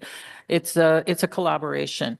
This is not just with my office, but also with my the co-liaison for older adults, Alan Hubley, Councillor Hubley, city staff, and an incredible group of community partners who have been the driving force behind the first program for the Ottawa Oasis program. Our partners are groups of older adults living, and for starters, the 3 Ambleside condos in Bay Ward, the Old Forge Community Resource Centre, the Council on Aging, and the National Oasis Project out of Queen's University, which has been studying the impact of supporting people to age in place for more than 10 years now. And you have probably heard that term, NORC, Naturally Occurring Retirement Communities. And a NORC is any building or neighborhood where a significant proportion of the residents are older adults. And the last I checked, we have about 170 documented NORCs in Ottawa, and the number is growing. And I thank Council on Aging because they've done a lot of the homework on this. More than 90% of older adults say that they want to live in their own homes for as long as possible. And aging is becoming a fact of life, with 1 in 5 residents in Ottawa will be over 65 by 2030. That's a huge percentage. And many of you can imagine that sometimes you need some supports along the way. The Oasis project that you will hear about today is a proven way of bringing community-based supports to older adults where they live. This is a tremendous savings for the provincial government, I might say, rather than putting people in institutions. Through the Oasis project, we've seen the power of older adults coming together and working for something they believe is important. This is the kind of program that can be transformative for individuals and for neighborhoods. And the Oasis type programs in every neighborhood in the city, because it works. That's why we want this. It's what people want, and it's less expensive than institutional care and emergency rooms. We will always need long-term care homes, and retirement residents can work for the privileged few, but community-based supports can keep people at home, healthy, and engaged for longer. It helps to reduce waiting lists and keeps the expensive health care services for those who really need them. As a city, it's not our mandate nor our capacity to fund NORC-based supports to the extent that they are needed. But this report recommends that we put pressure on our 2 higher levels of government to get an aging in place strategy and start funding it. And it asks that we as a city demonstrate our support for aging in place models by embedding the concept into our new older adult plan, which we are working on. I should note that Toronto City Council has already passed a motion on this. There is a small amendment that motion accompanying this report, which gives specific recognition to the community partners who have worked on the Ambleside Oasis pilot project. And I do hope you will feel compelled to support the recommendations in the report so we can get more of this type of project going in all our wards. It's an idea whose time has come. So let's take some leadership on this. Thank you. Thank you, Councillor Kavanaugh. As you just mentioned, you do have an amendment to your motion. And if you don't have it, we have a printed copy for you, but I will ask you to read it in now.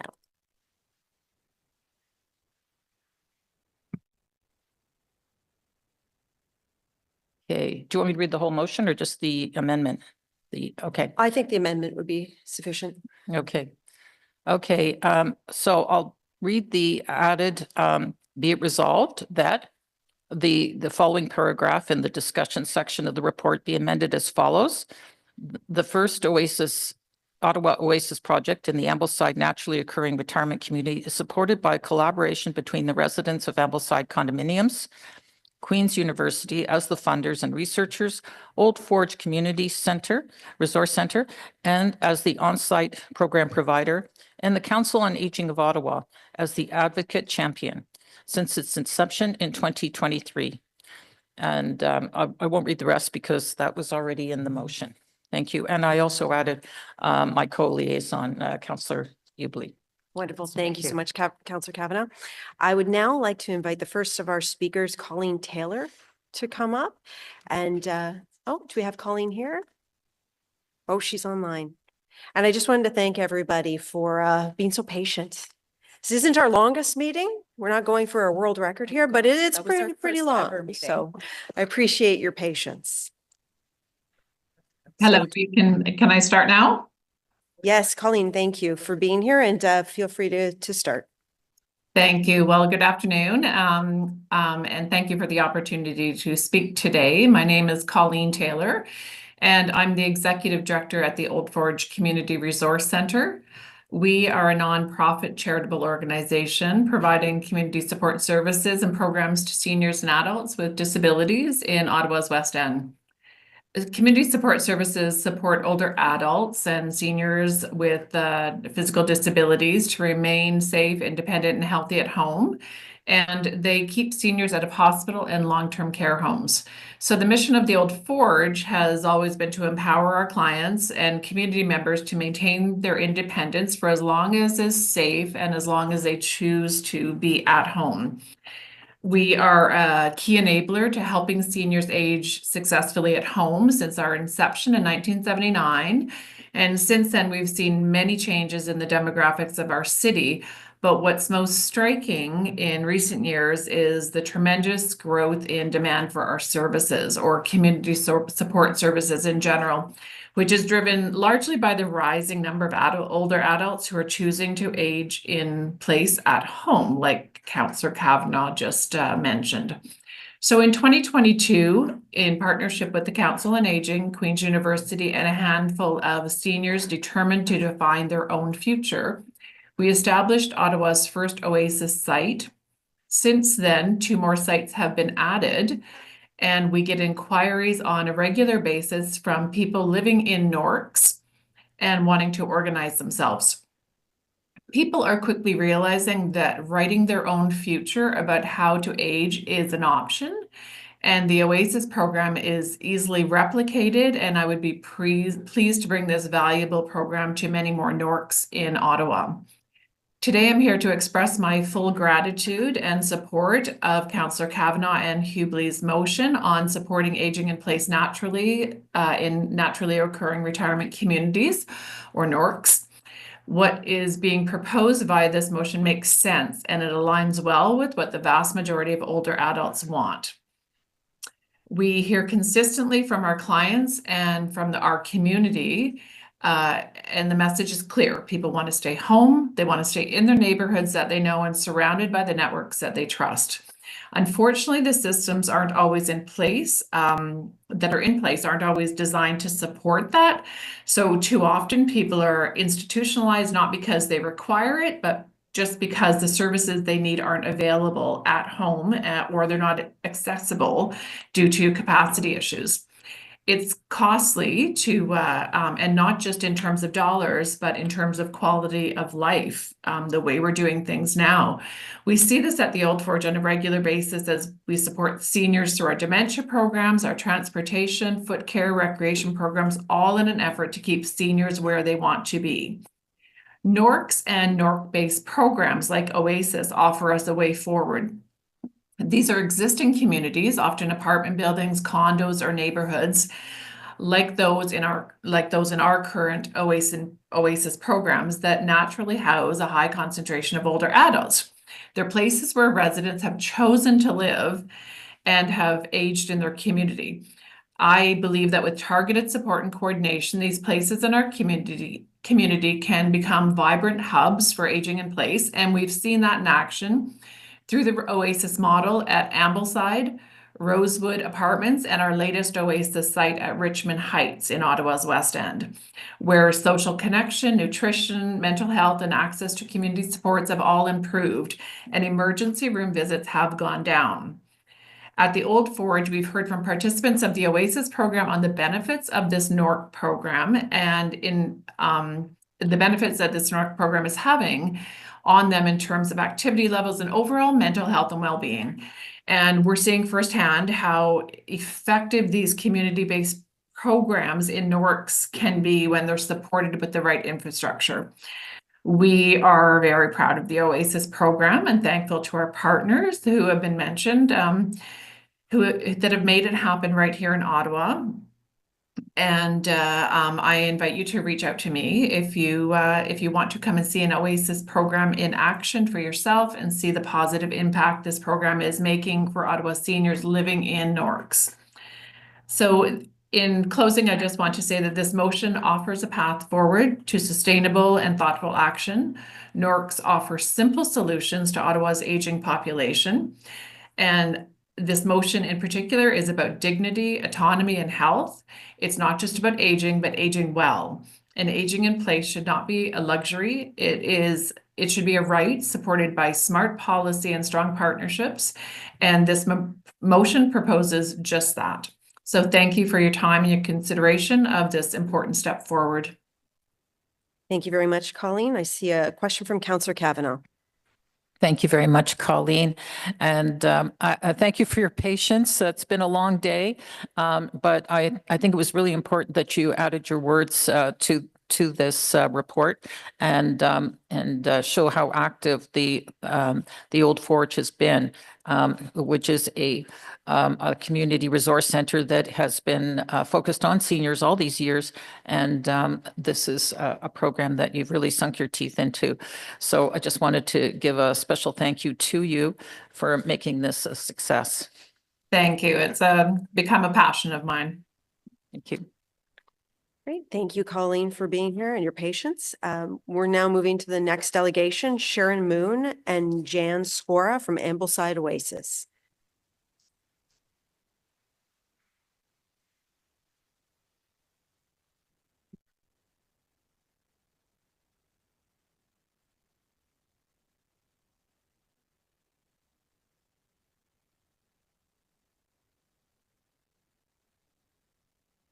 Well, I'm not Jan Skora. He had to go home. This has been way too long for us oldsters. We hear you. I'm here to represent the Ambleside naturally occurring retirement community in the Nork and Bay ward in Councillor Kavanaugh's ward, which has the second highest number of seniors per capita in the whole country. I'd like to share our experience, which has already been alluded to by our previous speakers, and encourage you to support Councillor Kavanaugh's and Councillor Hubley's motion to advocate for aging in place for older adults in our community. Oasis in Ottawa came out of the horror that we witnessed in COVID as seniors were in long-term care were warehoused and isolated and neglected. In talking with one another, we realized that we were pretty angry, frustrated, and afraid by what we had seen. And you've heard that all adults want to age in place for as long as possible. Question is, How do we make that happen and what do we need? So we were able to connect with and partner with Oasis, which is an aging in place research project at Queen's, and you'll hear more about that in a moment. Our program was established to improve the overall well-being of our residents so that they could stay in their homes as long as possible. Oasis fosters a sense of community, of belonging, of reducing isolation and loneliness, and we know that's a huge epidemic of our times. Key components of the program include regular community events that encourage connection. We have book studies, lunch and learns, memoir writing, speakers on any number of topics, dementia, fraud, diabetes. Just this week, we had over 30 people at a women's heart health presentation. We share workshops and communal meals and good food box markets to promote sharing food and nutrition. We support group fitness programs, yoga, Tai Chi, supporting physical health and mobility.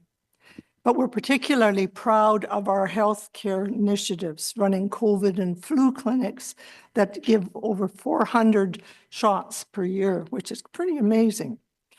We initiated wellness clinics in partnership with the community paramedics and with Pinecrest Queensway Community Health, and each offered medical care to 30 people each time. Our 5 clinics were so successful that the paramedics had to move it out into the community and expand. This month, we're hosting our 4th heart valve clinic in partnership with the Heart Institute, where again, 30 people will be receiving life-saving tests. We organize regular hearing clinics, diabetes education, and testing. We're pretty amazing, eh? This coming Friday, we're holding a health fair, and these programs make a huge difference in people's lives. They deliver health care in the community, and they keep emergency visits down. They're most cost-effective. All of this for about $80,000 a year. It's pretty amazing. Having a part-time coordinator through Oasis has unleashed the creativity, experience, and has unleashed the creativity, the experience, and an energy of our residents to create a movement to help us age in place. Thanks to Oasis, we have seen 5 key impacts. People feel safer and more supported. Seniors have found their voices, have become advocates for their needs. We've created a men's shed because older men socialize differently and often suffer in silence. And 60 men are now part of that across buildings, making friends and finding purpose. There's a real sense of community cohesion, people caring for one another. And we know that people are choosing to move to Ambleside because they've heard about Oasis. That's good for our property values. We've gone from being people who live together in the same building to being community.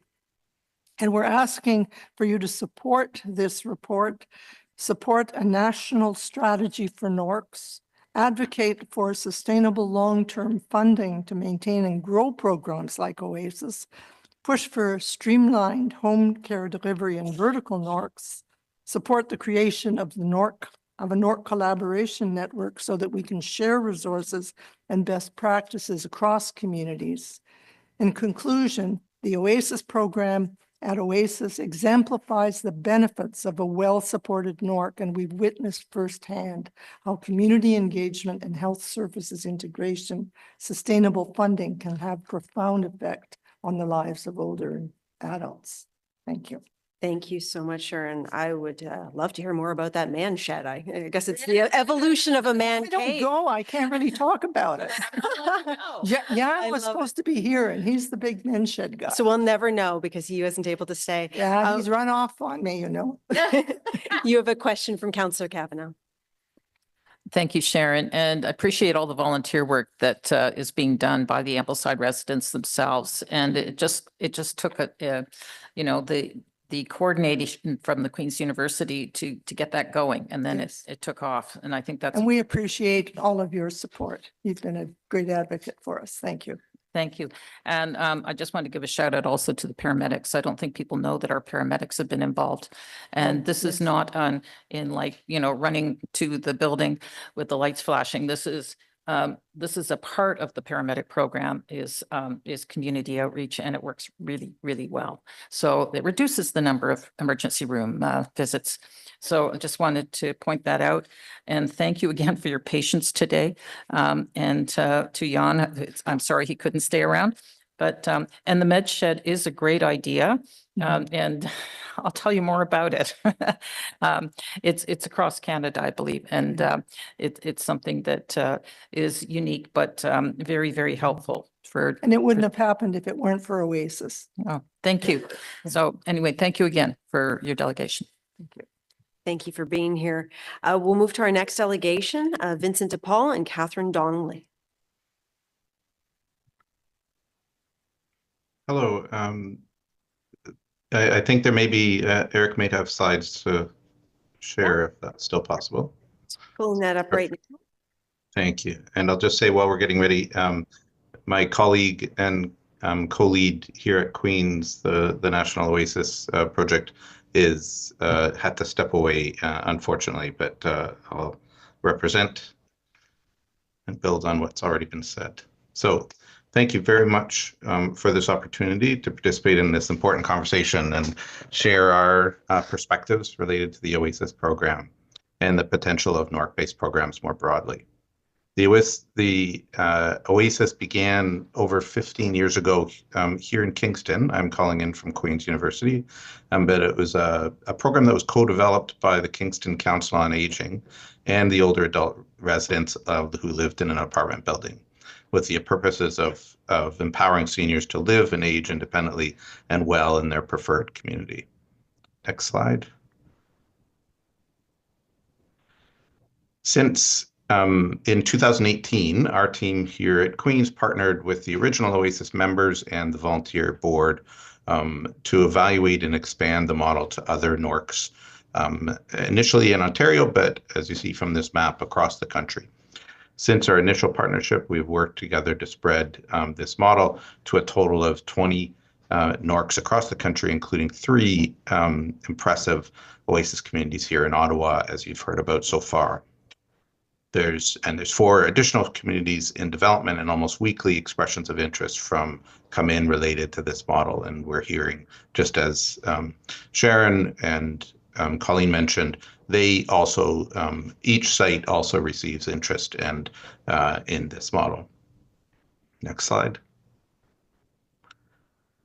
These are just, there's been broad interest in the program and potential for, and more generally, the potential for NORC-based programs in recent years, and increasing interest. And these are just a few pieces from the media, including on the far left, a story that focused on, a national story that focused on the wellness clinics that the Oasis members here in Ambleside coordinated and ran in collaboration with the paramedicine program.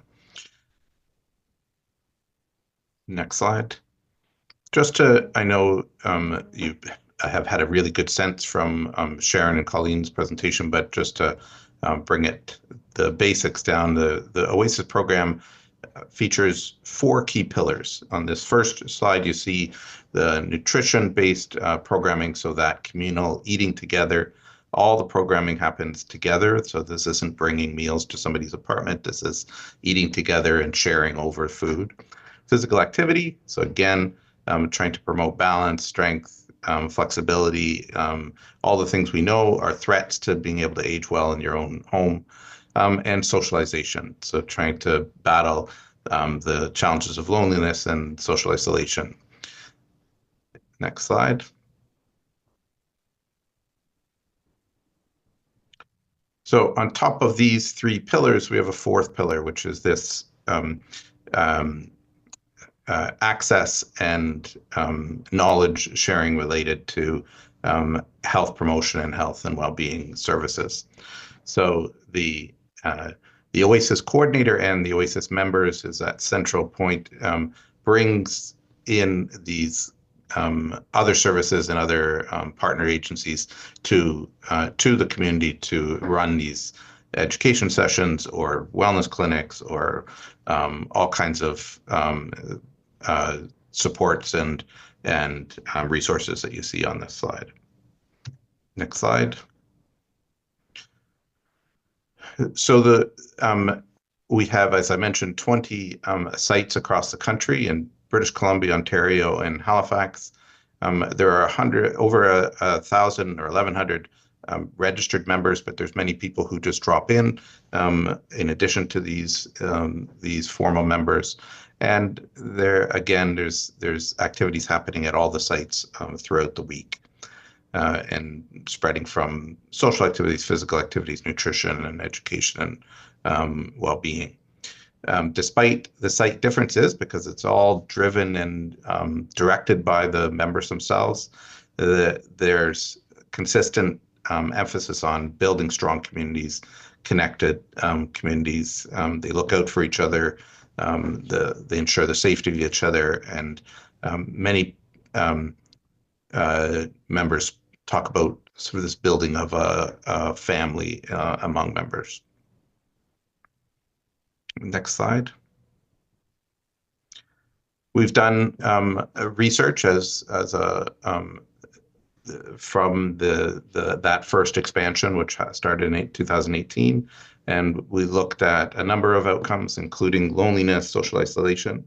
So when we looked at the original Oasis, we found that there was only 6% of self-reported loneliness in the older adults from that original community, compared to the new communities that hadn't launched their Oasis sites, were 32%. So a higher risk of loneliness in a non-Oasis site.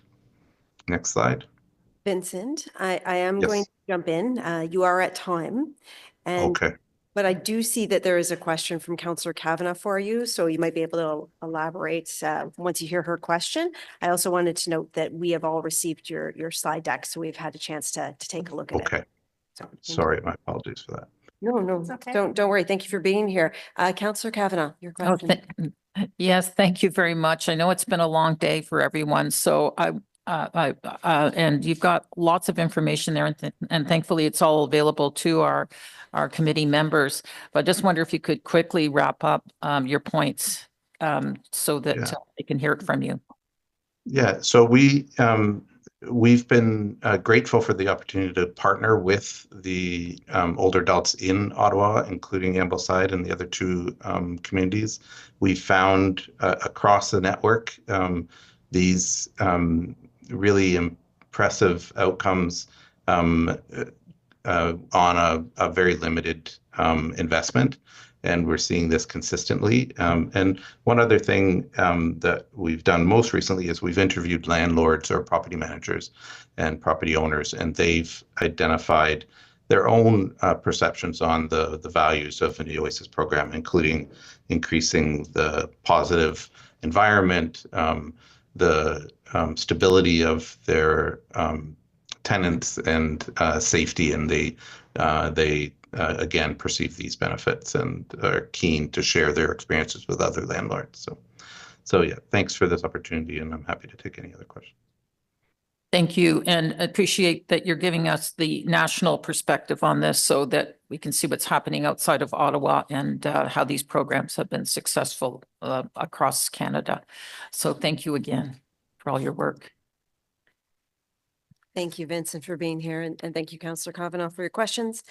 We will move to our next speakers, Jenny Brooks and Bonnie Schroeder from the Council on Aging of Ottawa.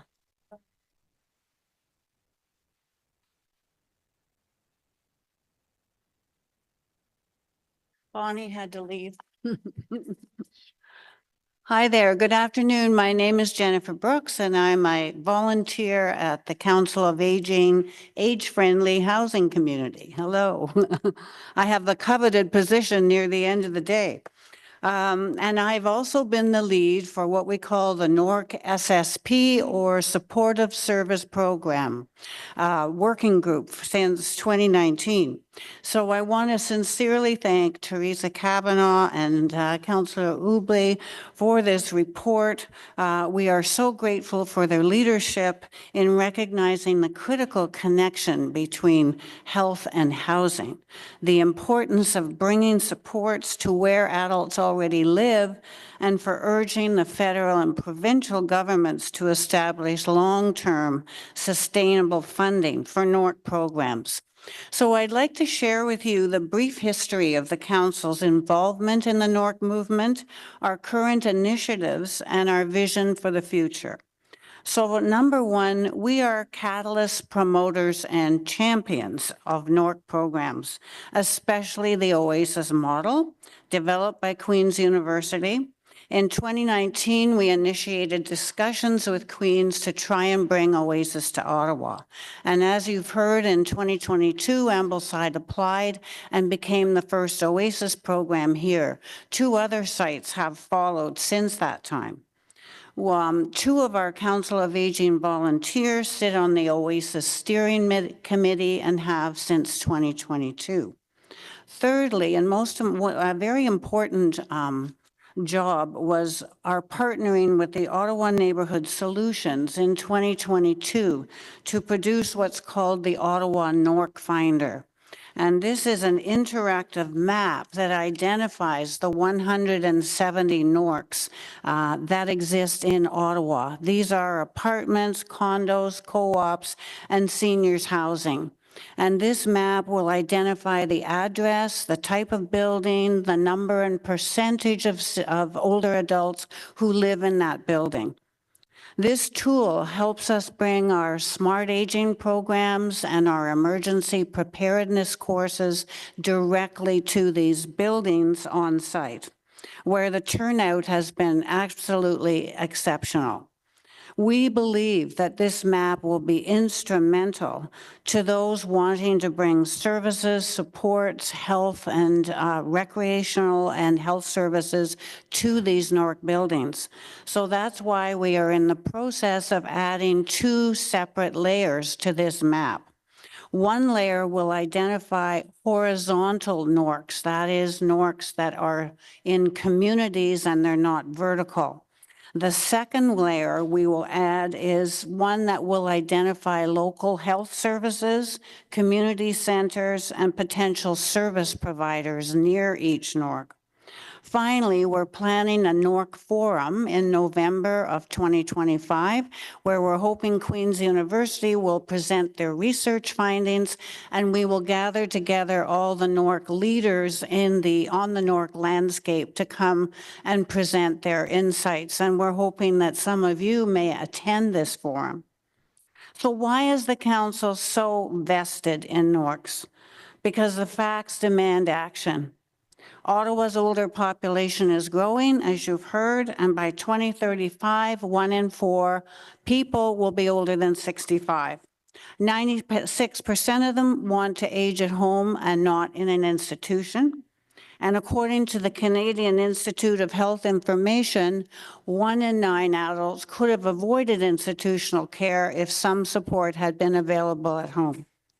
So the OASIS model developed by Queen's University is Canada's best example of a NORC program, but it depends on unstable year-to-year funding. That's why we support this report that calls for a sustainable national funding strategy. These programs, as you've heard, are proven to reduce social isolation and improve health outcomes.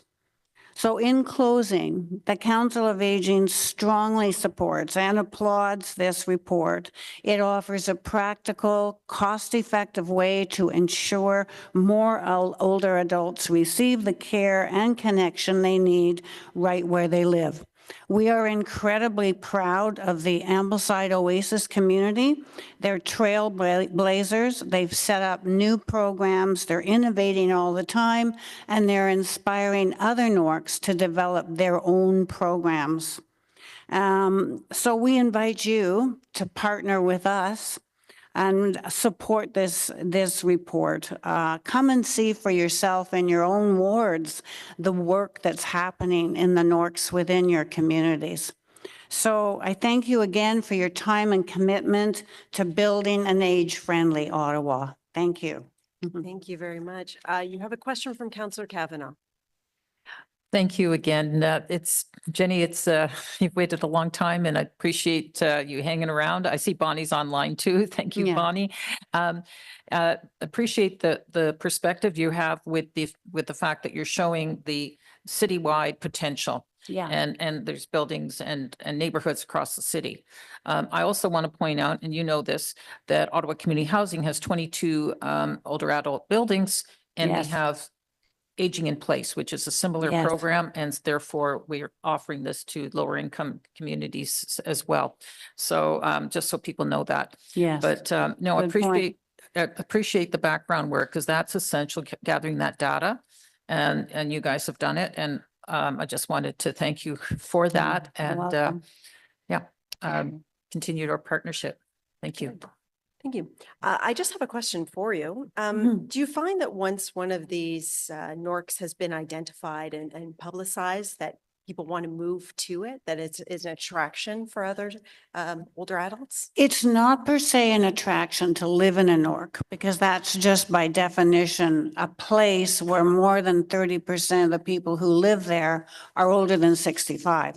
What's attractive is if that building has a NORC program, which is what we are advocating for. So a program like Oasis, where you might have a coordinator or you might have a resident-run program, but generally they're not as long-term as if you have a coordinator, as Oasis offers. So yes, that's very attractive to people wanting to move into a building that has such a program.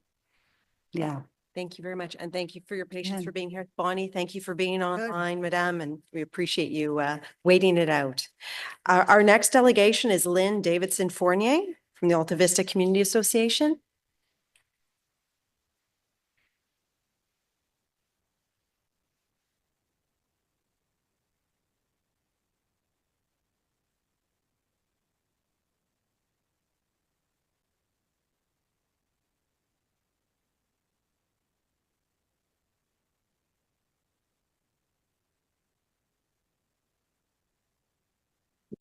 I can start.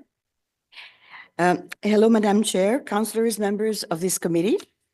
Thank you for giving me the opportunity to speak out about our community interest in NORCs. I am Lynn Davidson Fournier, Chair of Senior Watch Alta Vista, also called SWAV, the Seniors Committee of Alta Vista Community Association. Created in November 2022, SWAV has a core goal, aging in place. So that's why we are here today.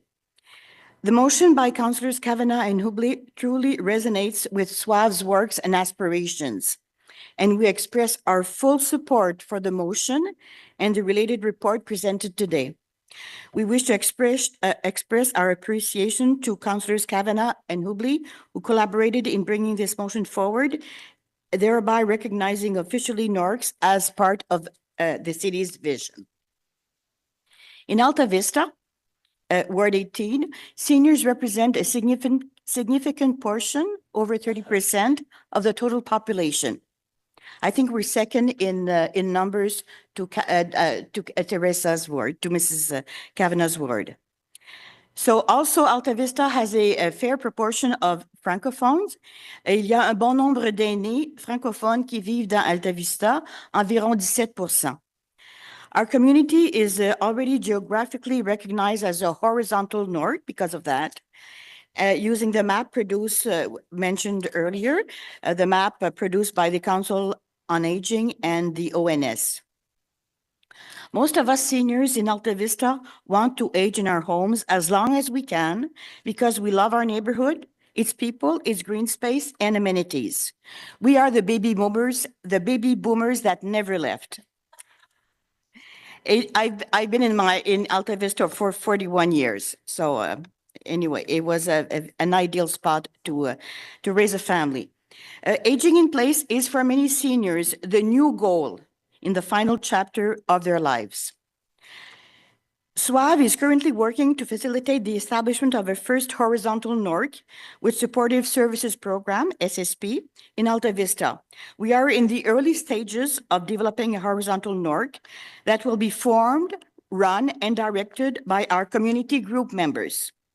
SWAV members have done extensive research and identified 3 pillars that will be important for our successful NORC: healthcare, community services and support, including home care, and thirdly, recreational and educational services. By the way, Alta Vista would be a great place for seniors health hub. We already have identified a perfect place, even 2. SWAV has reached out to our councillor, Marty Carr, who has given her support for our horizontal NORC and put us in contact with the city's manager of the seniors, the Heron Seniors Center.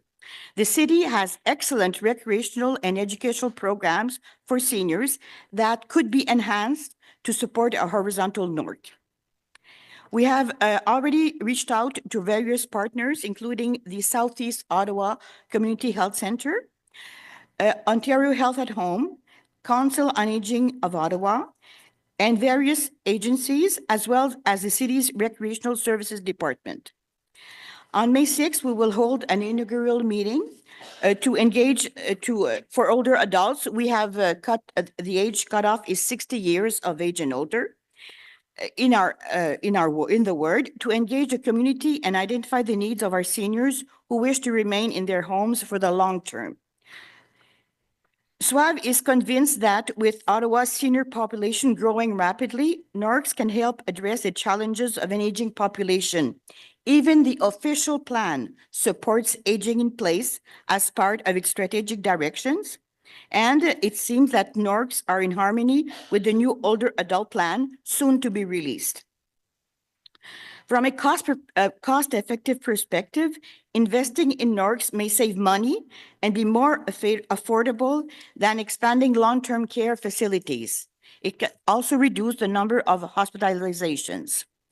There are definite benefits for seniors, including reducing isolation, fostering independence, increasing community cohesion, enhancing a sense of community, accessing appropriate services, and promoting overall happiness.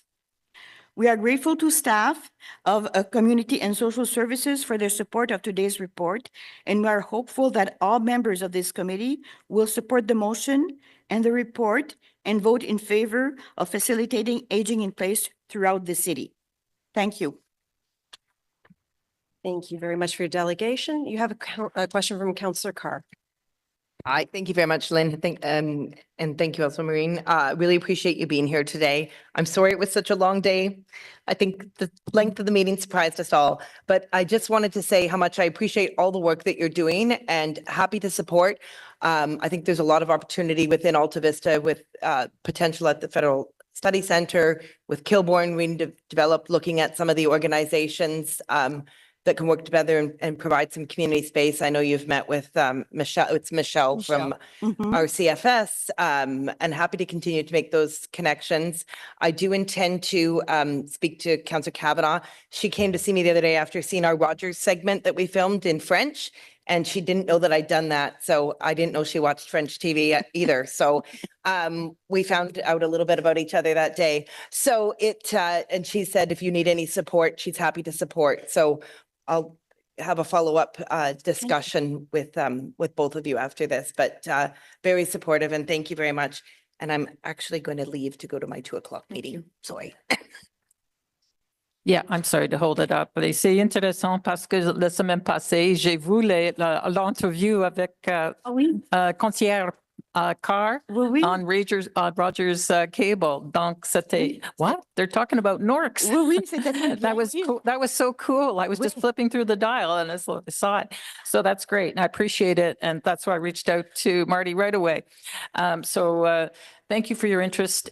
You're the last delegate. It's been a long day. Thank you. I know we'll be working together and appreciate your interest. Thank you. Thank you, Councillor. Thank you very much, Councillor Carr. I will note that we are down to 7 members. We maintain 6 to have quorum, so no one else is allowed to leave. You're allowed to go. You're fine, Tim. Everybody else, you're stuck. You're not going anywhere. Just saying.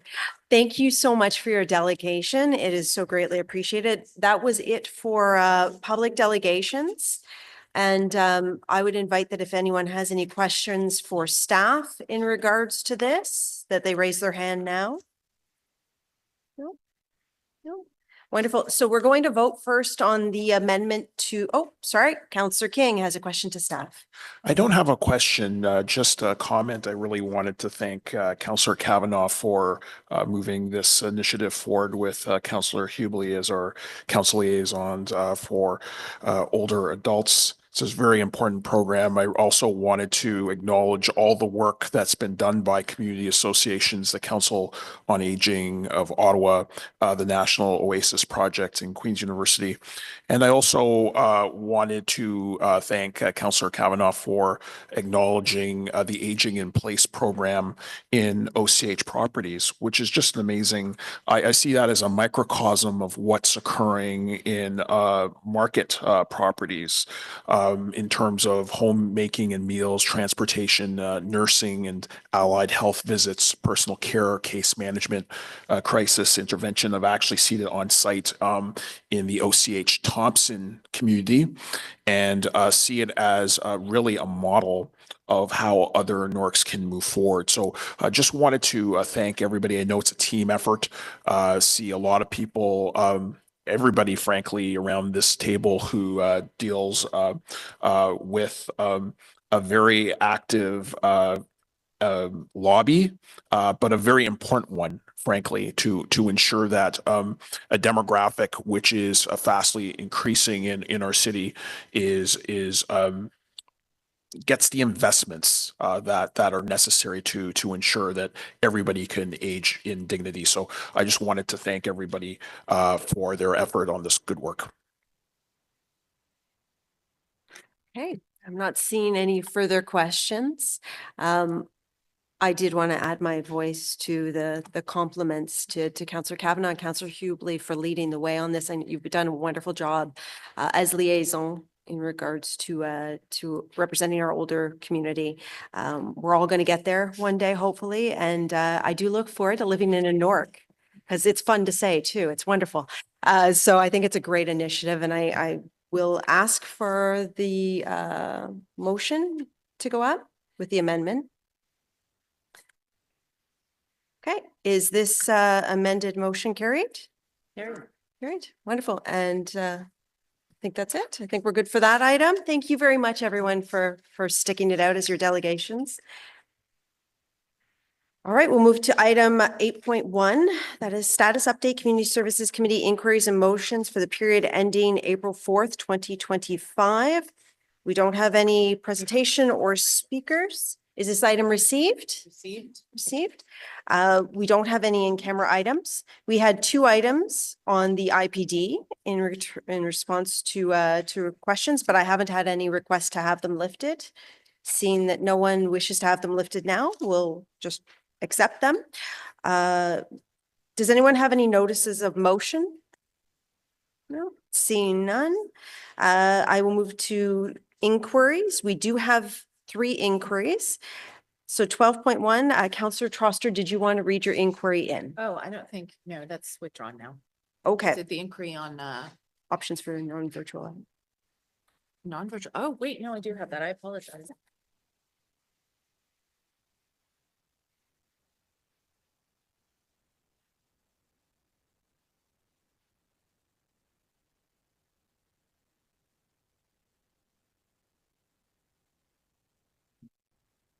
Thank you. Many senior residents in Ottawa have expressed concerns about the way that city-owned community center program information is dispersed and promoted to residents. Anecdotally, there was a wider range of methods for providing information to residents, such as through physical brochures, ongoing newsletters, and routine emails. Many of these options are no longer available. As most program information and registration now takes place on the City of Ottawa's website, some residents are finding it increasingly difficult to access registration and information about available programming in their communities. Could staff please provide the following information? What options are available for non-virtual program advertisement and registration? And 2, what can the city do to increase the non-virtual program advertisement and registration options offered to residents? Thank you. And there's another one, yeah. Thank you, Councillor Troster. And I believe you have another inquiry? I do. This is about shared use agreements impacting city and school venues. The city and various schools and school boards throughout the city hold shared use agreements. Can staff clarify, 1, how many of these agreements exist? 2, what kind of activities and spaces are restricted under shared use agreements? And 3, how can relevant groups access and understand these agreements, especially in a context where they may be users of a public part, but they're not signatories to an existing agreement? Thank you. Thank you, Councillor Troster. We have a final inquiry from Councillor Hill. He's not here, so I'll just quickly read it. Can staff please provide information on options for strategic partnerships with local faith communities to increase private childcare capacity options? Okay. So moving on, number 13, we don't have other business. And adjournment, our next meeting is Tuesday, May 27th, 2025. Is adjournment carried? Carried. Carried. Have a wonderful day, everyone.